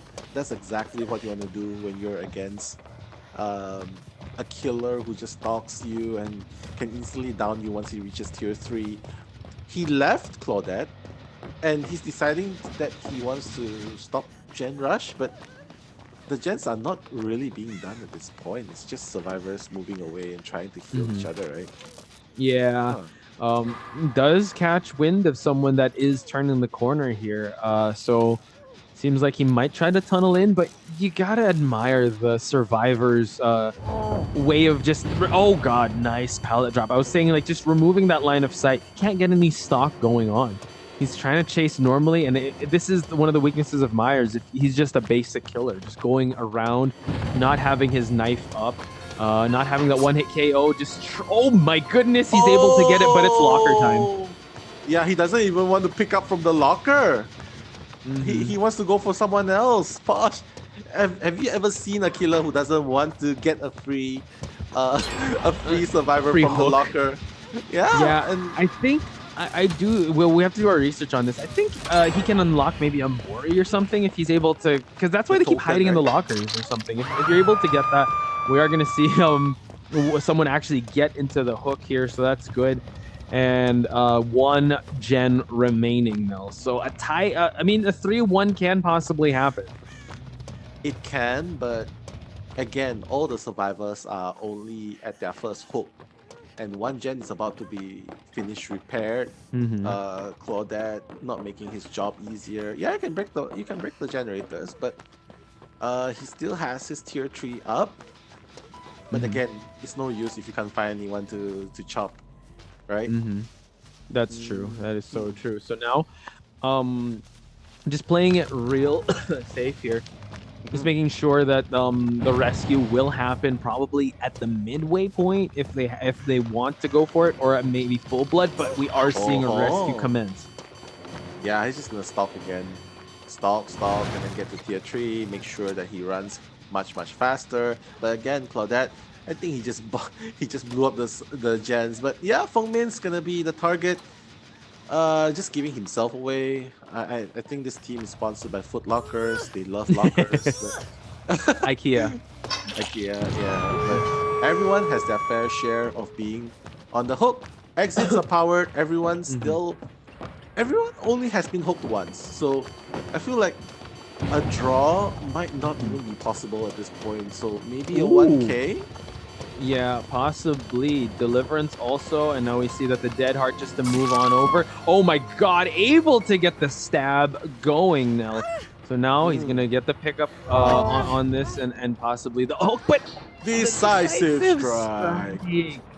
Let's go. Never leave home without DS, because, Nintendo DS is not the only thing you need. So, decisive strike. Well, the gate has been opened. He's still trying to look for his target. Oh my god, the target! Grabs her. Oh, yeah, this is an insta-death. Yeah, that's what happens when he's at the tier 3 and you're on your final. So, wow, that's very violent. And now he can get more out of it. We are seeing no ed also being applied here, so that's why they're clearing out. I think at this point they gotta escape. This is too risky of a Oh my situation, God. and that's what they're gonna do. They do. He's trying to see if there's anyone hiding on the side. My God. Oh my God. Dude, can he pick up? Oh my God, no! Decisive? Decisive. No, No, it's decisive. This is Oh my huge God. for Foxy. They have to go for a rescue now. I mean, oh my God, this is a 3-2-2, man. Mm-hmm. This is a 3-2-2. I feel like 3-2-2 just now against AKL, now 3-2-2 against ROV. Hiya, that's the only word I can say. Yeah, they had it. I mean, again, you're playing with fire here, but now we see that the Feng Min, he's just gonna get stalked here. He's trying to do some skill checks. He's just gonna be stalking whoever's in front and body blocking the entrance on the other side. So if they get a tie, that means ROV wins round number 2. A gift from the heavens. That's the only thing I can say. I seriously. Wait. The thing is, Noed is about to finish because they're cleaning up that totem. However, can the skill checks keep happening? Because he's on the final seconds here. So now he's gonna just try to body block. Oh no! Get the rescue going. Waiting for it. Can he snatch out? Snatch? He has to do it. He has to snatch it out. If not, you might as well do it because you don't. He got the hit. Oh my goodness. He got the hit, but the rescue didn't happen. If he gets another hit, Oh my it's gonna be God. a 3-person kill. Foxy has done the impossible. Oh my God. I cannot. This game, I really cannot. What the actual hell is going on? He was able to do it. Nerves of steel, ladies and gentlemen. Foxy making the Myers work. I think it was two things, right? Foxy being so game to, all right, let me just keep playing my game. And I think it's Teletubbies' way again of kind of overextending and wanting everyone out because they had the victory. 2 people are already outside the gate. There was one that was still there that could have went the other exit gate. But the overextension, once again, kind of burned Teletubbies at the end there. You know, like there's difficulty levels when you're playing game, right? Easy, medium, hard, right? Teletubbies chose Asian difficulty, I feel. Because if someone can tell them the math behind it, getting a 3-man escape in this game, you can relax in game number 3. But no, they want to give the win to ROV. And I'm like, come on. I mean, Claudette has already dead hard out of there. Why are you still trying to heal Claudette in front of a Myers? And you saw Foxy was like, all right, I'd gladly take it. Sure, you know what? If you think you could take them on round number 3, but that's not the point. The point is like you have to get the win while you still can. And I would say not play with your food because that's what happens. You get burnt like that. And it was, Foxy was popping off there because it really looked like a tough game. I mean, everyone saw one hook when the exit gates were open. We can actually put Myers up there with Nurse with the end game because the Myers was able to get end game hooks. How is that possible? Don't play with your food. That's ironically that's also one of Myers' perks. Don't play with your food. Yeah, that's true. The only thing I can say is Nerves of Steel, like what you said, Foxy, just being so patient. He just waits. He just waits for the survivor to die out so that the rescue wouldn't happen. I would say this is what they have only themselves to account for ending in this kind of situation. So yeah. Are we heading to a break now? Yes, we are, ladies and gentlemen. So we're going to collect our thoughts in just a bit, but stay tuned because we're going to have a game number 3. So more of Top Clan's 2022 Winter Invitational when we come back.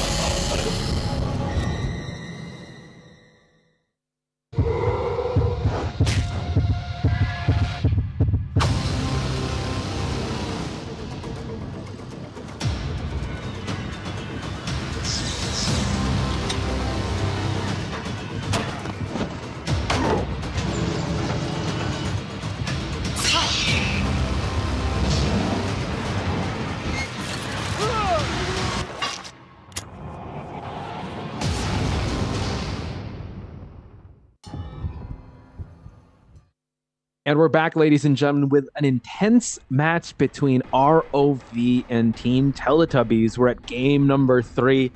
And Nell, I don't know if you and me both were like thinking, wow, the power levels are really with Teletubbies, but leave it to Foxy, leave it also to the survivor sides of ROV to flip the script. And now we're at a stalemate with 1 round each. If we tie up here, I think it's still going to be Teletubbies to win, but if ROV wins round number 3, they're moving on. Exactly. Here are the conditions for each team to win. ROV, they just need to get 1 more win. Doesn't matter the points, as long as they get a minimum win, it's already a win. As for Teletubbies, the only way they will lose is if they played like how they played in round 2. But other than that, I feel like it's still a death match. Whoever wins, wins. There's no such thing as draw. Teletubbies will appreciate the draw, but I don't think they will understand what a draw. Take it. Yeah, they will take the draw. They will just want to settle it with a win or a lose. But hey, mentality of champions, I guess. Yeah, I think when you shine light on that, that's probably the way they're thinking. Like they wouldn't settle for anything less.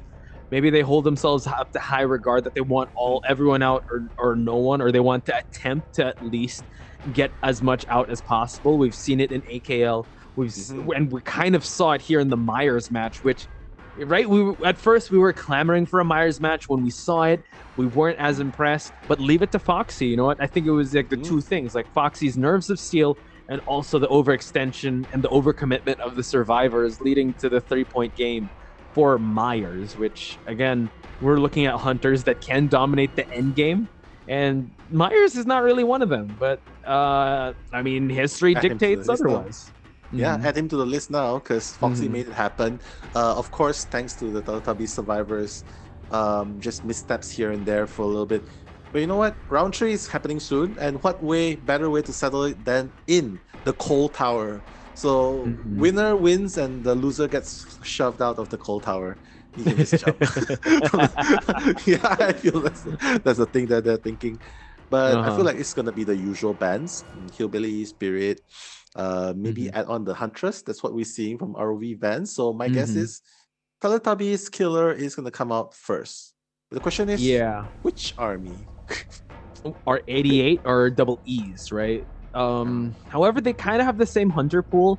Again, it's really hard to tell since it does say army at the start, but then at the end, that's when you know which army is going to be hunting. They both have a spirit. I'm pretty sure. Well, that's why it's gone. Pretty sure they both have a hillbilly, which can't be seen now. However, if we look at ROV's matches, they do dominate at the start and they kind of lose their steam. This is for both hunters. So now we gotta think, or they gotta think real deep which killer they're gonna go with. The nurse didn't work out well. Their Myers didn't work out well either. So that leaves some left on the table. I mean, there's still a solid trickster. Clown. What else? I'm just thinking of the projectile ones really, because they still promote aggression. Oni, most probably, if they're really good with spirit. Yeah, maybe an Oni at this point. But in the cold tower, I don't know. It's just the terrain is not really advantageous. That's true. Yeah, but B made it happen. B from Team 7 Seals made it happen. But we'll just have to see. But I feel like if that's the mentality of Teletubbies, they'll probably come up with a brute flashy killer. So I think stealth killers are out of the question. The thing is though, the Teletubbies, I feel like the mentality of Survivor is different from the mentality of the killers. Because the killers seem like they're okay with just like, okay, let's go with Wraith, let's go with whoever. But at the start, that's when they get the points. So when it comes to flashy, I'm not sure what would suit that playstyle since the best possible killer is that spirit. Now I'm looking at the list here. We're crossing off Nurse for sure, right? Because it didn't work out quite well. Myers is not so good either. Wraith almost worked out, but you have to admit there are glaring issues in a competitive scene where the Wraith doesn't work out. So, I mean, yeah, I think Legion's a good one. Legion, Oni. Right? We haven't seen Executioner yet. So that's a welcome, but he's kind of slow. You can take out the perks when you, like you said in the previous days. Now, when you're in that prison, when you get rescued, there are no perks at all. But it's kind of a gamble where it's gonna come out. Legion. Who else do we got? I don't think we're gonna see Ghostface. Yeah. Well, Executioner, he's actually really good. It's just that, well, when you're dealing with, plunging his sword into the ground and then just lifting it up. Yeah, I think survivors can see that because you saw how well they kited Victor's lunge. So in a way, it's also a straight line. But hey, the area of damage is much bigger. So who knows? Here we go. Oh, it's another Wraith match. Okay, so Army, spotting someone out in the open here. Not gonna catch up. Yeah, the short burst is only good. Oh my god! Not looking around, I guess. There was no reason to rush out like that. Yeah, Common Crafter getting caught out in the open, not good here. Oh, he's gonna get caught out here and also get mind gamed. So Army, fast down, early gen rush, not gonna be applicable here since we're only at about to be 50%. So that was an early down. So this could be very detrimental to the survivors. They don't respond accordingly. Yeah, I mean, I feel like this is a different Army we're dealing with. But well, different skin too. Yeah, I mean, he's doing pretty good so far. He got the damage on 2 men. So right now, well, Lori's around the vicinity. But whether or not she will save, no, she's just gonna go back to the gen. Probably another survivor will be saving. But oh my god, you're getting blocked? Dead hard, but no! Man, that was a great play. And yeah, it's probably a different Army. Might be Army 88 and not Army Double E because wow, he is fast-paced with this Wraith. However, early game can go in their favor, but this is a very survivor-sided game, so we can't just call it yet. But I would have to say early game is being dominated by this Wraith. Exactly. Like you already see Kamen Crafter, supposedly the one who kites really, really well. But he's already down for the count. He's already on the hook for once. Even Man's already on the hook. And only one gen has been worked so far. You can see that the other gens are not even worked. Like look, 65% left. Yeah, Foxy is the one being chased now. So doing really well, just making sure she's staying towards the windows and waiting for the uncloak to happen. Mind games, forcing the vault to happen. So that's actually great on Foxy's part. He's gonna have to play some mind games with the blocks him off with the pallet. Might be forced to break and change targets, but yeah, that's what he's gonna do. Well, so far so good. I mean, Foxy's the one who's actually kiting pretty good. And now just going through the window. Hi! He was able to hit him. Yes, because when you vault back the window, the slow vault, 1.5 seconds allows the killer to lunge at you. So Kamen Crafter might be the one to get the second hook really soon. Unless he can cut out his mind. Yeah, he has to, but now running in a straight line here, this is going to be tough. Does he have Dead Hard? Oh my god, tried to go full 360 around the Wraith, but we see Common Crafter seeing the hook for the second time. At least they're going to have a trade-off with the gen popping, but I mean, the 2 gens popping. So Common Crafter needs to be able to kite a little longer because I think Army knows that he wants to keep chasing down Common Crafter at this point. Yeah, you can see that Lori's going for the rescue. No, not quite. It's yeah, not a safe too rescue. risky. He's gonna run away, making sure he survives long enough. Oh, he's just gonna climb through in his cloak form. And now there's no more pallets. Oh, there is actually one pallet around this area, not being used yet. Probably gonna jump back into the window. No, he's gonna start cloaking. But wow, just an incredible performance by Foxy. Just making sure that he knows. All right, just kind of playing mind games with the bell. We do know he has a Dead Heart to use. The window's here. Oh wow, runs right into him. Common Crafter getting saved by the nick of his skin, while a generator is moving at above 60%. So that's still okay. Foxy having a great kiting session, but I think this killer wants to find Common Crafter again. Exactly, the Saitama cape. Trying to find the Kamen Rider. Oh my god! Oh, that was so scary. Now he could have get snatched out of that window. He could, but now he's just gonna climb through the window. There's no more pallets to work here with. Yeah, he's probably gonna go down pretty soon. But there's a pallet over here though. Yeah. Gonna try and drop it. Yeah, he's just gonna drop it. He doesn't wanna deal with this. Yeah, you can see like having a long wall, it definitely helps. Oh no, why are you leaving the long wall? Oh, he Dead Hearts through, and oh my god, he went back to the pallet. That was such a risky play that didn't work out in his favor.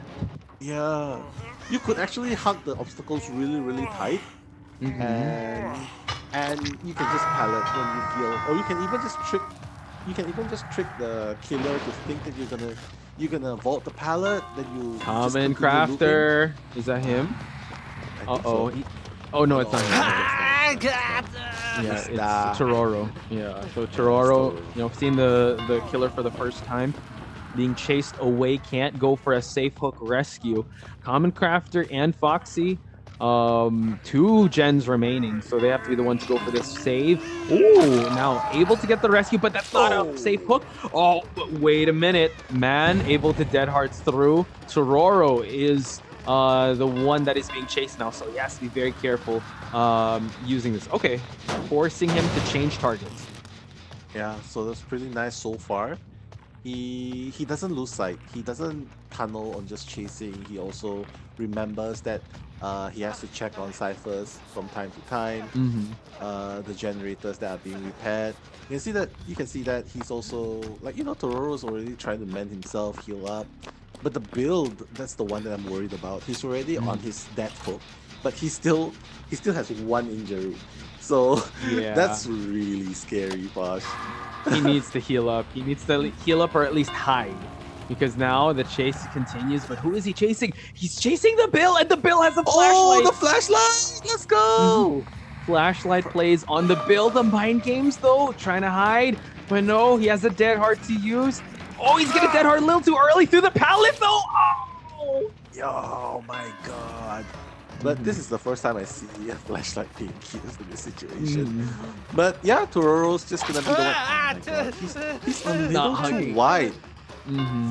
Yeah, you want to be hugging the walls here. You know, we're gonna see him try to block out Tororo. Can he do it? Oh, he's gonna be kicking the gens. But oh my god, Common Crafter! Be very careful. Common Crafter is also on his death hook. Someone My has to pick God, up Posh. Man, and Man is already. Yeah, but Posh, look, the gen's almost done. Yep. Uh-oh. Oh my God, it's Here we almost go. done. It's gonna pop already now. Wow, end game is officially Mhm. in effect. But again, the target is Kamen Crafter. Mhm. No, it's Tororo actually. So D- still okay, I feel. He's not Tororo, on I his. think, is on his second hook. So this is good for the survivors to make a play, but this buys them some time to just stay on the exit gates. But I don't know. It seems like you're gonna make the Wraith is gonna make a decision. Oh, by the way, no Ed. Everyone's exposed. My God, the Hax totem is actually very near to this killer Mhm. shack, but I Mhm. don't think anyone I notices. oh, no, I Even the think hatch someone's is on actually. top. Yeah, someone worked on it. But the Noed is still intact. Foxy. Oh, no balance landing. But the Pal is able to get the Oh, stun. Mhm. nice. Well, Noet is still in effect, and mind you, Mhm. ladies and gentlemen, even if you go back to doing cleansing the totem, the progress has already been resetted. My God, the mind game's going on here. Oh my God, Whoa, I thought Foxy. Foxy's really Uh-huh. so good. Gosh, Yeah. Foxy's yeah. Not just as a killer, but also as, oh my God, Bill. He's right out in the open here. He is injured. Tries the dead hard a little too early. Bill on death hook here. So they haven't gotten started the exit gates yet. So this is a tough call. It might actually work on a tie unless they get rid of Noed. Or Oh, if they he did. decides, yeah, he did. But again, Cabin Crafter is already like just one hit away. Oh, the Hatch is hatch is open. open! Are The you hatch kidding play! me? A hatch The escape. hatch play! Oh my Oh my God. God! What? Call ROV the Hatch Kings, ladies and gentlemen. Wow. Just 3 out of 3. Oh my I God! would love 3 out of 3 hatch escapes. Wow, incredible. And it just like who was that, the Army 88 or Army double E? Because we were okay, so it's the other army because we saw the double E a while ago. So yeah, we saw a new type of playstyle, very aggressive, very efficient. So Army 88 really scary on that Wraith, and honestly, at the start, it didn't look quite well. But we can't say that so soon because this is a survivor-sided game, and ROV with the hatch plays. Oh my goodness. Yeah, you can see he hit like 18 times. He has downed 8 he has 8 knockdowns. By no means is he weak.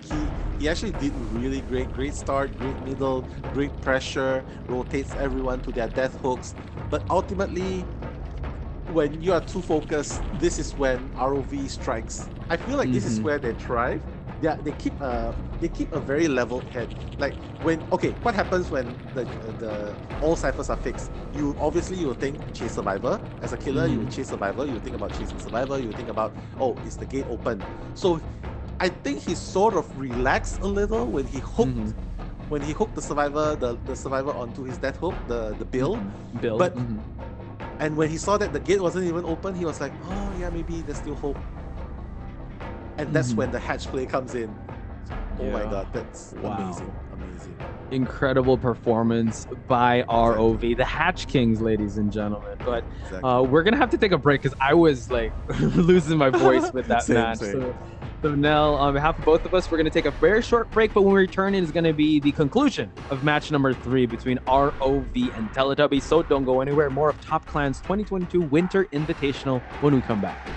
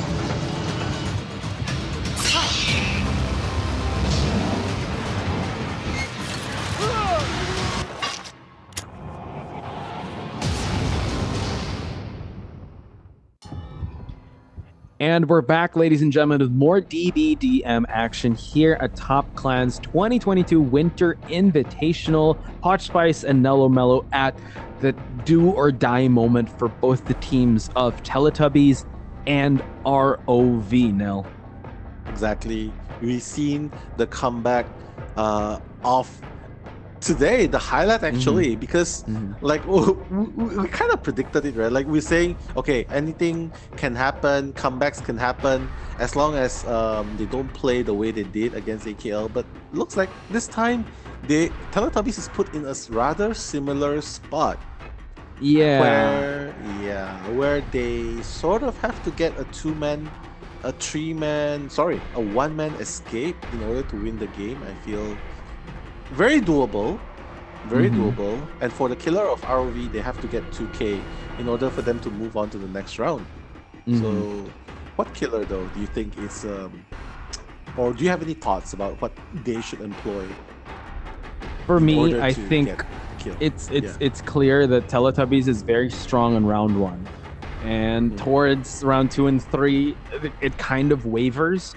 Look at AKL. So now we're gonna see if that theory is put up to the test here, because ROV, they've done pretty well in their previous match against ICI, and it's gone the whole 3. So now when it comes to the bans, I'm just gonna say what bans they did. They banned the Oni, the Cannibal, and the Shape. So that's basically very aggressive, but then the Shape is, I think they put the respect on the Shape after seeing how Foxy can go with that Shape. But now that leaves open 2 killers, which I want to get your thoughts on. That leaves open the Onryo and the Legion. Not to mention, Posh, Spirit, a Hillbilly. Oh, you're right. You notice that he banned Teletubbies banned all the one-hit KO killers. The Shape, and then the Shape, and then there's the Oni, and then there's the what's that? But the Cannibal. Sorry, Leatherface. Leatherface as well. So I feel like Billy. You think Billy's gonna come loose?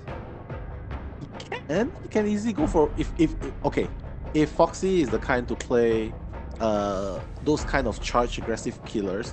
Like I feel like the ban on Shape is unnecessary, but if you feel like Foxy can play Oni,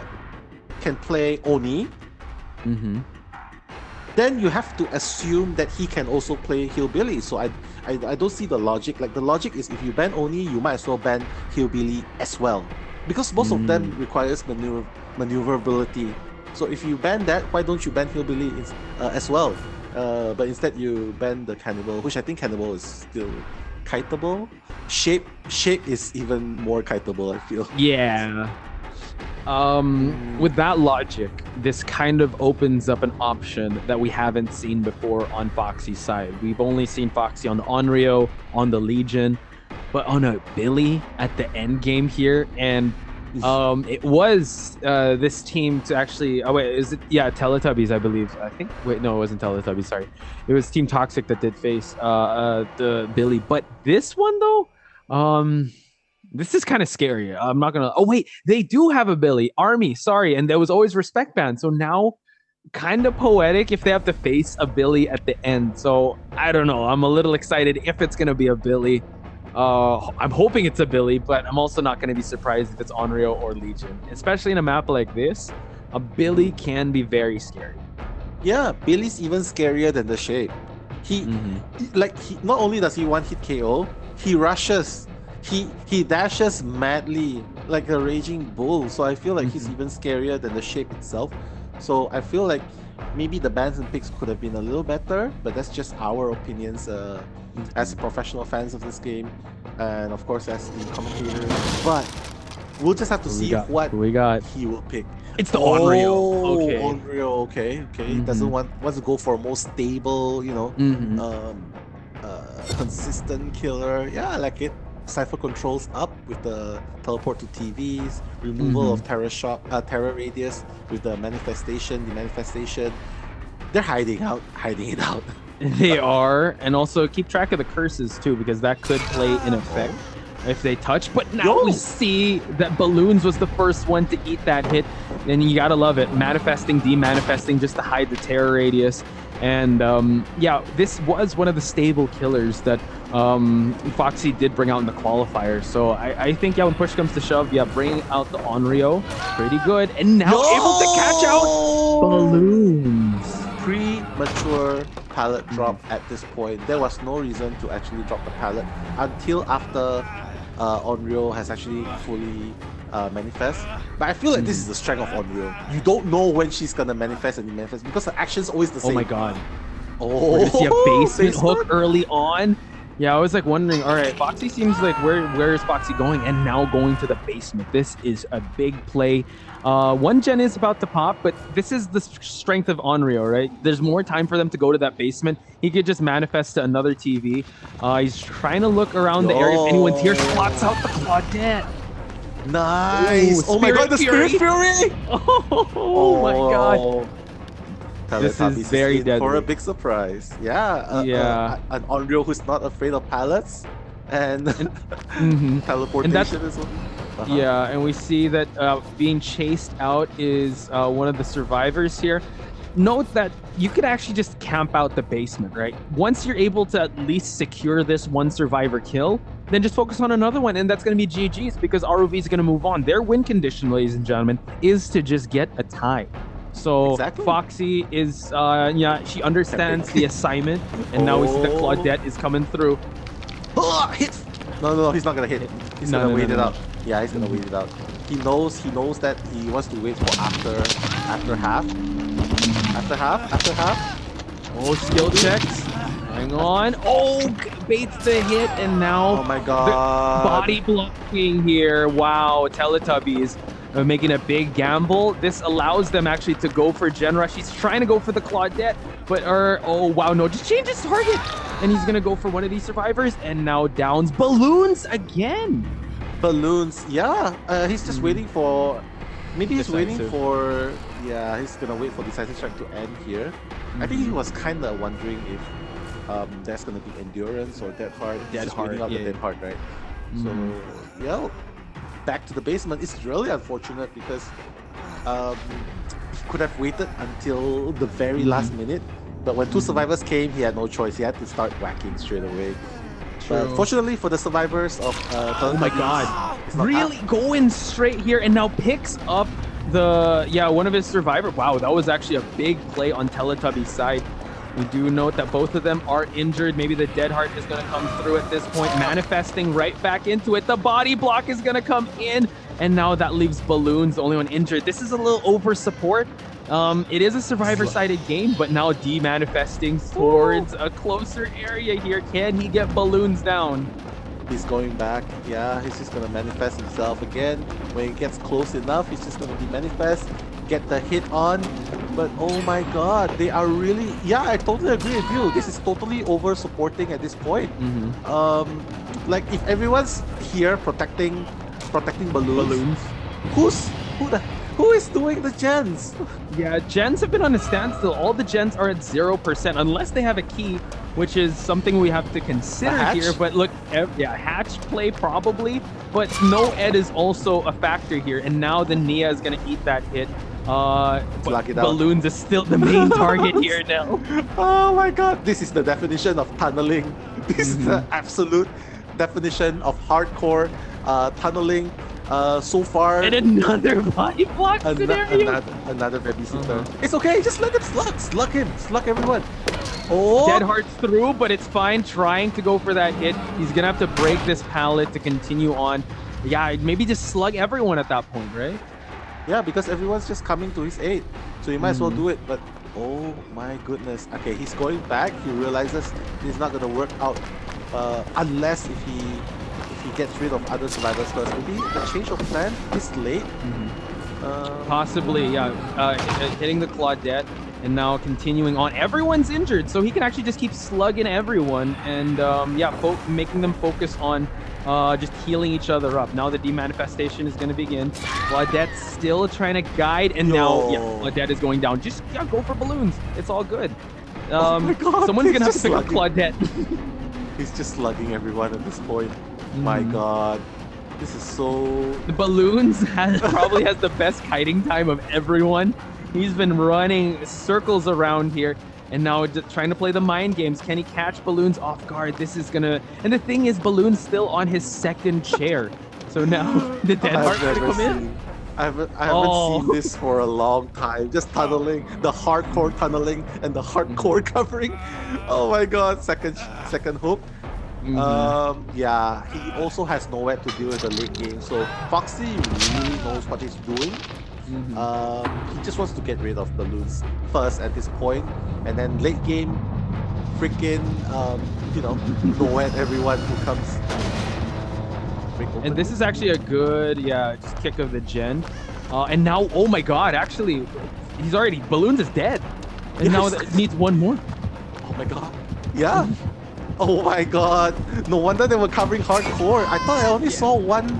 Me I only saw too. one side there. What? That's true, but now he could just tunnel one more survivor and Foxy's gonna bring victory for the team. And Noed is also in sight, so now the Nia has to kite for his for her life here. We are seeing the oh wow going through. Oh! Play with the fire, and the wrath of the ghost is gonna come back to haunt you. This is definitely. I don't think this is what Teletubby has been expecting.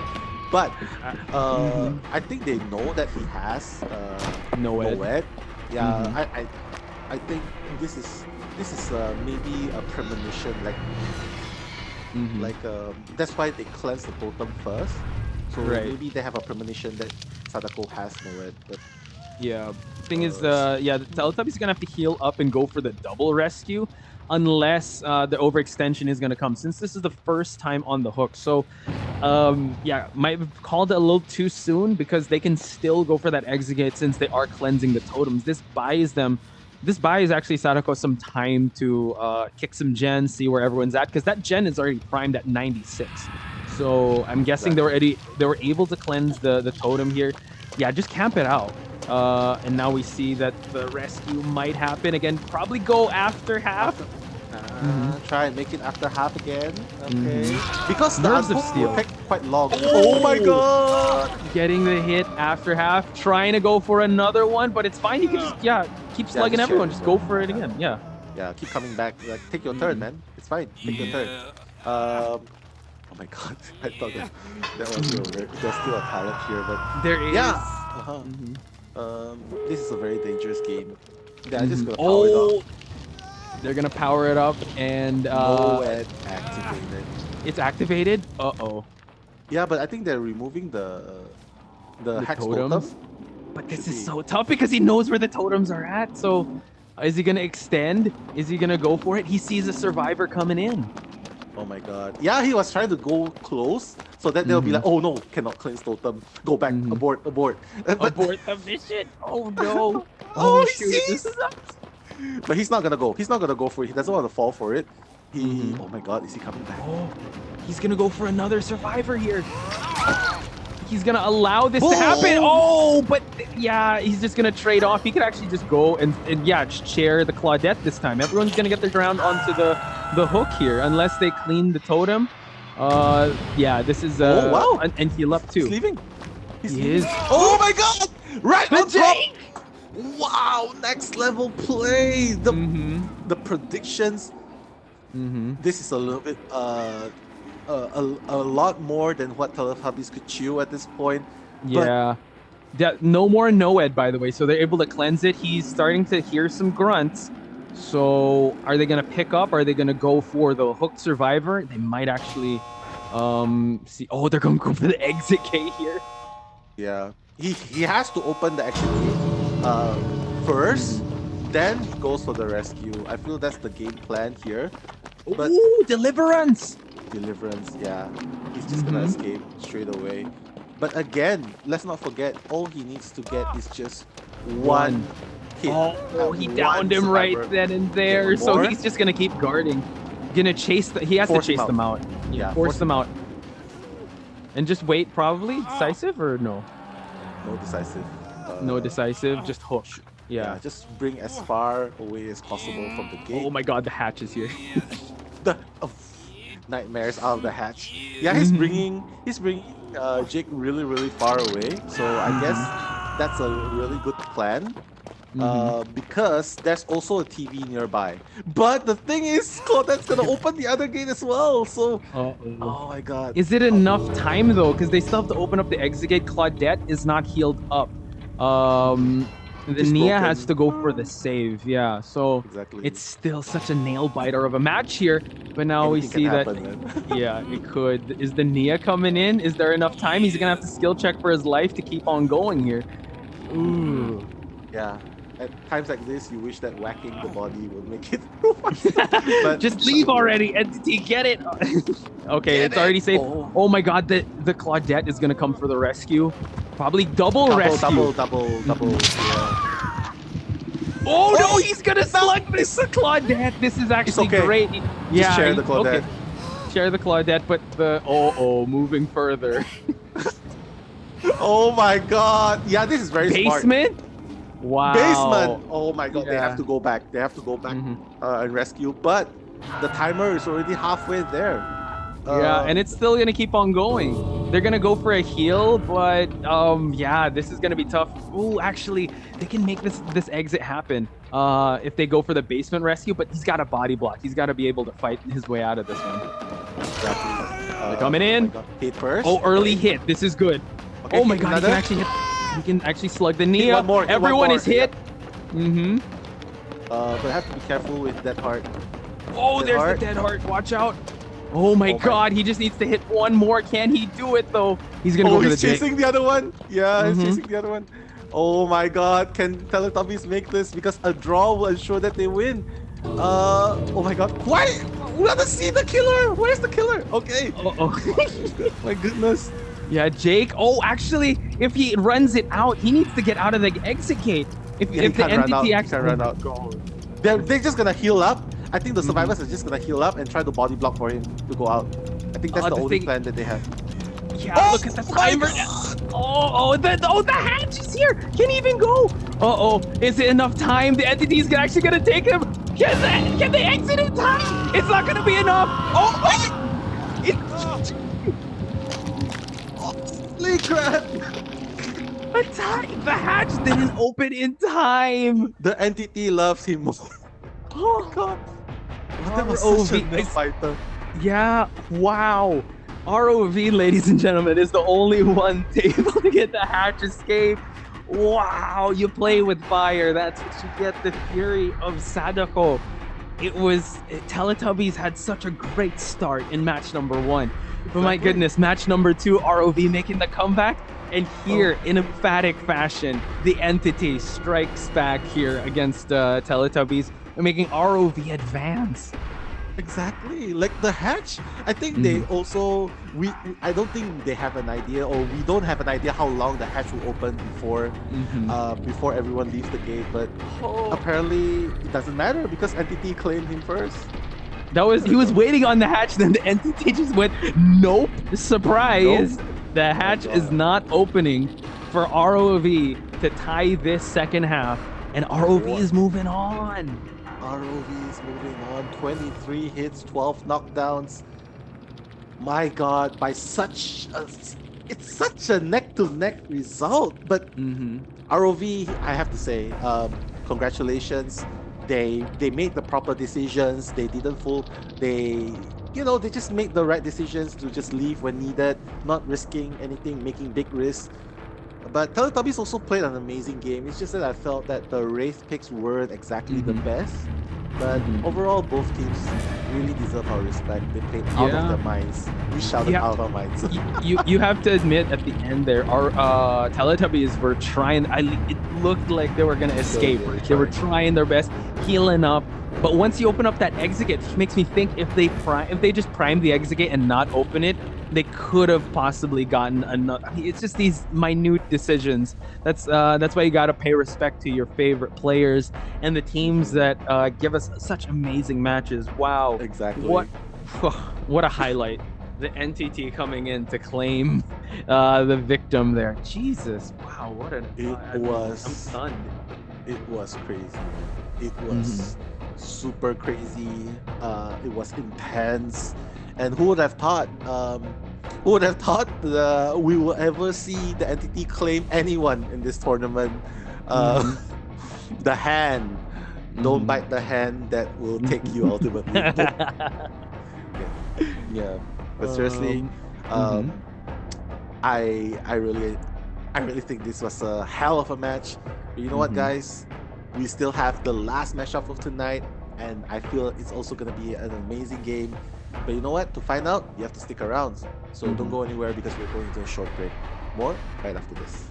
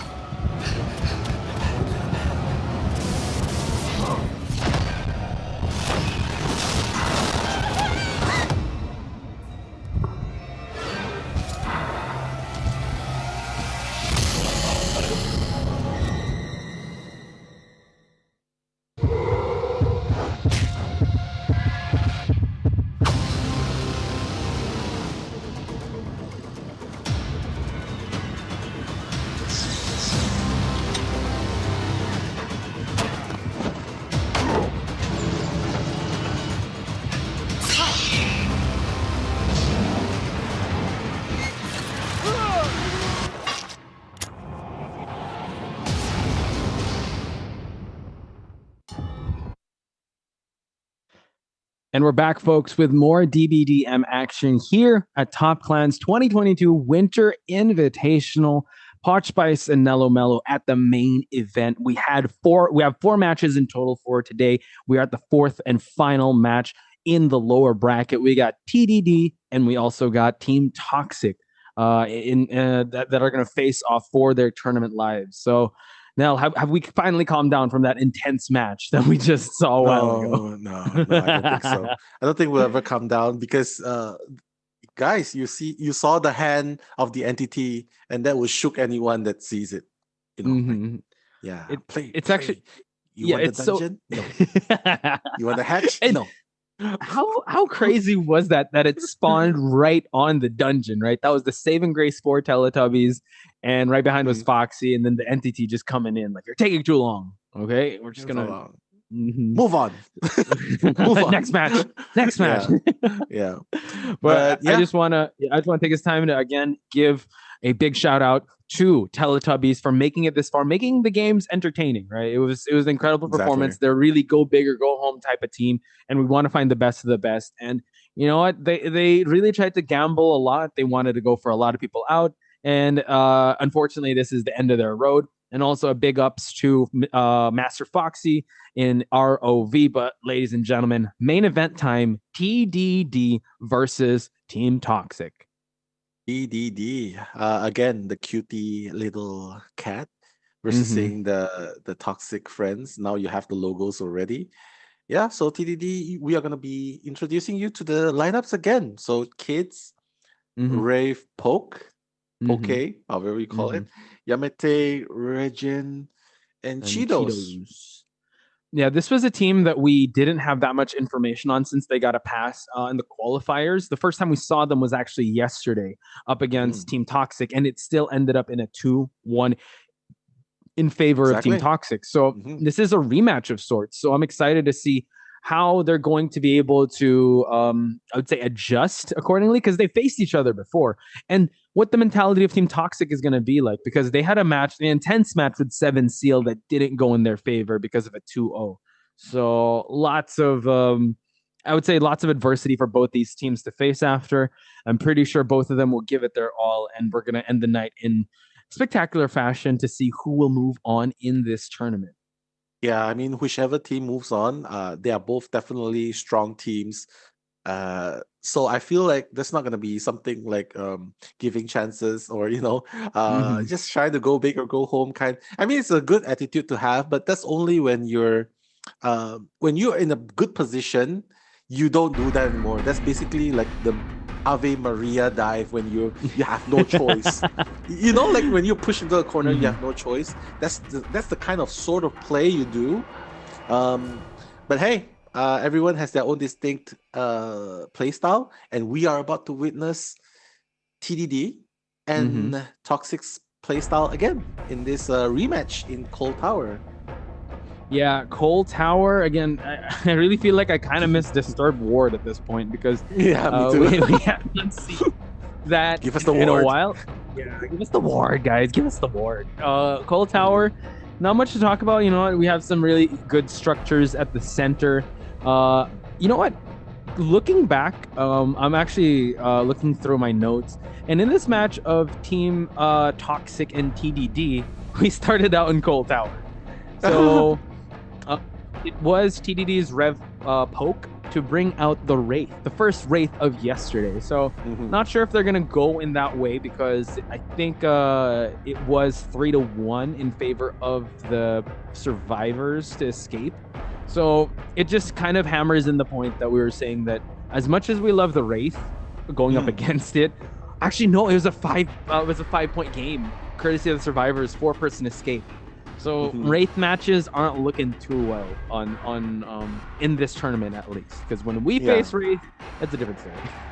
It's a different story. We usually bully the Wraith, but hey, oh sure, that's the other way around.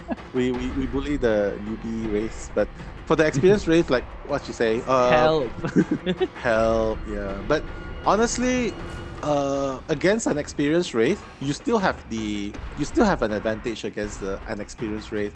As long as Mhm. you don't get body blocked, you know that the wraith is around. He knows that you're trying to vault the window. He body blocks you. Don't put yourself in that situation. Never allow yourself to just camp a place and allow the wraith to body block you. So that's Right. one thing. Put down the palace. Force the wraith to break it. Transition away. So I feel like sooner or later you're still gonna get hit, but at least you Mhm. don't die in 5 seconds. So I guess that's the Yeah. point of facing against the Wraith.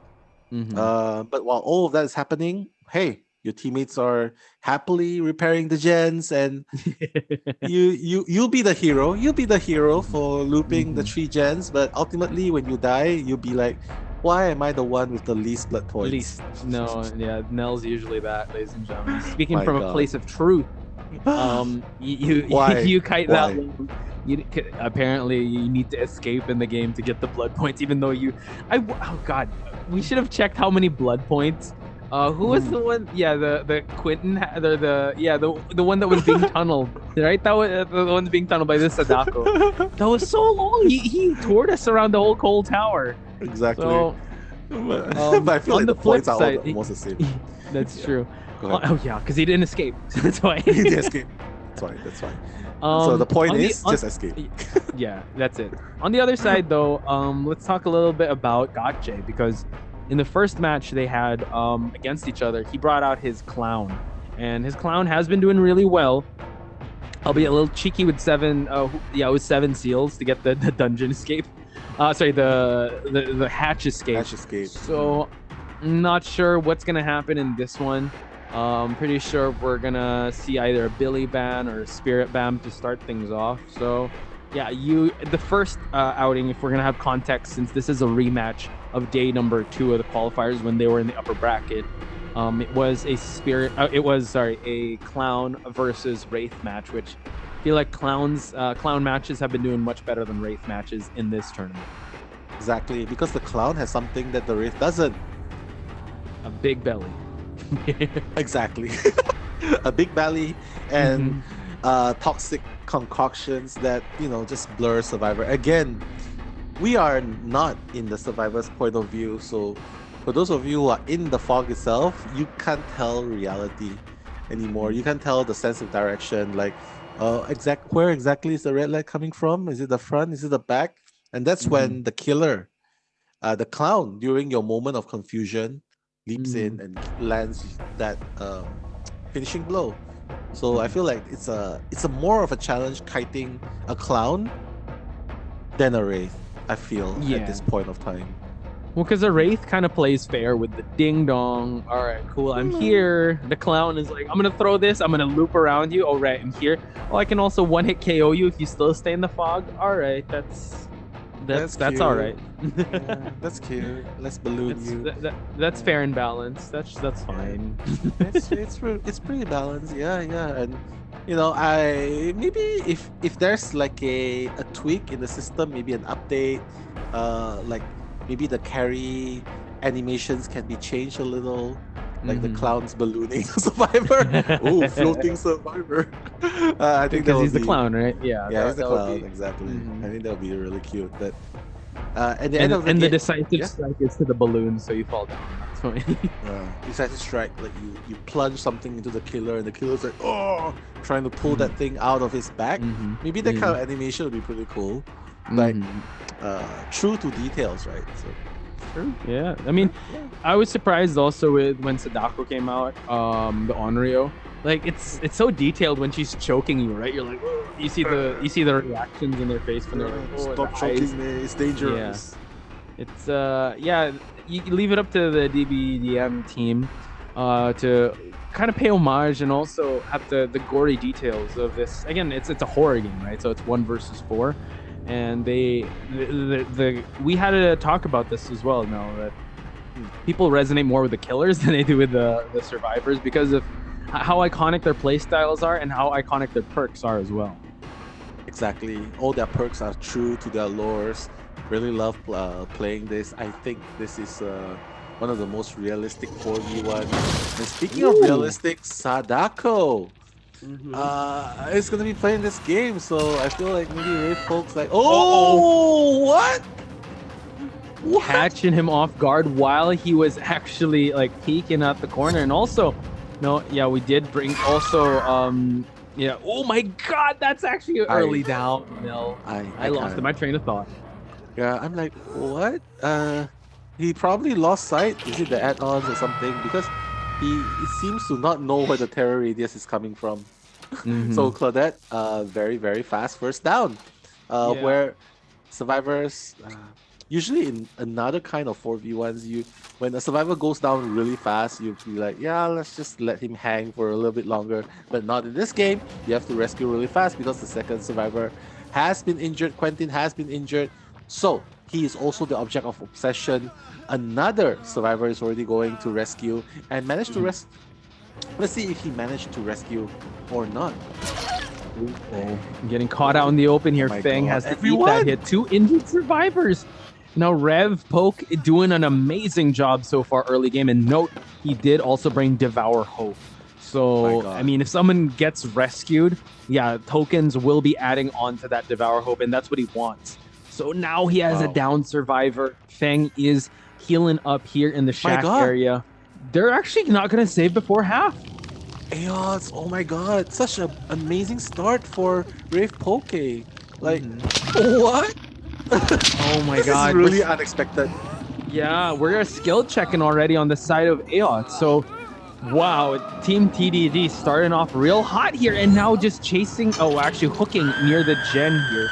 So, they finally get the rescue, but Ayots is as good as dead once he's found out. Exactly. Okay, a little bit premature on the swing there, but it's okay. Just gonna break the pallets here, and the Claudette probably has to transition. So, yeah. Wait. He's playing around this area still. He sees the scratch marks. Is he actually in the locker? I'm not quite sure. He's gonna check. Oh my god, she is! Surprise! Merry Christmas! Decisive strike? That's why. That's the point. Just waiting on it. Decisive strike and also Dead Hard, but now we see him manifesting into another spot here. But yeah, I was like, wow, right, locker play. That's something that we gotta play around with that now. We have to have Decisive strike. Dead Hard through, and also the enduring. That was actually a quick stun. No, but he chose to break the pallet. Now he's going to try to demanifest. He's going to try and close in on this Claudette because this Claudette is as good as dead once the hit registers. Exactly. And he doesn't have any more Dead Heart. So the moment he gets hit, boom. Oh! Ayots down for the count. And pause, look at the gens. Only one gen has been repaired. And already one survivor has already been claimed by the FP. So I would say an amazing start for Team TDD so far. Yeah, Rev Poke. I mean, we did see him first as a Wraith, but then he brought up this Onryo is definitely a breath of fresh air. I would say Onryo and Coal Tower is so good. Shout out to Foxy because of that. But now we see the hit registers, and Joker now is on the hunt. Exactly. Quentin already has 1 damage on himself. If he gets one more hit here, the Dead Heart. Yeah, they always. I feel like they should try and prioritize Dead Heart to get endurance. I feel like they should prioritize that. I don't know how the mechanic is gonna work with them at this point, but it almost feels like almost always when you Dead Heart towards transitioning to the pallet, the killer knows exactly what you're trying to do. It's as clear as day. How ironic. Yeah, when you're in a dark map like this. Yeah, exactly. So Joker now on his first hook. In the killer shack, there's still the pallet that's here, so it's actually a good place to be kiting at. Note that Devour Hope, I don't know if they want to go for, maybe that's why they want for a full blood rescue or past the halfway mark, just so they won't get those tokens in. Now the Feng just hugging the walls, you want to be doing that. Joker's still the only injured one, and the rest are just going to try and focus on decoding while this Onryo is still trying to pursue someone else. Yeah, I wish I had the killer's eyes when I'm playing Survivor, just so that I can see more of the totems. The hex totem. Yeah, but you know what? Surprisingly, they don't really care about boons because oh my God, A free hit out Lori in the open here. That was a gift from the the from the DBDM gods. yeah And now entities. Lori has to be very careful, just roaming around, but gets caught while vaulting. The demanifestations, dead hearting away, but no more dead heart here. Oh! Gladly would take that pallet hit. Yeah, the exchange was so worth it for the killer, not so much for the survivor. But again, another cipher has been popped. The second generator has been done, but again, at what cost? Because now Mm-hmm. Lori on her second hook. So the next time she's being rescued and hooked Mm-hmm. again, that's gonna be the final. That's gonna be the final goodbye we can say Yeah, to her. the pacing is kind of drowning the survivors at this point. Two gens are done. One is at 34%. The rest have not been touched. And Mhm. like you said, one's gone. One is almost on the death hook already. So very proactive on Rio here. And just the Mhm. constant pressure, right? From the start, playing with the manifesting and demanifesting, cleansing the totem, that's actually good. So at least Devour Hope won't be a factor. But I mean, the priority though is the gens. None of them are moving. I know you want to be able Exactly. to. Oh my God, catching out the Fang here. Yeah. Um, I just feel like this is hope is down for the survivors. Mhm. Have we ever seen toxic survivors in this situation against TDD in their previous encounter? Not to this effect. I think this is the most adversity they're facing, and also great snipe out there. Is that the death hook already? Yeah, it's two Yeah, that's already. the death hook. But he doesn't want to risk it. Probably decisive Mm-hmm. strike gonna play a factor.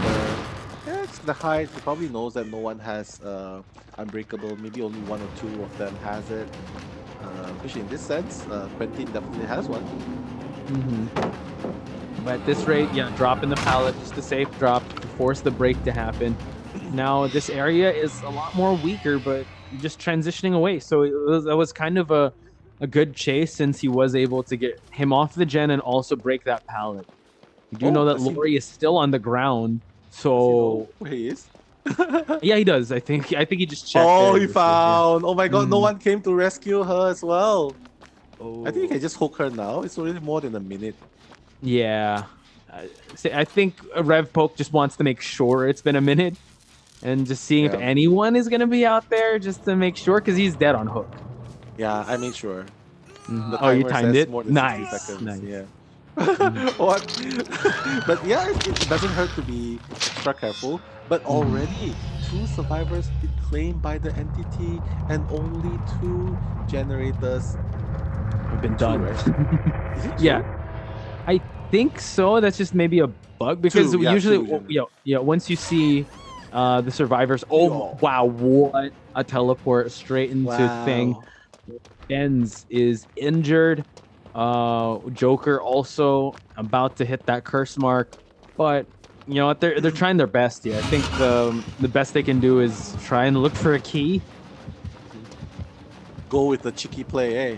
But that's Mm-hmm. not gonna work at all if the gens are not being done, because you need to get the gens down to one gen remaining, and right So now yeah. Mm-hmm. they are still 1.5 gens short. Oh yeah, that is true. You got I forgot that. Yeah, you got to go for gens for the hatch to at least come out, or you have to be the Yeah. last remaining survivor out there. Oh, Manifesting, demanifesting. The mind games are coming boom. in. The hit registers. Killer Shack, yeah, still holding on to that pallet, so it's still pretty strong. So, waiting to see if he will commit to go through the window. It seems like the case. Yeah, we should commit. We should try next time to commit to prove thyself. No. Just to get more Mm-hmm. blood points. Uh But oh. nice dodge out, nice dodge. But there's still one pallet. Onto the face of Sadako. Not sure if you really want to do that because you might just enrage the Onryo. But while all of that is happening, the third gen is about to be repaired. Oh my So, God! Wait, Joker's cursed. oh my God, he's gonna be dead once he's found out. Yeah, that's true. He's gonna get the stare, and my God, the hatch has already spawned. So will the oh God, he's gonna just go for it. Yeah, put him on the ground. We want to see. Mm-hmm. Or Let's don't see. put it on the ground. Don't put it on the ground. Put Just him on the kill ground that and straight look away. for. Oh, he's gonna go for the stair. There it is. Boom, ladies and gentlemen. Boom. 7 days you're dead. Hatch is open. Does he This even is know their where the saving hash grace. is? Yeah, we'll find out. He doesn't know. Um, oh my God, the Fangman not going where the hatch is at. Is he gonna go for an exit gate? The exit gate's not even powered at this point. You have to go for the hatch. Well, the hatch has to be closed, then the exit gates will. Oh my Oh, God, she's here. so confident. No wonder he just cheered straight away. 360 is not Mhm. gonna work a lot in this game, but very valiant effort. I like the confidence where he just executed um, the survivor straight away with inexorable stare, Yeah. because it's so risky. What if the last survivor, is already waiting at the hatch, right? Yeah. Uh, mhm. I think at that point, Rev Pokey just wanted to secure at least a win and not a tie. So yeah, he just went for it. Again, it's like, yeah, it's this round number one, and just finding the thing right out in the open. Great start for Rev Poke. Definitely a different way we're starting this new Exactly. story, this new chapter between the matchup of TDD and Toxic, because now Gotje has to do like the same if he wants to push for game number 5. Game number 3. Game number 5. Jesus Christ. Game number 3. Game number 3, exactly. Mhm. We might be seeing the rise of the C teams, because again, they are the only two C teams left in this tournament. There are Mhm. still four Thai teams. Recently just removed one, so technically we are moving closer and closer to finding our top fours. We already have the first two participants in top four. So right now in the lower brackets, ROV has made it through. And now it's just TDD, waiting for the results between TDD versus Toxic. But Tosh, Mhm. never seen before. Like, this is totally different from the first time, their first encounter. So, You know what? what's. This could be a curse of the upper bracket match, or maybe people playing the first match and then they're kind of running out of Nervous? steam. I don't know if it's nervous or maybe a little overconfidence, because this matchup happened before.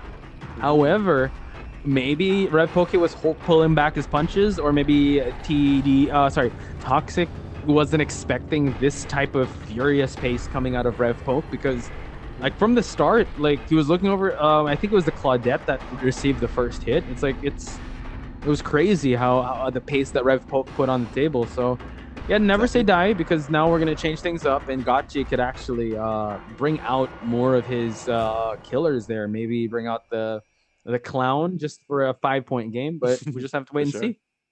Wait and see, indeed. And that's what we're going to do, because we are going to go into a short break. So don't go away, guys, because more action right after this.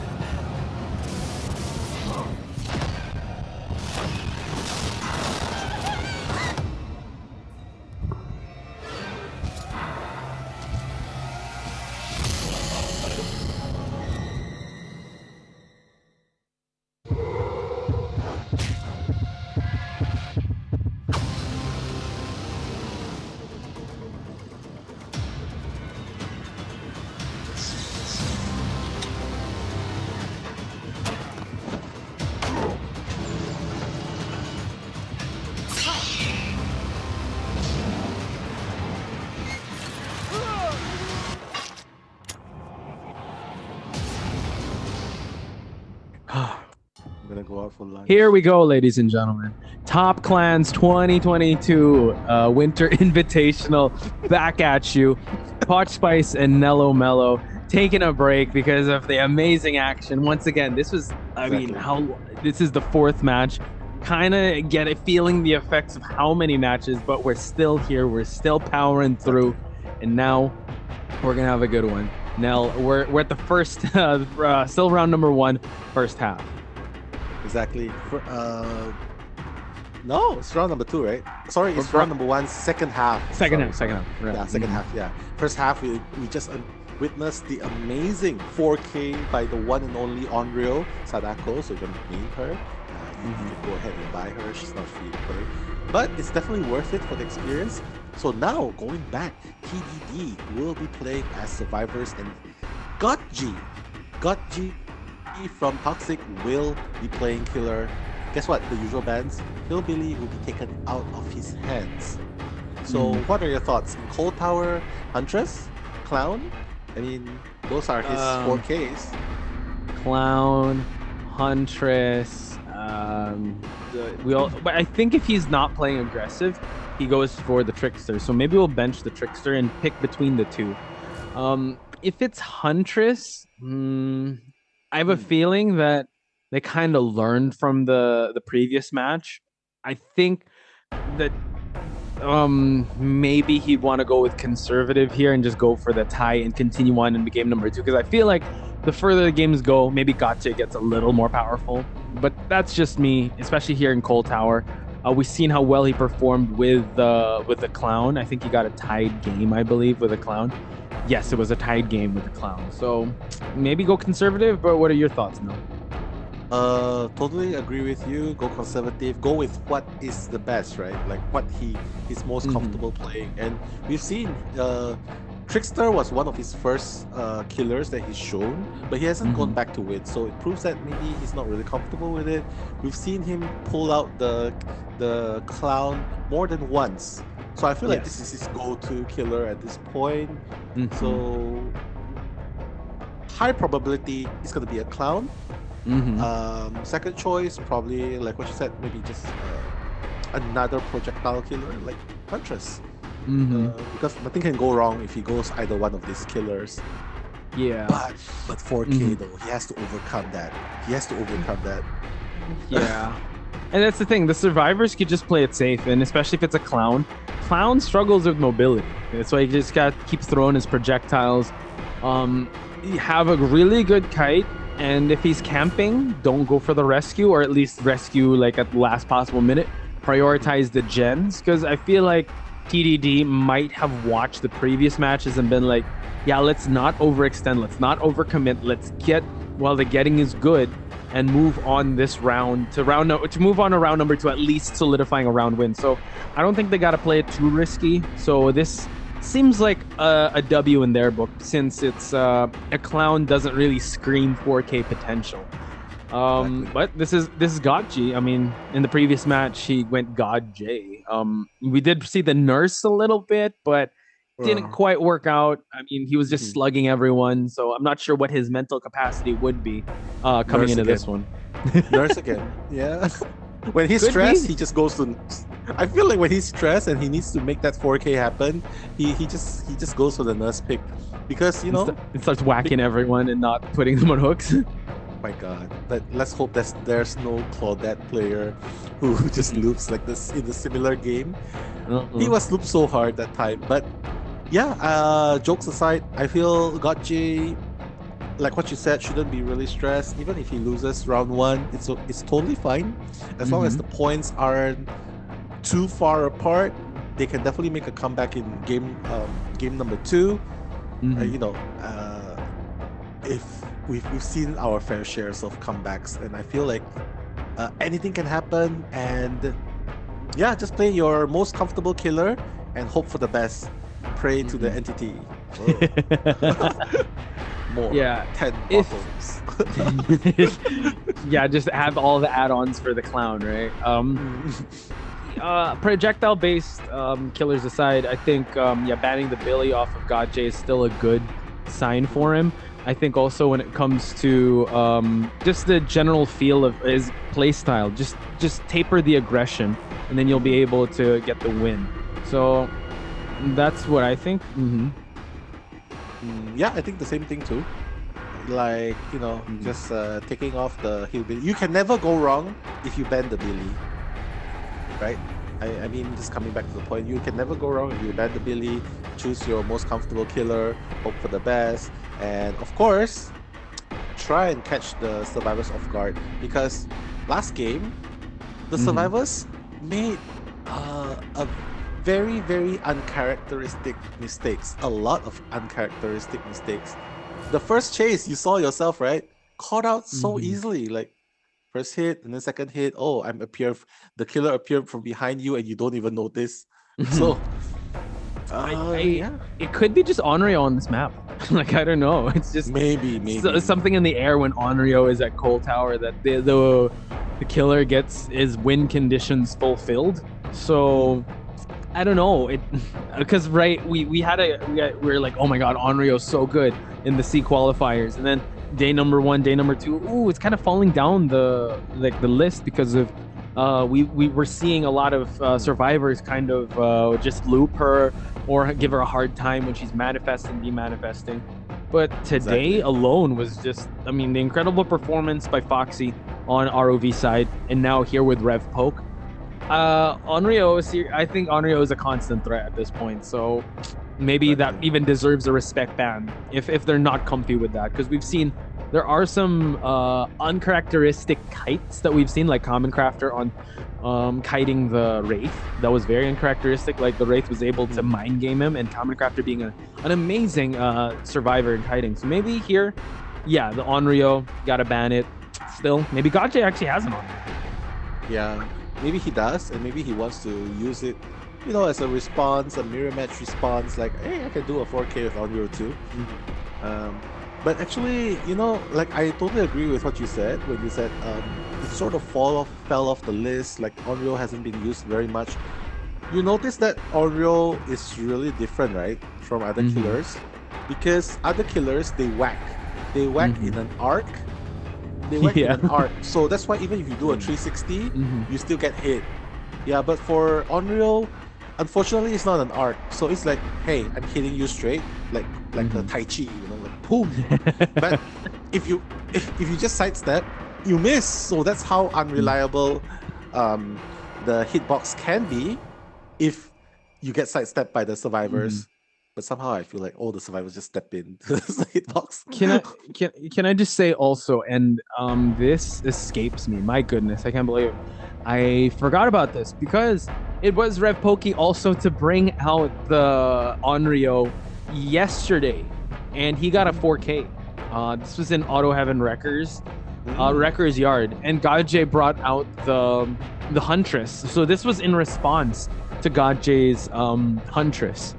So I feel like, yes, you can ban the Billy, but I think if they did their homework and they got 4K'd before by Rev Poke, they would probably adjust it accordingly, or maybe even respect ban the Onryo.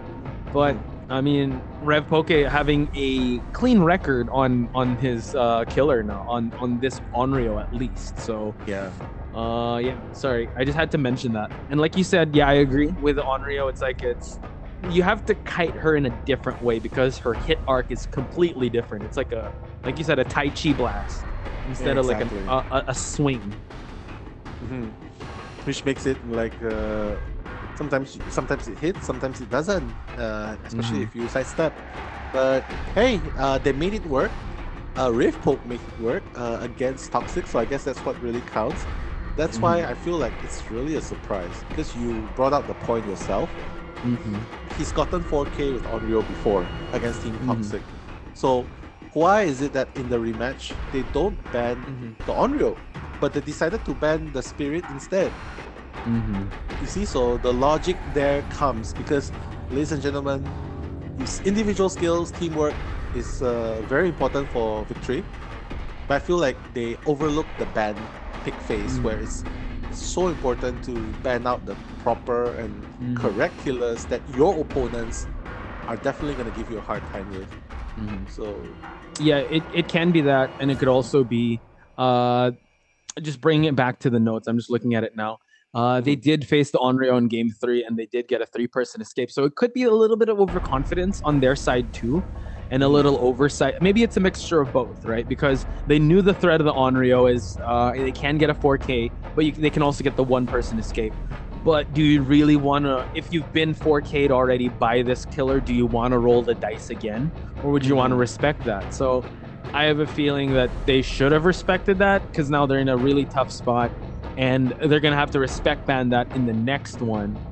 Unless they can try to do it again. But I feel like that might be pushing it at that point because I think Rev Poke understood the matchup from yesterday and brought it out today because of how well he was able to just decisively get the victory. That's 5 points to start off. That's hard to come back from. Exactly, 5 points. And even if Gotchi manages to get 5 points here as well, it's only to equalize, not even to win the round. Yeah. So that must be pretty frustrating, right? But I will take my chances and say that it's really hard. When your team gets a 4K in the first round, as a killer, it's really hard to live up to the expectation to respond with their own 4K. Few killers do. They can respond well under this kind of stress, but I would say 99% it's really hard. But anything can happen, and we are about to jump into the game, and we'll see. Clown. Okay, so remember to hydrate, ladies and gentlemen. The clown is when the clown coughs. That's it. That's your instinct to hydrate. So Nell is hydrating as we speak. Starting things off real slow with TDD. They are hiding out, but I mean, if he just starts spamming bottles, you can already hear them coughing out. He already sees someone at the exit gate roaming around. Purple haze being thrown around just to chase him away from these structures. But we do see that he's gonna probably eat a hit here. Oh my god. Reloading, but in time. Oh yeah. He doesn't have bottles anymore, but he blocked the pallet area so that he doesn't get. But oh my god, he's trying to throw! Oh my god, is he gonna get it? Oh, not quite. This is actually such a scary sequence that Rev Poke is playing. But now, just hugging these pallets, so it's kind of scary. Now we're gonna go to the killer shack. He's gonna be reloading, and he's just waiting on him to actually chase him. Exactly, but I don't know if that's a good idea to try and wait out because. Man, oh man, yeah, he has to put down the pallets. I mean, you won't be able to utilize the shack anymore if your teammates come, but it's better than getting down early. But so far, so good. TDD, Rev Poke, actually, the killer becoming the survivor. He's dodging left and right. Oh my god, what? Yeah, he was in the purple haze. So. Oh my god, Yamete. Taking the fall himself, Rev. I know, it was actually a little unfortunate, and the Red Poke did such a great job, but Yamete a little too aggressive when it came to throwing down the pallet, because if he walked right through, that hit would have been registered, and my god, we're back on Rev Poke's side! Yeah, couldn't even use that hard even if she wanted to in the fog. Probably couldn't see that the hitbox coming in, but again, they are Gotchi is responding with his own 2 quick downs, but Posh, the difference is 2 gens have been done on the side of TDD. So Rev Poke did an amazing job buying enough time for those 2 gens to pop. Gonna get a rescue on, and now a down. But yeah, just in the purple haze once again, but that leaves Yamete out. Cheetos, though, will see the hook once again. That's all good. At least they trade places. The timer is done on Yamete's side. He just needs to get out of there. Yeah, Yamete needs to get out. The purple box. Oh, as you can see, there's a few ways of throwing the bottle, right? But for Gotchi, the lunch! My god, I thought it was going to be a trade. Is it a trade? It was a trade, but I mean, Yamete again, sorry, Rev Poke. Wow, Cheetos actually has deliverance, so it's all good that he was just on that hook. Exactly. Yeah, Rev Poke, I mean, he's just so good at timing the hits because he knows that you're going to go through that pallet. Now they're focusing on some gens. Rev Poke is still on his first hook, so it's still A-okay.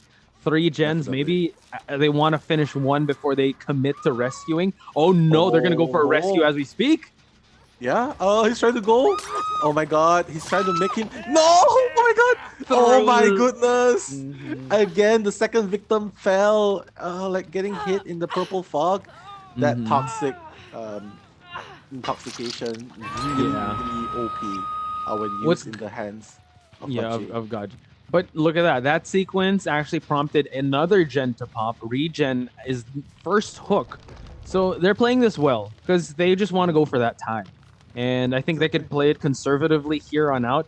Gaji is responding well, but I think at this pace, if they continue to keep like taking chances on the hook, getting safe rescues and popping gens left and right, it's Mhm. gonna be a tough comeback come round number 2 for the team Toxic. Exactly. And when another gen has been done, the hatch will spawn. They can Wow. easily get the hatch Did you if see they want. that? Oh Oh, my god, he dropped the purple concoction oh my down god. before he chased out Rev Poke. Just I mean, Gaji is just on a different level when it comes to understanding the game here. And now we are finally at the last gen now. I hope he's ready to expect some cheeky play because right now not only can they finish the gen, hatch has already spawned because it's That's already true. 4 gens remain done, right? So hatch has Hmm. definitely spawned.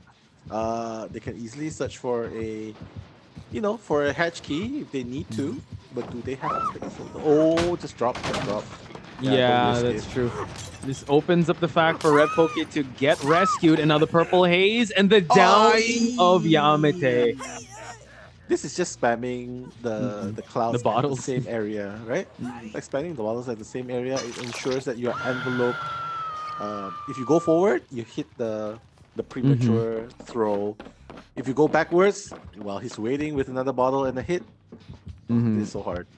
Yeah, now they got to open up a new gen. Uh-huh. So luckily that the hook was actually near the gen that was being worked on.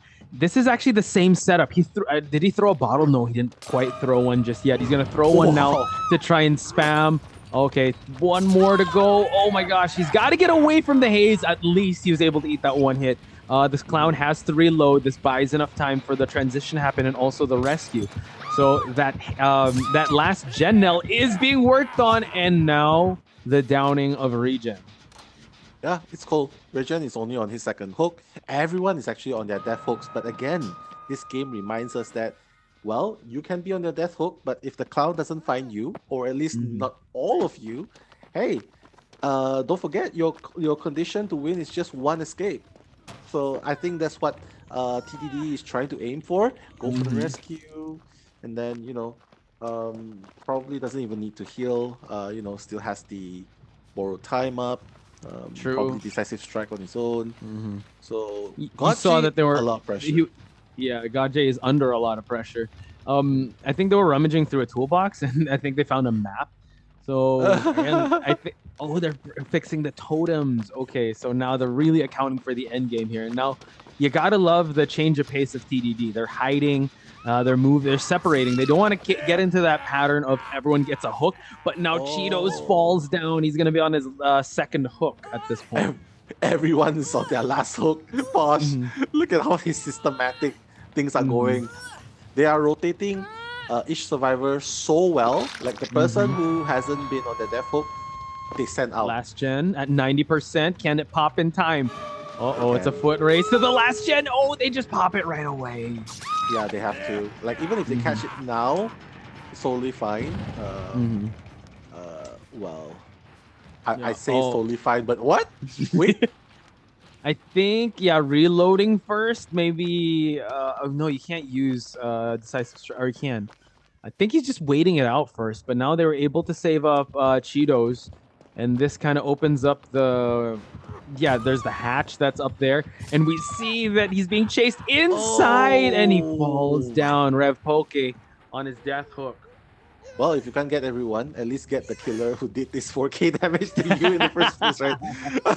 And the hash is also nearby. But Hmm. again, I feel like TDD has done an amazing job rotating their survivors through the hooks, not to mention the support given. But they are not out of trouble yet because Tosh, no way. I think the exit gate is blocked. Well, there's The no switch way is out locked. here, so it's gonna prompt who is touching an exit gate. So I think they want to commit to somewhere first, but no one's on that exit gate unless someone is hiding. I think they're just waiting for the right time to open it up. Oh, it seems like Yamate here. Oh god, he's got the heartbeat going on now. Tuk tuk tuk tuk me doki doki for you. But hey, there's there's still the house to play with, so maybe hmm he could make the kite work a little bit longer. But oh, the cheekiness! It's just trying to cleanse the totem first. I think Hey. he doesn't have any hex totems. He's got bamboozled and fast breaking Oh, powers. it's open! Now they It's finally open it open! up. Okay. That's it. That's the GG condition. They just need one person out. And he's trying to trying to body block here and waiting for him to actually commit. And it is only Yamate that is left. Probably opening up The the other exit gate hatch. or the hatch. It's gonna be GG's. 3-person escape here. Wow. Able to get the hatch escape too. Wow, this is a completely different scenario between both hmm teams because for those of you who don't know, TDD has faced off against Toxic before, and Toxic was actually the one who sent TDD to these lower brackets. But hey, now you're gonna have to, like, I fought you when you're on top, and TDD hmm is like, now you have to fight me when I'm in the bottom. We're fighting in the We're dust. Yeah, we're fighting at the lower bracket here, and it's a lot Lower more dangerous. brackets. And we talked about how some teams get overpowered when they're in this position, right? And Yeah, I mean, ROV showing signs of life, and now we see a complete different script here coming in from TDD's performance. exactly. Gotcha usually getting a tied game here, but now a 3-person escape is a strong showing in round number 1. So the bounce back is going to have to come and come quick for Team Toxic in round number 2. Yeah, Ultra Instinct kicking in. But again, it's only game number 1. Game number 2, there is still opportunity for Team Toxic to come back from this. Whereas TDD, they can be a little bit more relaxed, a little bit more casual. But don't give any opportunities because the moment you just slip up a little, it's gonna snowball. And trust me, Team Teletubbies have experienced it. We've seen So this. we've seen this before. And the ultimate entity claim stopping the survivor from exiting the hatch. Yeah, we've seen everything. So yeah, we definitely feel that both teams still have a running shot at it. Toxic definitely still has a shot at it as long as they ban the correct killers. Definitely get rid of Rift, Pokes, Onryo first. But you know Yes. what? Yeah. Yeah. But more speculations after Mhm. this short break. So don't go anywhere, guys. We're gonna see you right after this.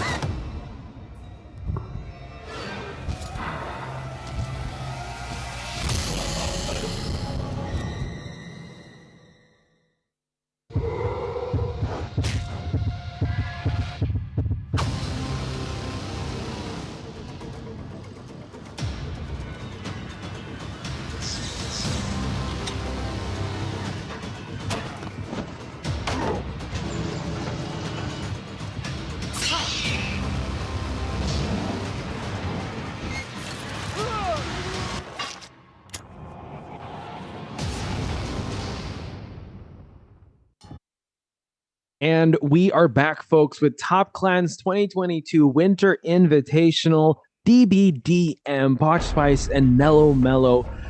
8 hours, or that Captain America meme, the one I could do this all day. That's us right now, folks. I could do this all day. And hope these teams can do it all day, because technically, Team Toxic, coming in from a tough matchup earlier on with 7 Seal, is going to have to do this all day with TDD, because they want to push for a game number 3, while TDD sees the light at the end of the tunnel. If they win this next round, or this next both these halves, they can cement themselves still in the running for the top 4 position. Exactly. This is just, everything falls into the first half of second game for Toxic. If Toxic is able to come back in this first half of the second match, by the way, we're going to Suffocation Pit. I can feel how suffocated they are. So, yeah. So if they can come back from this game, they have to do it in the first half, because right now, God J will be the one hunting first for Team Toxic. So everything is up to God J to set the pace. His Hillbilly has been banned. His Huntress has been banned. Maybe they want to face his clown again. Yeah, Oh. they can go for that. That might be the case for Gaji, because it was his Huntress that was very pivotal yesterday, right? It was the Huntress to be able to get the 5-point lead, and then it was tied with Rev Poke. So good bans on the side of TDD. It really shows that they respect the Billy. Obviously, they're not even sure if he brought out a Billy, but I think out of his roster of the Clown, the Trickster, and the Huntress, yeah, you got to ban out the Huntress. Even heck, they'd even take out. I mean, they'd rather face the Nurse of Gaji at this point. Exactly. But yeah, take out the Huntress. I would rather face the Nurse of Gachi at this point. Yeah, because Nurse is not a killer that you can play with a hot head. Like if you are under stress, it's like a decision pivotal moment where you need to make something happen. Nurse is not something that can be played in that situation. You need to have a level head. You need to be calm, collected, and I don't think that is what is going on in Gaji's mind right now, because like what you said, they've been having a long game. They've been playing since the afternoon. Now they're playing again. Sure, they rest a bit, but yeah, Nurse is out of the question. I think he probably will just go back to Clown, because I feel like it was really close in cutting it. Everyone was on the death hook. Everyone was on that hook, but that's true. And yeah, he just swung once and he was able to get them down because he kept spamming those bottles, creating the purple fog for them to fall down in. Here's a question for you, Nell. Okay, so Nurse clearly is a killer that you can't play with a hot head, or like you're kind of nervous, right?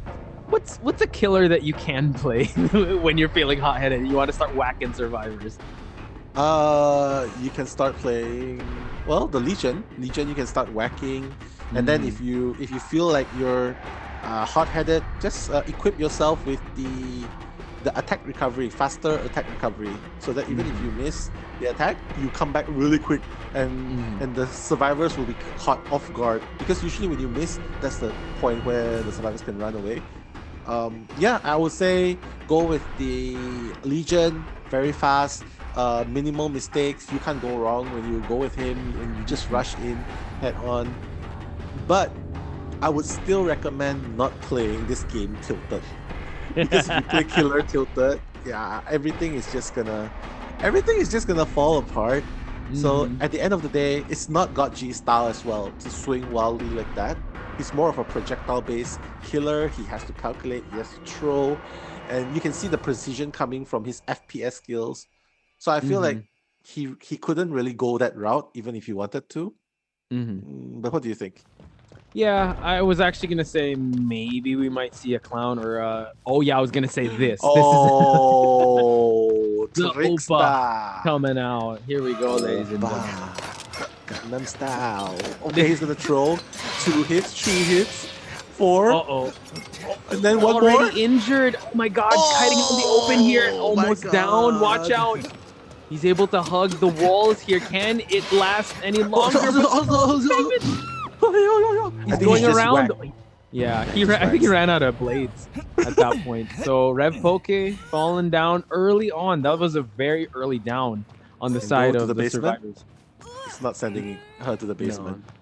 No. Yeah. I think at this point it's maybe not his best interest to go to the basement. I think it's close. He wants to go close to a locker, but now we see that there's someone that is actually here now. Yeah, but he still has to go back to the locker, because that's his bread and butter. He needs to start spamming the pew-pews, and not to mention it will make the survivor have an even harder time to rescue if he does that. So Rev Poke, sorry, but you still have to stay there a bit longer. But oh my God, he got spotted out. Oh my God. This is actually a killer that you can play, I think, a little bit if you have a hot head, because you just keep spamming the knives. Is that what he says? Yeah, I think so. And now look at this, already injured. Oh God, the Claudette, and Claudette has fallen down, and we see that. Oh man, everyone's gonna get one. And Endurance. No, I think it's the Endurance showstopper. Oh my God! Both of them! Double down situation for TDD survivors, and no gens have popped yet now. Supreme combo. This is definitely a killer that they did not expect. to come. Mhm. And this is exactly why I hate playing against um, the trickster, because you saw what happened. Doesn't matter even if the killer, the rescued survivor has borrowed time. He just pew pews through it. If He you're in an open does. area, he pew pews through it. So it's really hard. I think it's God J's understanding and just using the mechanics. He's like the only one that. Well, there's another killer that brought out the trickster, and now we Oh my see that god. Yamete. Oh god, the Claudette used deliverance to move on out, and now he's just trying to shield himself One from all more. these One hooks. more. Oh! Oh! My god. Not even one gen has been done, and already so many casualties. Mhm. God G level, man. Yeah, this is just he's definitely mad. He wants to get a 5-point game for his team since the other you'd have to admit like playing that clown was not in in his wheelhouse. I would have to say he's normally known for at least a tie game, and for them to be able to get the big point difference, this is something else. Now we see that Yamete on the first hook, at least they were able to pop a gen. I think they have to kind of recuperate here, recover, and also get back into the groove of just popping these gens to add more pressure onto Godje and not play this game in his terms. Yeah, they have to slow down. They have to slowly adapt, because this is different from the usual Huntress game that they have to face. That's one hit, one damage. But here, Gotje, because of his precision, he could easily just keep aiming and aiming and aiming, and there's no attack recovery. So Mm-hmm. this is a cultural shock. This is DBD shock for these survivors, because usually you get one hit, you still have time to move on, right? But this one, Uh-huh. no, nada, zilch. So I feel like they have to slow down this game a little bit more and just Mm-hmm. adapt to Godji's blades. Yeah, we see that the hug in the walls is Rev Poke. He was the first one that was down. He'd gladly just, okay, yeah, you kick the gen, I'll just keep repairing it. It's all good. Oh, One Regen! hit the Regen! oh my god! Regen over here at the hallway area, but it allows the rescue to happen, and this next gen is about to pop. So this is the pace that they want to play at. Stay out of line of sight, force Gotji to move and try to kick some gens, but don't get caught out in the open. And now he was able to spot a survivor, so let's see if he will try to commit to chasing one. Yeah. Um, very good insights there. Like just have to spot out the survivors, not only tunneling on the survivors that's on the hook, but also on the gen progress. Well, fortunately, they finished another gen. But again, 3 gens remaining is far from over.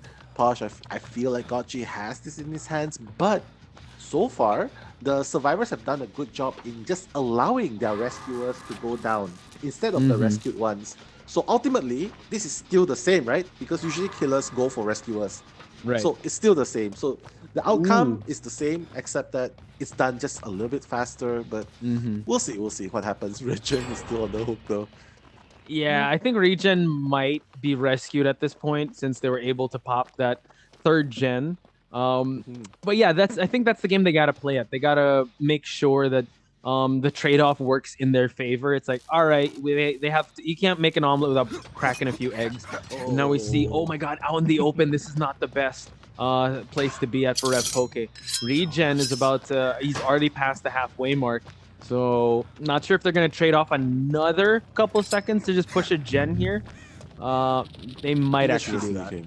Yeah, I think they should just leave him Go because for a tie. because if the survivor gets close, the blades are gonna start flying. That's not what you want to happen. Or at least get 2 survivors to come and rescue. But oh my god, Showstopper is available to be used. Yeah. Oh, Okay. this is So Jen. the opportunity to rescue. Okay, he did it. Able to go for it, but Showstopper right away. Rev Poke. Oh, he's gonna go back. He's gonna go back to the person that's working on this gen, and now I think it's inevitable. It's gonna run out, and this gives enough time for them to actually transition away. So at least they were able to save Regen. Now they need to heal up Regen and try and focus on decoding more people here.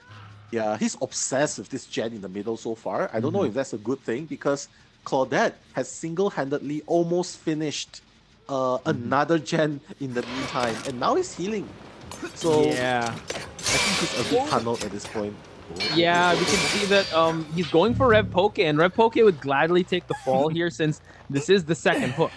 So he can trade that off for more time to focus on well, repairing the gens, since that gen is at a standstill at 85%, while another one is at the past the 50% mark. We do see that the Exactly. two gens, Oh my God. yeah, two gens already being done. So last Yeah. gen is already here, but I believe Regen has to get away from that. Oh my God, this is so scary. Yo, oh, they popped it in time. 3 survivors here, making it happen, and and the last gen as well. At 85%. Uh-oh. Now it seems like Claudette might have to take this one, while one focuses on repairing the other gen and goes for the Rev Poke. Yeah, one gen. Oh my God, one blade. Oh no, couple more. 2 more. One more actually. 2 more. Ooh. Okay, he's done. Cheetos is down, but again, he still has his second hook.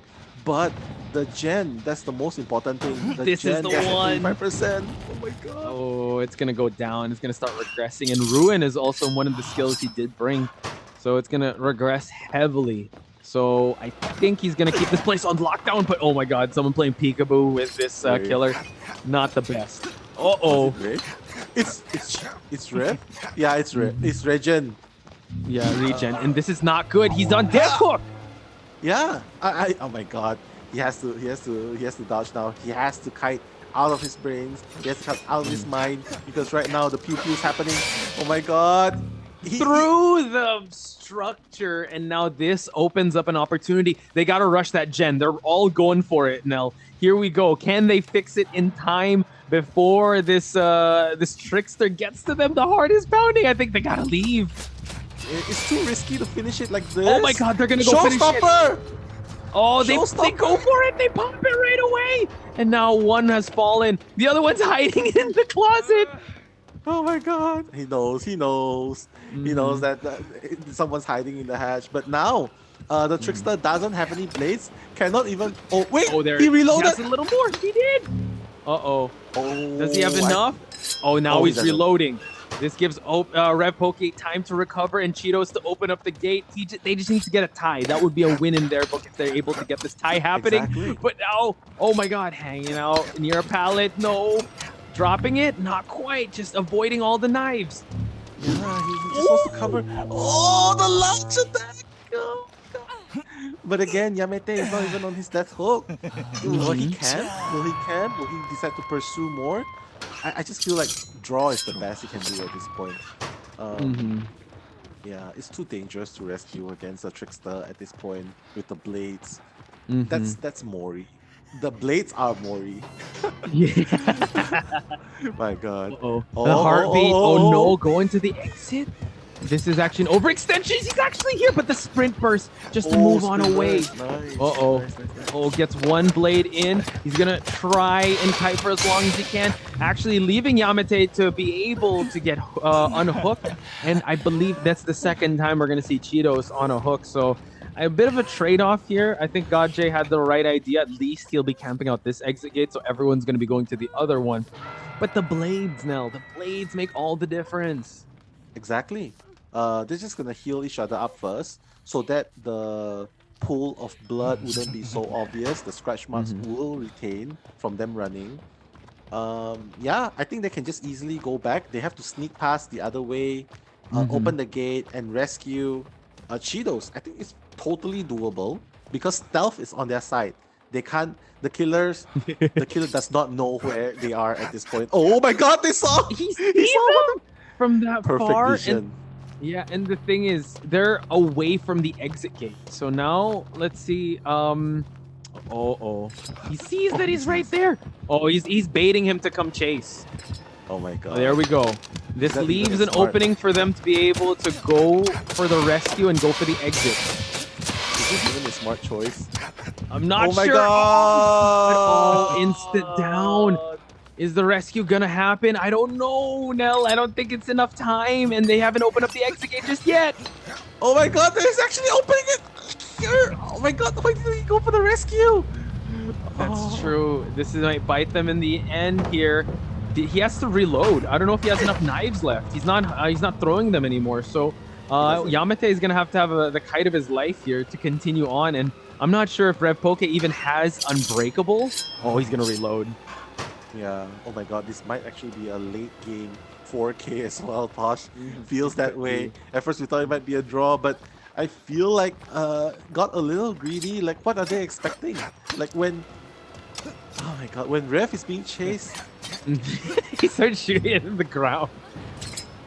Yamete should be rescuing Shidos. I feel like there was a little bit of misplay, but Mhm. yeah, he has to deal with it now because they are both stuck at this area. One is incapacitated. Yeah, and the dungeon, the hatch is over here, but I mean, Rev Poke isn't close to expiring yet, and Gaje has unlimited ammo at this point. He's playing Time Crisis. He's just like stepping on the pedal and keeps like shooting past. While Yamete is on his last life. Let's see if he's gonna move on away. Oh god, he's getting hit already. Yeah, I got injured already. He has to move away. Oh my god! Through 4K. the window. 4K again, Gaje. Oh wait, making crawl to the hatch, maybe. he can. Oh wait, is Yamate's on dead hook? It is. But This can I think possibly the hatch happen. opens really, really slow though. It The hatch opens does. really, really slow. Oh my god, he's already on the hatch. He's Can we already on get the hatch. camera to move? Oh Can- my can- god. Can- Is it camera on Rev Poke, please? Is he here? Oh no. Oh my god. Can he get to the Yes! We called it. We called it in blind faith. We called it. Oh my god. 3-1? This He is was still on very top of the hatch. He was. I mean, Oh my okay, God. so we were saying that Gaji was he was tunneling at that point, right? Could have He been a was. 5-point game for him, but yeah, I think he already saw on the ground. I don't think he had the wherewithal to see if the hatch was there, but I think that was the moral victory that they got. At least it's a 3-1. Point difference is still going to bite them at the end because of how round one went, because at least they're not giving Gachi that one. So if they tie this, sure, they can give them this round, but it's going to be kind of like a reverse Uno card of how their first match went in the upper bracket. But wow, Exactly. you gotta ban that trickster off Gachi. The hatch definitely loves this team at this point. The hatch. Yeah. I mean, he has been crawling around. Rev Poke, the one that's been crawling and fighting. But also props to Yamete as well. Yamete, just like running away from the area, making sure that the trickster is hot on her tails, and that's what he got. He got Yamete down very quickly, but Gotchi did not expect. I think he doesn't even know that the hatch was up there, or Probably. he didn't expect such a quick reaction. Like, okay, I'm gonna make him chase me. Start crawling to the hatch. That was a long crawl, so It was. you gotta give it to the team, the end game kite there, to the survivors of TDD. Man, this That's could have been a cool. 5-point game, but getting the one escape from the hatch could be a little detrimental come game number 3. But this could end here and now if Rev Poke plays his cards right and he's able to bring out probably his other best hunter. But we're just gonna see if that's gonna happen. Well, we'll have to see. Like, we're not oracles, but one thing's for sure, it's definitely going to be a very exciting match. So don't go anywhere, guys. Potential game-ending half coming right after this break. So see you guys.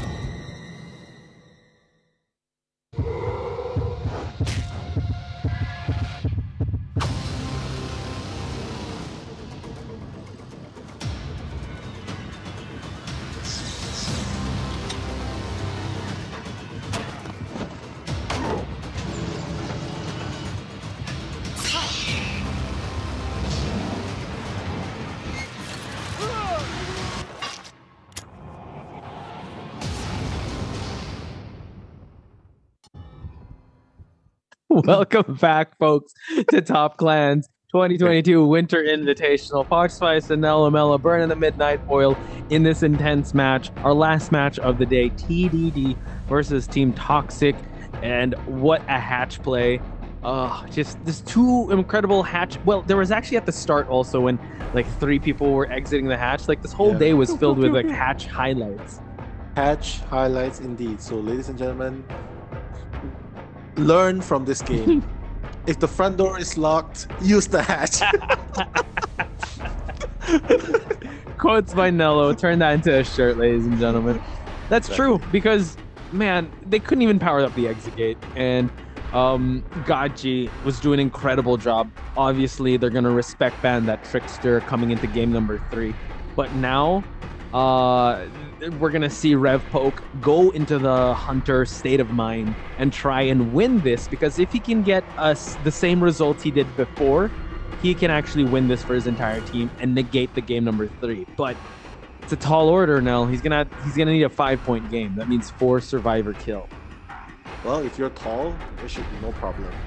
I'm not tall. I hope Rev Poke is tall. Oh, Rev Poke has to start measuring his, his height. Serious talk. Yeah, he definitely needs to make something happen. But even if he loses this game, it's okay as long as he doesn't make the point difference too big. The gap isn't too big. So even a draw is also okay. Yeah, fine. You will be losing this game. But here's the thing. Round 1, they have an amazing advantage. So even if they lose in game 2, as long as in game 3, they could draw it out, they will still win. Or they just win again in round 3. But I feel like it's very risky. So ultimately, if TDD can end it here, that will be the most optimal one, because we've seen too many comebacks, especially going on in game number 3. Yeah. That's for TDD. But for but for Toxic, you will definitely have to be praying for that comeback, right? Yeah, or don't come back. They have to. Yeah, they really do. They need that second win, and this brings up the bans, right? We see a Spirit ban and an Onryo ban, which actually very respectfully so. But this kind of brings up Billy. Oh, we're actually gonna go with Doctor. This is actually. I believe that is Doctor in Japanese. No, that's Doctor in Gladiators. But yeah. Okay. In Sparta, like, oh my god, he can't find anyone. No one's screaming. Yeah, but you can just gladly spam shock therapy to see if anyone is here. But we see that they are kind of playing it slow paced for now. However, you know what? Maybe you'd want to get your best kiter out in the open and just kite for as long as they can, since the Doctor really relies on getting people insane to start things off. And now we see someone yell at the top of their lungs. Yeah, but you know what? Why kite when you can hide? Especially since corrupt intervention is still up, right? Oh, no one's here, bro. Yeah, they would have. I think they would have screamed or something, but would have. Yeah, he's just checking just to be thorough, but still making his rounds. Something? So I guess. I mean, he's not bringing whispers or bitter murmurs. So yeah, it's mostly just he also has Noed, by the way, and Pop Goes the Weasel. So corrupt intervention is still up. No one is touching ciphers just yet. So you gotta love the discipline being displayed by these survivors, but now one gets spotted out. Yeah, amazingly, it's always the maiden that gets spotted out first. And yeah, in this case, Ayots will be the one to kite first. Well, shock therapy gonna be in progress. I don't feel like he needs shock therapy at this point.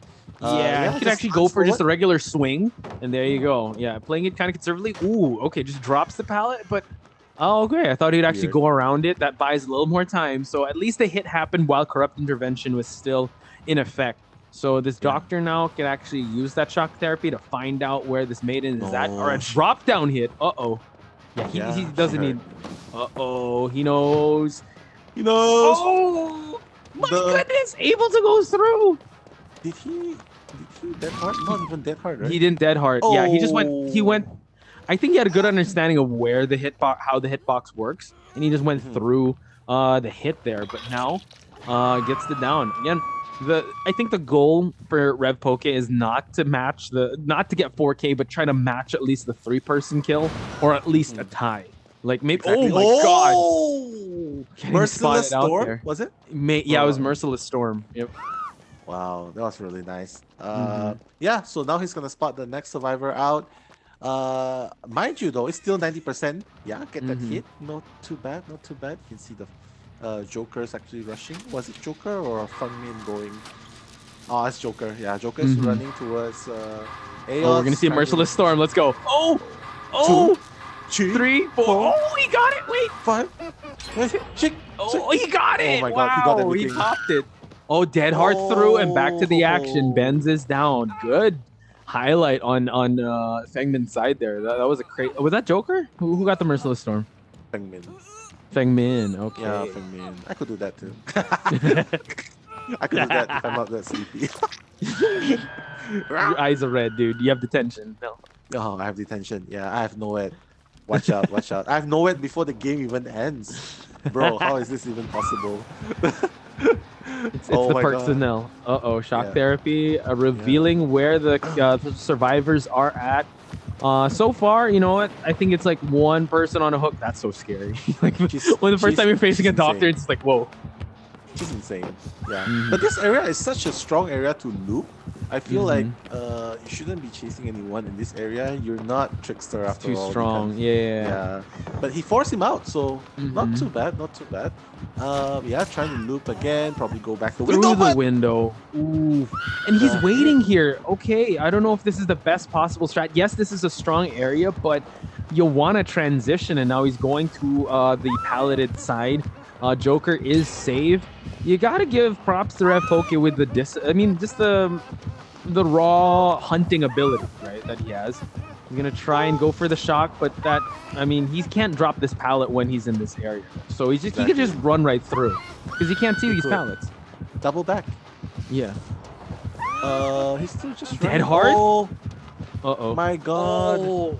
Wow, Wow, this is buying a lot of time. So now I believe, another gen did pop, and you got to give it to Joker. He's buying so much time, but the Dead Heart has already been used. That was a lot of time bought. He was nearby. Watch out. My God. What's he trying to do? Trying to pallet that heart into a pallet? No. That's what happened in day number 1, right? So I don't know if he's gonna fall for that too. He's gonna just try to fake a pickup from happening. Hang on. I think someone's around the area. Yeah, someone is. I think someone. Yeah, you see that there is a sound prompt, but you don't see. Oh yeah, you go for shock therapy. Anyone? Static blast. Yeah, the static blast is gonna interrupt anyone who's in the vicinity trying to do something cheeky. But Posh, while all of that is happening, Toxic has actually managed to finish 2 gens, and 1 is almost done as well. Okay, he's going to be patrolling these gens. Another one inside the vicinity of the suffocation pit. I think at this point, if you're picking a doctor, the most you could do is just aim for that tie. Really provide the air for your team in the next game to get the victory. So let the 5-point game catch up to the rest. So far, though, Team Toxic could actually get more out of the game or get more escapes if they play their cards right here. Yeah, feels that way. He has to fart cam a little, I guess. He spotted out the stretch marks, but who's gonna come actually? Static blast. Okay, he will see who is actually in the vicinity. So one person is still doing the gen around behind. He knows 2 people are around. All he has to do now is interrupt them while they're trying to unhook, and that's very possible. Oh my God, deliverance! But that was that was a good call out, by the way.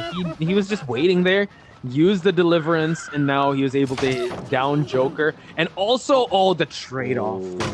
Nice. Wow, it seems like everyone's gone insane, but they don't care. They don't even bother stepping out of it. Yeah, I'm serious. Like they. No, just the way he's phrased it. It's like, if everyone's insane, I guess we're the insane ones. If we're insane. Yeah, insane. But nothing more insane than a doctor making ladies shout. So. With shock therapy, right? Now the Fengmin Uh-oh. Just to try to interrupt. Oh my god, the Lori just come in Oh, on wait, in where's just to Joker? body block? Okay, I guess Joker so. is about to get up. Yeah, I think Joker, he should try. Oh my Oh. god!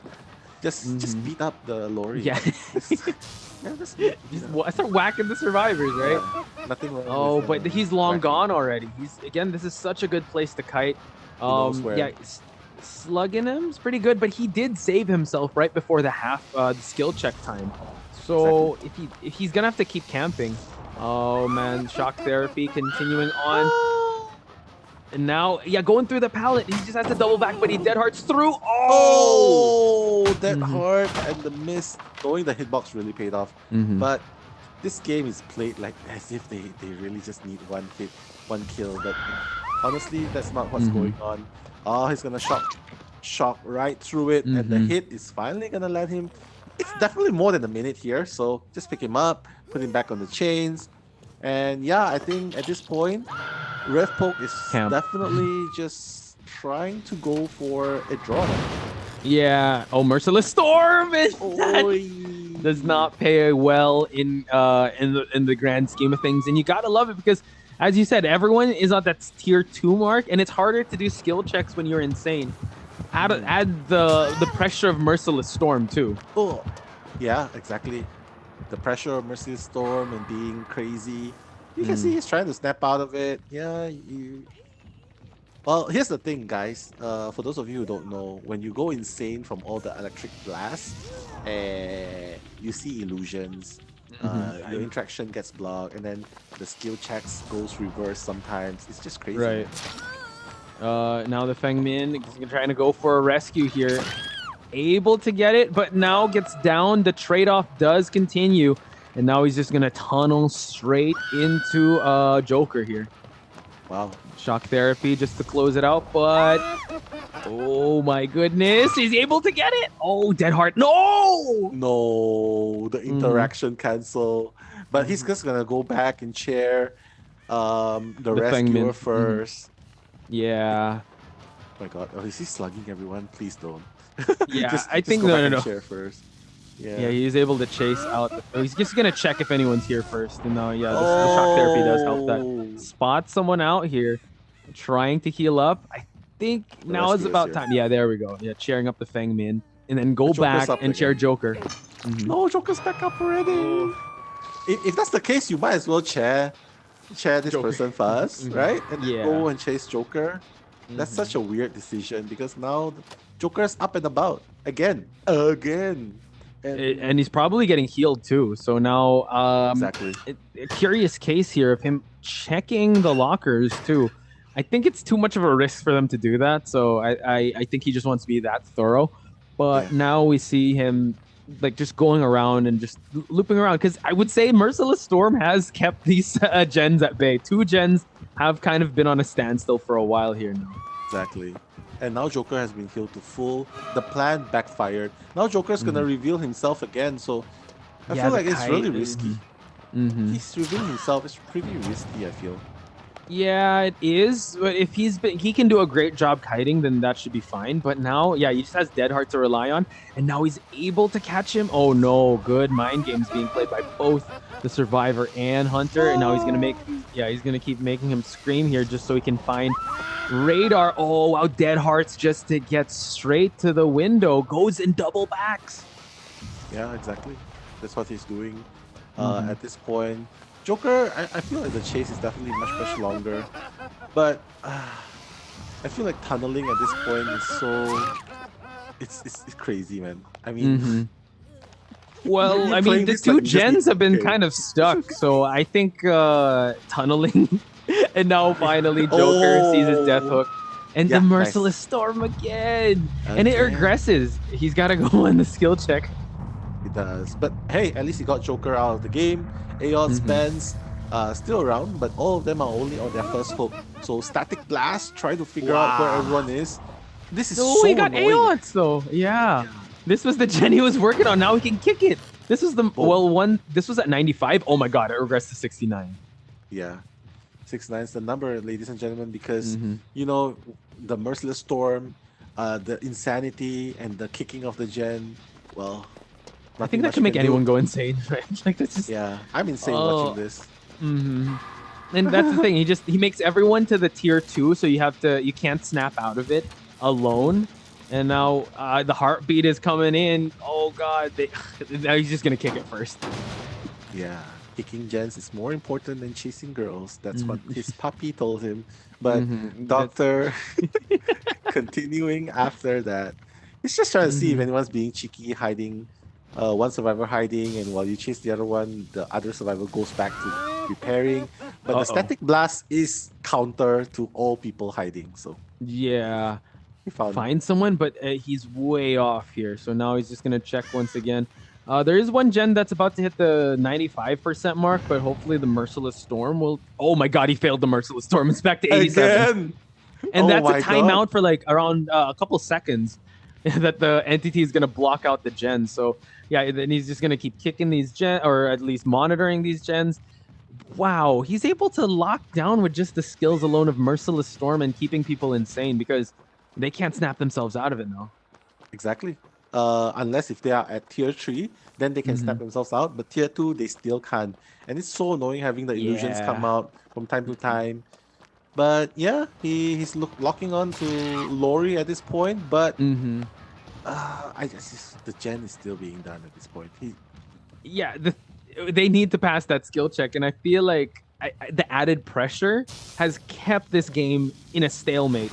So you have to understand also the survivors are getting frustrated, and now just Rev Poke needs to keep a cool mind. He can't let go of the pressure. He has to constantly keep whacking survivors, keeping them insane, and Mhm. hopefully they keep failing the Merciless Storm checks. Exactly. You know, when your friends say you have to make uh, girls go crazy for you, I don't think this is what No, the this is too doctor crazy, man. understood. This is taking it a little too far, I believe. And now we A see little too far. Exactly. yeah, Huh? the Keep making AOTs those here runs. trying to snap out of it. And we see that Lori is also here, just probably gonna seek medical attention, but give me some time, girl. I gotta snap out of it first. Yeah, I can't rescue you, girl. Someone's crazy is after me. But now Fullmoon's taking the kite. It feels like this game has been prolonged for significantly. And It has. Watch out. Static blast. Is ah, anyone in this area? no, No. no Oh, one. it Oh, yeah, there it's is, over there there. is one. Uh-huh. Yeah, well, it looks like two more people gone crazy. Just it's this is exactly what I'm thinking about. Doctor, he's like the way he's playing it is like, okay, once you broke up with a girl and a girl who's crazy over you, and then the Uh-huh. moment she gets over you, you come back and you make her crazy again. That's pretty toxic, man. That's toxic. It's super Uh-huh. toxic. Ban doctor, ban doctor. One is at 88, so that makes me think that the Merciless Storm check did fail because if you're stuck at 88, uh-oh, spots out the Feng Min. And wow. Oh no, Oh, the Aots, my bad, not the Feng Min. So uh, three at, maidens, all for you to choose. yeah, at this rate though, if we're gonna keep going like this, I don't know who's gonna let up first. Is it gonna be the doctor? Because he has not hooked anyone just yet, and it's been, I don't know, I kind of lost count. I'm getting crazy myself. The time doesn't exist with me now. No. Yeah, me too. They couldn't even touch gens at Mm-hmm. this point without going crazy, without getting blasted. But hey, he's gonna find. Fengmin was actually there. Uh, the only one running is actually Lori, but now Ayots is gonna make his rotation towards the shack as well. So we'll see. Oh, The Lori! lunge. Wow. Wow. Able to get the turn right. Because I really feel like at this point the momentum really is on the doctor side to tunnel one of these survivors. So it's up to him because I think he's kicked enough gens to know that it's gonna be way off before they can actually uh, finish one. But we see now the Feng Min is getting chased here, while the other two are working on gens that are way past half, or way below half. I mean. Yeah, I mean, the only thing the doctor can do now is waste the survivor's resources because once you don't have any more medical box, oh my Mhm. god, you need to depend on other teammates to help come heal you, right? So Mhm. that's the part where the doctor is waiting for now. But yeah, we'll just have to see what happens because again, two separate generators are being done. Has to be really careful not to bring. AOS has to be very careful not to bring the killer to the Hmm. gen because right now, Posh looks like the Yeah. last gen might be almost done. It depends if the Merciless Storm is gonna let up here. Oh Oh, my god, he's off the gen Tassel! already at 86, and he's just gonna go ahead and kick it. Kick it again, back to 69. Wait, back to? No, it's Hey, gonna it's still regress showing. slowly. It's regressing slowly now. So I think once it's at 90, then you kick it, then it goes back immediately to 69. But now it's slowly regressing. See, it was at 85, now it's at 81. But it was One 80. is still Does kicking do nothing? Does no, kicking it's do nothing? regressing. Hmm. I thought kicking was supposed to remove a portion of it. I think when it's at like at 90, then it does. But I think kicking slowly regressing because now Oh! it's mhm. Yeah, okay, we got it. Unless he has ruin though. But yeah, anyway, Maybe. back to the action here. All of them are injured now, so this is his. Finds out the Lori is here. Oh, Dead Heart's through. Oh, the mind game's going on. But finally, Benz will be the first maiden to Mm-hmm. fall into the doctor's hands. So, ladies and gentlemen, yeah, getting a doctor boyfriend might sound good, but hey, if he's crazy like this, you best leave him right now. so, so, and for those of you thinking, yeah, being in love is nice, but hey, look at how hard the doctor is chasing. It's torture when it's dating phase, but hey, Man, Nell with love advice here and commentating. He is truly a top tier talent, ladies and gentlemen. But now Benz gets rescued, and we are going to focus on the player cams here on Lori actually snapping out of it first before she can't they get out heal of it. up. Yeah. So I wonder if the doctor is going to come back just like that toxic relationship. Who knows? But the Fang falls down. Yeah, and just like every other playboy, the doctor decides not to go back to the same person first. Decides to try out decides to pursue someone else first, and then finally, after getting Feng Min in his grasp, returns back to This find the is old lover, Aots this is and some Benz. crazy fan fiction. Oh my god, you could the heal. He wasn't able to get it, and now Ding, ding, I ding, ding, ding, believe ding, ding, ding, ding, ding, ding, ding. is he gonna? Oh yeah, It's he's gonna be Jaws. chasing them. He Go back. knows. Yeah, go back to being crazy, girls. We don't need you sane. Yeah, I mean that's the name of the game. He doesn't want the girls to be, sane. Because Yeah, yeah, with the shock blast, like there's definitely some crazy lore here, ladies and gentlemen. If there's no context and you're just hearing us right now, it's like, what are these guys watching? This doctor sounds horrible. And he just wants to win, guys. And now we see Yeah. that the rescue will happen. No borrowed time here, so he can actually still tunnel that thing, Min. And we're still stuck at 2 gens remaining though. Oh my god! And again, the blast onto the survivor. Look at the gen. The regen regressed all the way to 30% at this 30, point. ouch. But then Wow. the gen is working though, so Oh, let's see. Because the Fang Min is actually the best possible target, but he's just gonna kick. oh, the gen's actually finally gonna be pop. Hang on, Merciless Storm. Oh, they pop it. Okay, They hatch popped is it. open. So this Yeah. is good. Can the toxic cycle finally end? Are they gonna finally not be insane anymore? Yeah. When life hits you like this, you sometimes you just need to get slapped to wake up, and that's exactly what they did. They snapped out of it. They Mhm. finally finished the gen. They move on with their They're lives. healing up. Yeah. Yeah, but here comes the hardest Uh-oh. part as well. Mhm. Once you decide to move away from this toxic relationship, doesn't mean that the doctor's gonna let go of you. Oh, he's definitely not. That's why it's called He's toxic not. relationship. Yeah, So exactly. Aots here gets the shock therapy. Oh my goodness. Aeons. And I don't think we're gonna have sight of. Oh god, he's gonna try to snap out of it. He's gonna have to pass these skill checks. But You have if to. he goes for another like static shock or like he goes for another shock therapy, that's gonna be tough. So now he's able to snap out of it. He's independent. But the crows. Yeah. I mean, Okay. you can step out of it, but as long as but you still need to, move out of your comfort zone. You have to tackle the demon within you, and that's the doctor right now.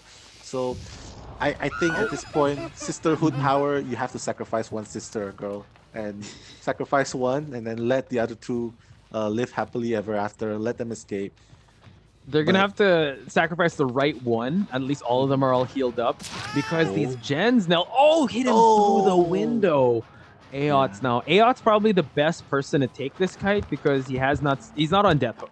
So that's I Doctor's think not that's why chasing he's though. actually moving on. Yeah, he's not gonna chase him. Yeah, he's like, yeah, I know you. I've been with you. Mhm. Nah, I'm just gonna go back to those two Yeah. hopeless girls Mhm. on the last hooks. But hey, he found Lori. So if Lori goes down here, oh my god. Oof. Right before the pallet was thrown down, and now we see that he's gonna try and look for Lori. Hang on, is anyone gonna try and go for gens? Gens are still at a standstill. I think this is even tougher because they have to work on a gen that's at not I'm one at so 8 and slowly regressing to the 9 gen is actually slowly regressing to 0. oh my god, Posh. I'm so dumb. I thought that the gens are all primed. There's still No, one more? Oh my no, god! there's one How more. long Yeah. how long have you been here, girl? Oh, the penguin! Oh no! Eats the hit. The Lori is at least saved, but now we see Aots is going to be chased at this point. This is, I would say, top clan's first. This is the longest match we've seen. Yeah, Oh, oh my god. You know when you have oh mm-mm. my god. When you have a doctor, when you have a guy carrying a baseball bat hitting girls, you know that even Red though he's flag. handsome, that's red flag. You You call do this not want to doctor be handsome? He's got oh white eyes.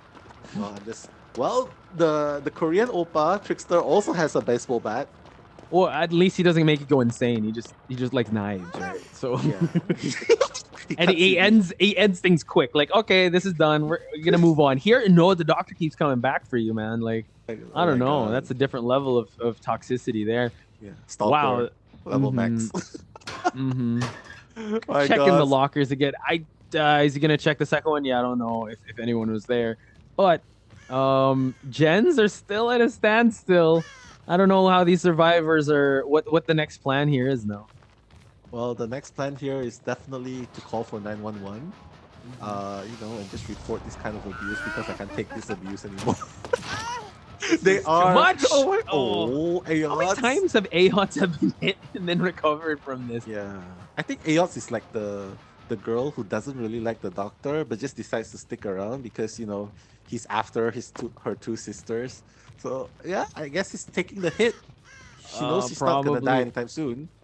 And at the two, actually at the only two, yeah, Benz and Feng Min here at the death hook, and now gonna get spotted out. Feng Min, a really good target here for him to down. I don't know if he's gonna be able to just tunnel here. Oh, get him in Oh, right nice. before he was able to make that turn happen. No one's touching Jen first. Ben's just healed Ayots.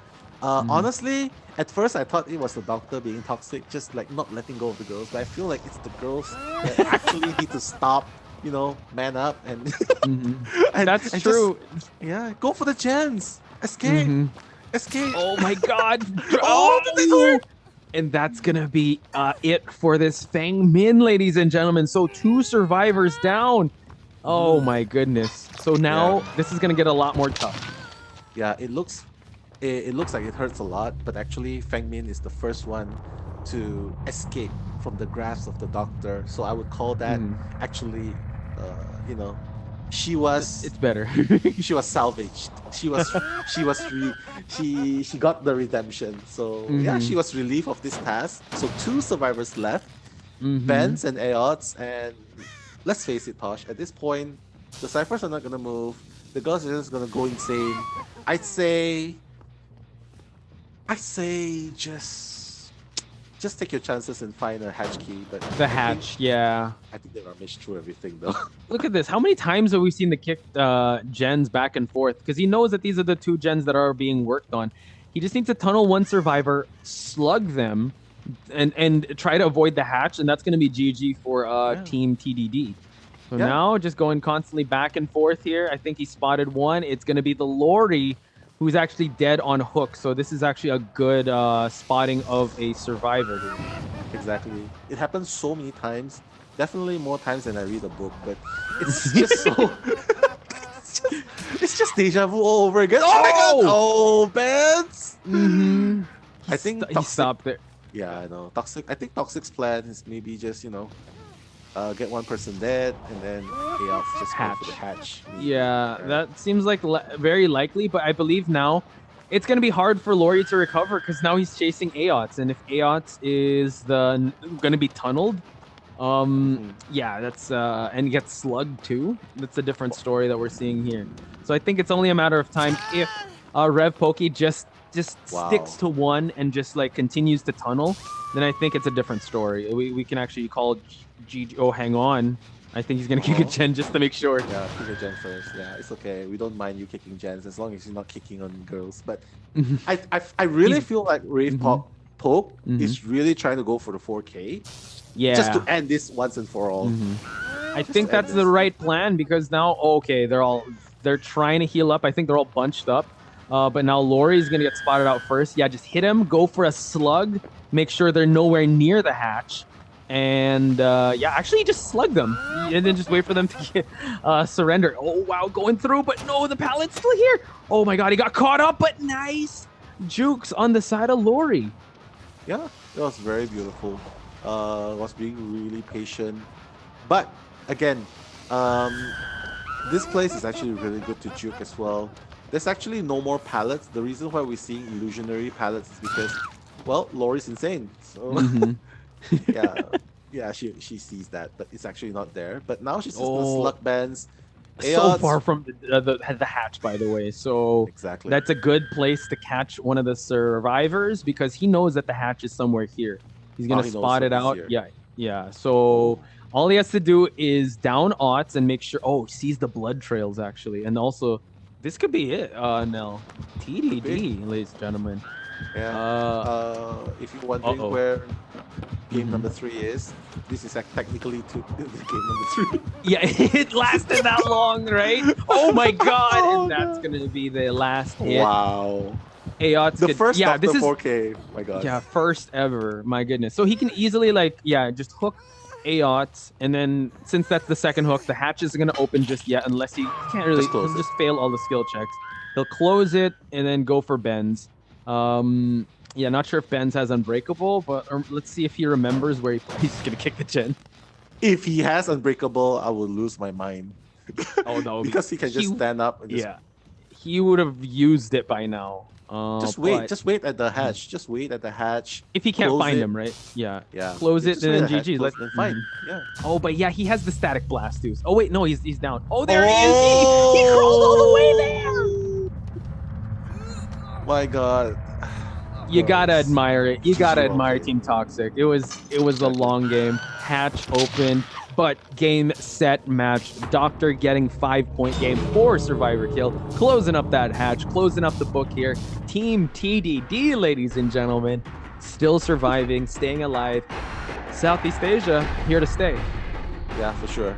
So going into the next round tomorrow, we're definitely going to be seeing two of the strongest Thai teams remaining, and also two Southeast Asian teams remaining. So that will make up our top 4. So I'd say we have our strongest 4 at this point. Yeah, we did. And while we're giving our congratulations, I do want to give a big shout out also to Team Toxic. Give us an incredible match. I just think that. When did you think that this started to fall off? Because I feel like it was kind of an outplayed perk because the Merciless Storm, Mel, everyone is insane. The skill checks weren't going as well as they hoped, and everyone was in a standstill towards the first survivor going out of the game. Exactly. Look at that. 38 hits. 38 hits. That's an abuse. How many heals? 8 heals on Ben's side. My goodness. Exactly. Hey, but at least I feel like they are happy that the game concluded. Like everyone kited, like the chase duration. Look, everyone is almost 200 seconds. Just shows how long this match has been. But And look, no one escaped. No one escaped, and they still get 26,000 blood points. So I'm guessing the game kind of rewarded. Wow, this game's taken a while. Let's give blood points away. So yeah, unfortunately for Joker, Joker was the first one to get eliminated. But I would have to admit, Joker had an incredible kiting session with Rev Poke here because like he lasted for like a while, but unfortunately the Merciless Storm couldn't translate that. And now here we have the victory banner for none other than Team TDD. Wow. Congratulations, team, going to TDD. Like this is a Cinderella story of how they overcame their adversary. Right? Right. Yeah, he got sent to the lower brackets, and now they fought back against their aggressors, and they are the ones moving on. That's the Cinderella story. We're not going to talk about the toxic relationship or the doctor and just coming back and just shock therapying everyone. The Cinderella stepsisters. Yeah, they don't need to have happy endings. That's true. Just making the connection. So TDD, congratulations, you move on. Team Toxic, you know what? I'm pretty sure you've gained a lot of new fans and also a lot of experience. And hey, you get a chunk of the prize pool that is $10,000. Just a portion of it to your team since you made it this far. Again, we want to find the best of the best here, and the top 4 have been solidly set. 7 Seal up there. We have also ROV and Team TDD, and I believe AKL at the top bracket. So that's the top 4 for tomorrow, ladies and gentlemen. Here we have the schedule now. Exactly. Now that's the thing. I think I wouldn't ask for anything different than this, because AKL versus 7 Seals, only one team. Actually, I feel like, okay, so the losers are gonna be fighting for So we're gonna have AKL versus 7 Seal tomorrow, and then ROV versus TDD to go for the lower bracket final. So the losing team of AKL versus 7 Seal will be facing the winner of ROV versus TDD. And then in the grand finals, it's going to be a best of 5. So do mark your calendars, ladies and gentlemen. Tomorrow, we do have the finals match, which is AKL versus 7 Seals. Winner will be advancing to grand finals. Then the losers, lower bracket semifinals of ROV versus TDD. Wow. Yeah, ultimately, AKL and 7 Seals still have one more chance, one tournament live to go before they make it to the grand finals. But as for ROV and TDD, tomorrow is going to be a nerf nail-biting tournament, because only one of this team will remain. So yeah, I'm really excited for tomorrow. So can't wait for tomorrow. But the time is going to slightly change. It's no longer going to be 1 p.m. like today. It's going to start at 5 p.m. So mark your calendars, set your timers. We're going to be there. Oh yeah, for sure. And this was such an incredible day.